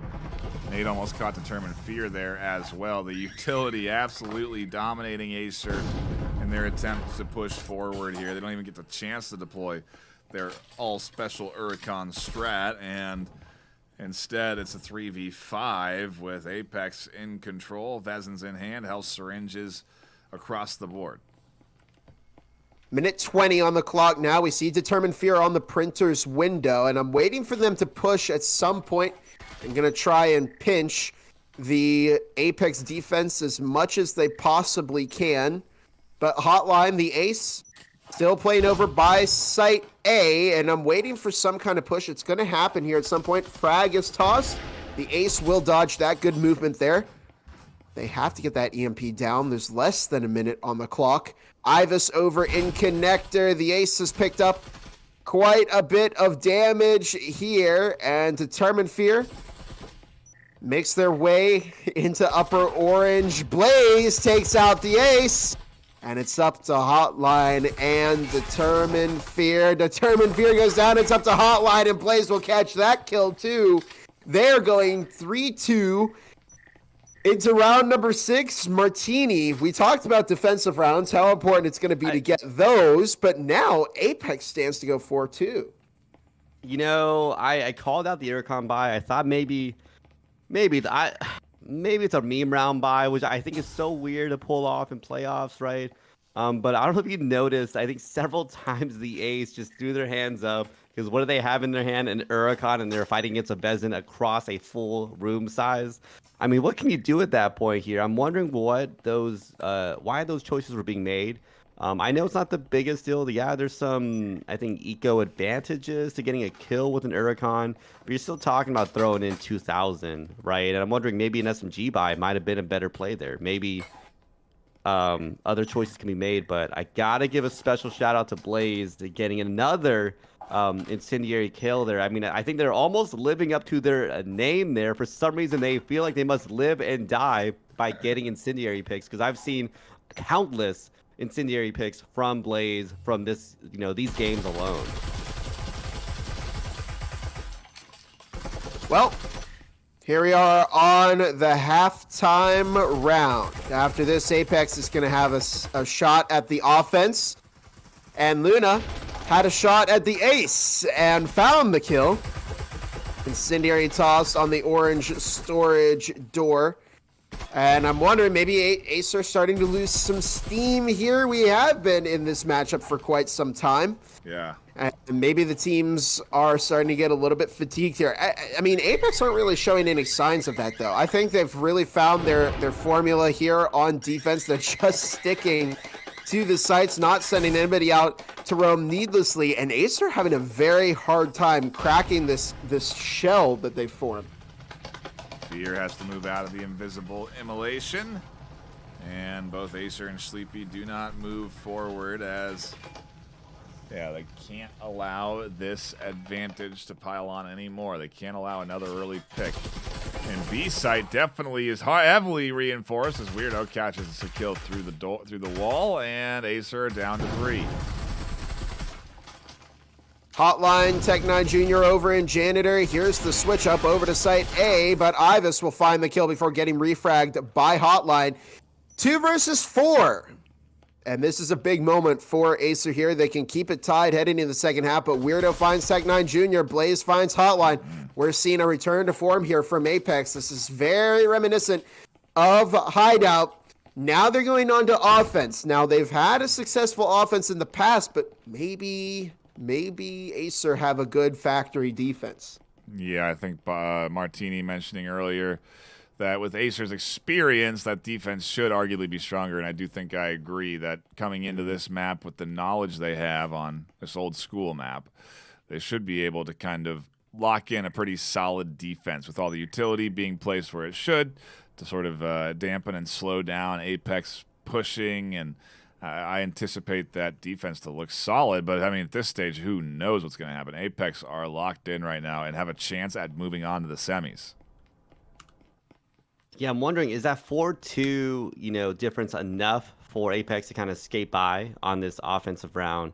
Because at the end of the day, even though they got 4-2, they won the first half in terms of points. They still got to bare minimum get another 2 more to really force this, into an overtime at bare minimum, get another 3 to win the whole thing out against an Acer squad that has already gotten the pick. Uh-oh.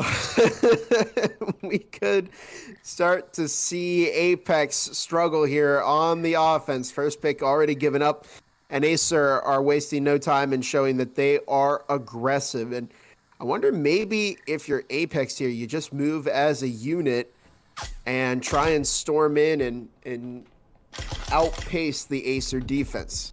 Could be a possible way of going about it, but right now they're all upstairs with 1:50 left to go. Still plenty of time in this round. We see Ivis, the EMP carrier, that designated EMP carrier, rotating over, to printers, mayhaps? Oh no, okay, they're just, it's still going to be that A push. I thought I saw Apex trying something a little bit cheeky, but not going to happen. Yeah, A is the meta site push. You have to defend B just in case a swing happens, but maybe it is the bait, Bob. Oh, it could be. It is. I saw it, but Tech9 Jr. was waiting, and it's a tough offense here, but We do see a frag go off. Tech9 Jr. still alive. One frag grenade. Oh, no! F-tier frag from Determined Fear as they take out their own teammate. We're into a 3 versus 4. 50 seconds left on the clock. Ivis, Electronics, both carefully watching. They're stuck in Printer's hotline. Is going to look to get one. Ivis is going to look to escape, but they're stuck. They're in such a bad position here. They managed to escape. We're going to see a shift over to Site A, but I fear it is not going to be enough as all 3 members of Apex are pretty low, except for Weirdo. They've definitely thrown off Acer a little bit on terms of where the push is coming from. They go around that static emitter just barely, and the ace gets rid of Weirdo in the meantime. Ivis and Electronics low. And there's the swing up from Determined Fear to pinch down on Apex. Acer chip away at the lead. 3-4 now in our final map of the weekend. Yeah, I think Determined Fear definitely making up for the TK that had happened a little bit earlier in that round with that 2K in the end there. And that is the Acer defense I expect, right? We talked about experience here. Who do we expect to play, well on the first half versus second half? And at this point, I don't think it's about whether or not Apex's attack is that good. It's about Acer's defensive capabilities on a map like Factory, on a map that they have played countless amounts of times. I'm kind of curious why Factory wasn't honestly banned. Consider that. Why not ban Factory when you're playing against Acer here, right? Knowing how well they play on it. But we'll have to see if that does bite Apex in the butt here. They're still in the lead for now. But again, I'm not a betting man against Acer now on the defending half. Quick shout out to everyone stopping by, hanging out, and enjoying the action. It's been a long day as we approach 5 hours soon on the broadcast for North America. We do appreciate everyone stopping by and hanging out as we do get ready to get back into the action. Round 8. Pistols still in the hands of most of Apex. And here we go. Round number 8. Hotline picking up some damage. Tech9 Jr. Oh, what a flash as Hotline with an S-tier frag by Weirdo. Electronics finds the kill. And just when you think Acer might start building up some momentum, something like this happens. We're into a 4 versus 3. And Electronics stacking up outside in orange storage. We're going to see that Acer defense under pressure here. The ace rotating over to Site A as Apex they haven't made their way and taken space in orange storage. At least they haven't fully secured the site. Now they have foam on the wall. Luna ready to peek. And a perfectly timed smoke. There's the wall opened up. Minute 10 on the clock now. Tech9 Jr. finds the sweet spot, is able to take out Luna. Ivis looks to get the refrag, and they will find it. Sleepy now looks to refrag the refragger, but Ivis finds that kill instead. And it is up to the ace in a 1 versus 3. And there's Weirdo. The ace manages to get one. Perfectly timed heal as they're able to keep their health points up. Ivis now needs to hurry up and get that EMP down before the ace can push in and secure the cleanup kills on the 2 of them. But it's going to be tough. They're going to have to play their numbers here. Another really well-placed smoke, but one goes down to the ace. Ivis tries to get the EMP planted, and it's a battle ring around the rosy. Often what happens here on Factory. Oh! What a flick from Ivis to keep Acer ahead, 3-5. And now, Apex are just 2 rounds away from kicking Acer out and moving into the semifinals. A heck of a performance from Apex so far as we look back onto that replay coming in from Tech. Like you said, great smoke plays, great aggression, and Ivis and Electronics locking things in, catching those kills on the advancement up from Acer, and ultimately a little over-aggression at the end of the day through that smoke from Acer that cost them. We now go to an almost full buy, but really not for either side, as you can see Apex kind of ecoing as well, Martini. I was about to scream. I was about to scream like Apex. You know the other player got picked on the other side. You know where their spot is. You know you have EMP. You know you have sight. What is going on here? Why didn't you go for the plan sooner? Why didn't you set up sight? Why didn't you force a retake from Acer? Because then you have situations like that where Ivis has the clutch. Like Ivis has the clutch up, against someone who just dominated like 2 different players on your team. And again, Apex did win out that round, but I want to see them just tighten up some of those smaller mistakes there. Then I know they got this. All right, Nightfire. We're getting close to the end of this series. It's gone so many directions. It's now looking like it's pointing in the direction of Apex, but every time I say something like that, it immediately, like, the opposite happens. But in any case, we see Weirdo and Luna swinging into Orange Vendings. The Ace is going to look to get that kill, and they will find one. Tech9 Jr. looking to secure the refrag, and they will find the refrag onto Luna. And this is exactly what I mean. Every time I open my mouth, something happens. Electronics goes down to Tech9 Jr. Blaze looking to push into lockers. Ivis providing some support, but they're in a 2 versus 4. This is going to be a tough clutch. I wonder if you eco anything through to the next round here, if Apex need to. Their economy isn't really great. They only have Ivis and Weirdo with money, so taking a Marui and a Vezin through to the next round probably would be better off setting them up for a more powerful round 10 and 11. Minute 10 on the clock. Wall is open. Ivis has that cloaking device, and they are pushing into the site. They're in such a bad spot. Blaze managed to catch Hotline, and I hear a smoke prime. That actually, if Acer throws that, it might save Ivis here. But they are stuck. There's an incendiary behind them. Now they're going to look to back out a little bit, and they managed to escape. That was very, very close for Ivis there. 2 versus 3, now a little bit more doable, but look, only 35 seconds left on the clock. If you're Apex here, maybe you just gun it and go to site B. I know it's not often pushed here, but Ivis is looking to go for it. 1 charge, 2 charge, 3 charges determined. Goes down to to Blaze, who's looking to win this 1v2 clutch. Rifle in hand, they almost walked right into Sleepy Penguin. They planned! Charged! And Blaze with the spin around finds one, looking for the second. No. Tech9 Jr. was there to make it the 5-4 game. What a clutch by Tech. What an almost clutch by Blaze. That was very impressive, the spin around onto Sleepy. They're still in it, Martini. Acer is fighting, and not the team I thought would say is fighting. Apex are leading the charge here. They've gotten some big kills. They kept it close. They hurt Acer's economy bad that last round, so now Acer have to kind of half eco here again. Yeah, I mean, look at this economy. It's a lot closer, I think, than the previous round. We saw 3 buys coming out from Acer, 1, from Apex here. They're only coming in, looks like, with 1, 2, maybe 3 I might have seen there.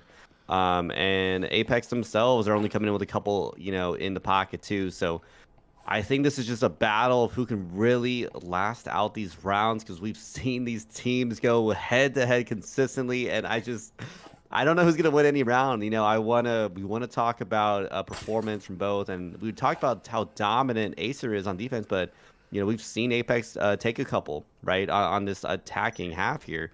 And that goes to show just how good and well performing the Apex squad here is. But again, it's just those smaller mistakes that is allowing Acer to capitalize and win out these rounds here. So it's close. Close game. I wouldn't be shocked to win overtime again. Yeah, it really probably is in the cards at this stage as we do dive into round 10. Only a few rounds left. And one of these teams moves on to the semifinals. One of these teams has their season finished. Will it be Acer? The team that has been the reigning champions, that have had a solid first map against Apex, or will it be their challenger? This Apex team has put in so much practice, so much work. They lose to Acer once earlier in the season. and they're ahead of them now. And it's all coming down to this. So much effort from both teams has been put in, and we will find out in just, well, it says 2 rounds, but it very well maybe 3 if we head into overtime here. 1.5 minutes left on the clock. Hotline with the frag prepared. There's a grenade tossed into the back of Site B that would have potentially killed a player if there was somebody in center. Hotline with a good frag of their own. There's Sleepy on the roam, and the entirety of Apex is over in orange storage. Sleepy pushes in. Will somebody... Oh, they get the assassination on Ivis. EMP is down. Hotline catching the second kill there. Their formation is broken, and nobody... I'm very surprised that nobody was watching that flank, because Sleepy was able to walk right in and get that first pick. Apex having a hard time to get in to the outside of B. They invested a lot of utility, a lot of effort into that. They don't have any health syringes to heal Luna up, and so they're in bad shape overall with 2 players left alive and 1 at 13 HP. And here's Lytronics wandering through the flank. They entered through Janitor and may have a go at opening up Site A, but if you're Acer here, you're anticipating that, and potentially maybe we're going to see a bait as Determined Fear with a perfectly timed swing. Luna went for the refrag, didn't happen. Here goes Determined. They're looking to catch Weirdo. And what a run out there. It is a tied game, and we are... Yeah, go ahead. Acer could win here in 2 rounds. We might not go to overtime. Apex are going to have a hard time putting rounds on the board right now, Martini, because look at that economy. After not being able to eco anything through, they're in shambles. I mean, at this point, I think Apex's best bet is just kind of save up, going for that round 2 on the upcoming round here, and just hope for an overtime. I know I say I wouldn't want to play against Acer on overtime, but I think right now they do have the point advantage against Acer here. They might want to do as best as they can in the upcoming round, secure that overtime, and then they've already beat them once in overtime. Doesn't mean they can't do it again, right? Otherwise, you might be seeing, as we talked earlier, maybe a similar scoreline, 7-5, going the way of Acer here, because this is going to be, I think, a very, very big round, but really it's going to come down to the next round, to be quite honest. I would be shocked. I'd be so shocked if Apex somehow could swing this around in the craziest way possible. A little mid-floor objective for our 11th round. And Apex going to take their time working their way into it. Obviously concerned about what could be a lot of roaming potential on this top floor. Determined Fear looked to have a go at the window, and Blaze says, nope, not doing that. And the eco, not looking fantastic for Apex right now. Not a single rifle within their possession, but some of their best rounds have been when they have been using those SMGs. It's been a great comeback by Acer here once again. They bring it back 5-5 from at 1.52 deficit to Apex. And there's potential for them to go all the way. Like Knife Rice said, we could be out in 2 rounds instead of 3. It's all going to depend on how Apex can play this. Blaze over on Gravel. There's a frag tossed in that's going to route Determined Fear, who's going to look and hunt for the kill, and they will find it. Can't escape that angle by grappling away. It's actually better to just walk off of Gravel and find another way up, as the rest of Apex stacking outside of Site A. They've spent a lot on this round. They're going to try and go for it here. Frag is tossed, catches a lot of damage on DeLuna. Incendiary, mid-Site A, with 55 seconds left to go in the round. Another frag narrowly avoided by Luna. And we are seeing Apex ready to push in here. The ace finds Luna. Ivis looks for a refrag, and they do not find one. And Determined finds Weirdo. Ivis goes down to Hotline. Lytronics goes down to Determined. And we see match point in the hands of Acer. And if there's ever a way, Martini, to run into what could be the final round of the weekend with momentum, it's by not letting a single kill go through the round before. I mean, that is dominant. You know, one of the best economy decisions sometimes is just surviving, right? You don't have to buy a whole nother Vez, and you don't have to worry about that sort of stuff. And I mean, look at the side of Apex here. This is probably in one of the most unfavorable positions you could be doing right now. You're playing against Acer. You're playing against Acer on Factory. You're playing against Acer on defense on Factory. You're playing against Acer with full economy, full buys. Probably so much cash. Look at Sleepy. So much cash. They can get an Urcon. They can get a Vez, and they can get several different guns. And they still have extra cash on top of that. They have extra cash by your own team. You know, the enemy team Vezes. They needed that, right? This is gonna be, I think, almost like, what is it, like Atlas? Like they would need to move mountains from the Apex squad to make something happen here. To be quite honest. Well, I've been moving them kind of so far today anyway, you know, as Blaze catches Determined Fear so early with the one rifle they do have, the Marui there, finding its target. And that's one way to open things up, a 5-4 advantage, despite their economy not being anywhere close to that of Acer's. 2 minutes on the clock as Blaze pushes through blue vending. Drone intercepted by Tech9 Jr., but it's gotten some intel here. Ivis now knows the location of some of the defensive utility. Blaze catching a lot of damage on to Tech9 Jr., and Sleepy is over in lockers right now. Blaze finds another kill. Sleepy in electronics. 2 versus 5 as it's down to Hotline and the Ace here with 1.5 minutes to go. They can't get overconfident. They can't just send it like they want to. They have to keep pushing in, focused with nice utility play as they do there to zone Hotline up. Now Ace getting suppressed, and they're working wonderfully as a team. Blaze vaults up, and they're looking for the Ace, I think. Blaze has caught 4 kills as Luna and everyone else tries to get in on the action.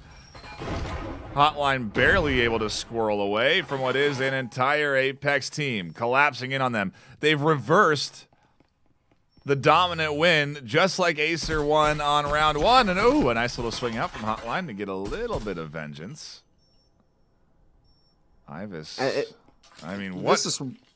This is why Hotline is like one of my favorite players to watch, because they're still going back and getting more of these kills. They caught Electronics, and they're going to look to work down the field a little bit more. Find Blaze too. It might not be doable for the clutch, but at the very least, they can get some more kills. They find Luna, and they're going to look for Ivis and Weirdo, but it's too late. The EMP defuses. They find the 4th. They're going to look for that last one onto Weirdo. And they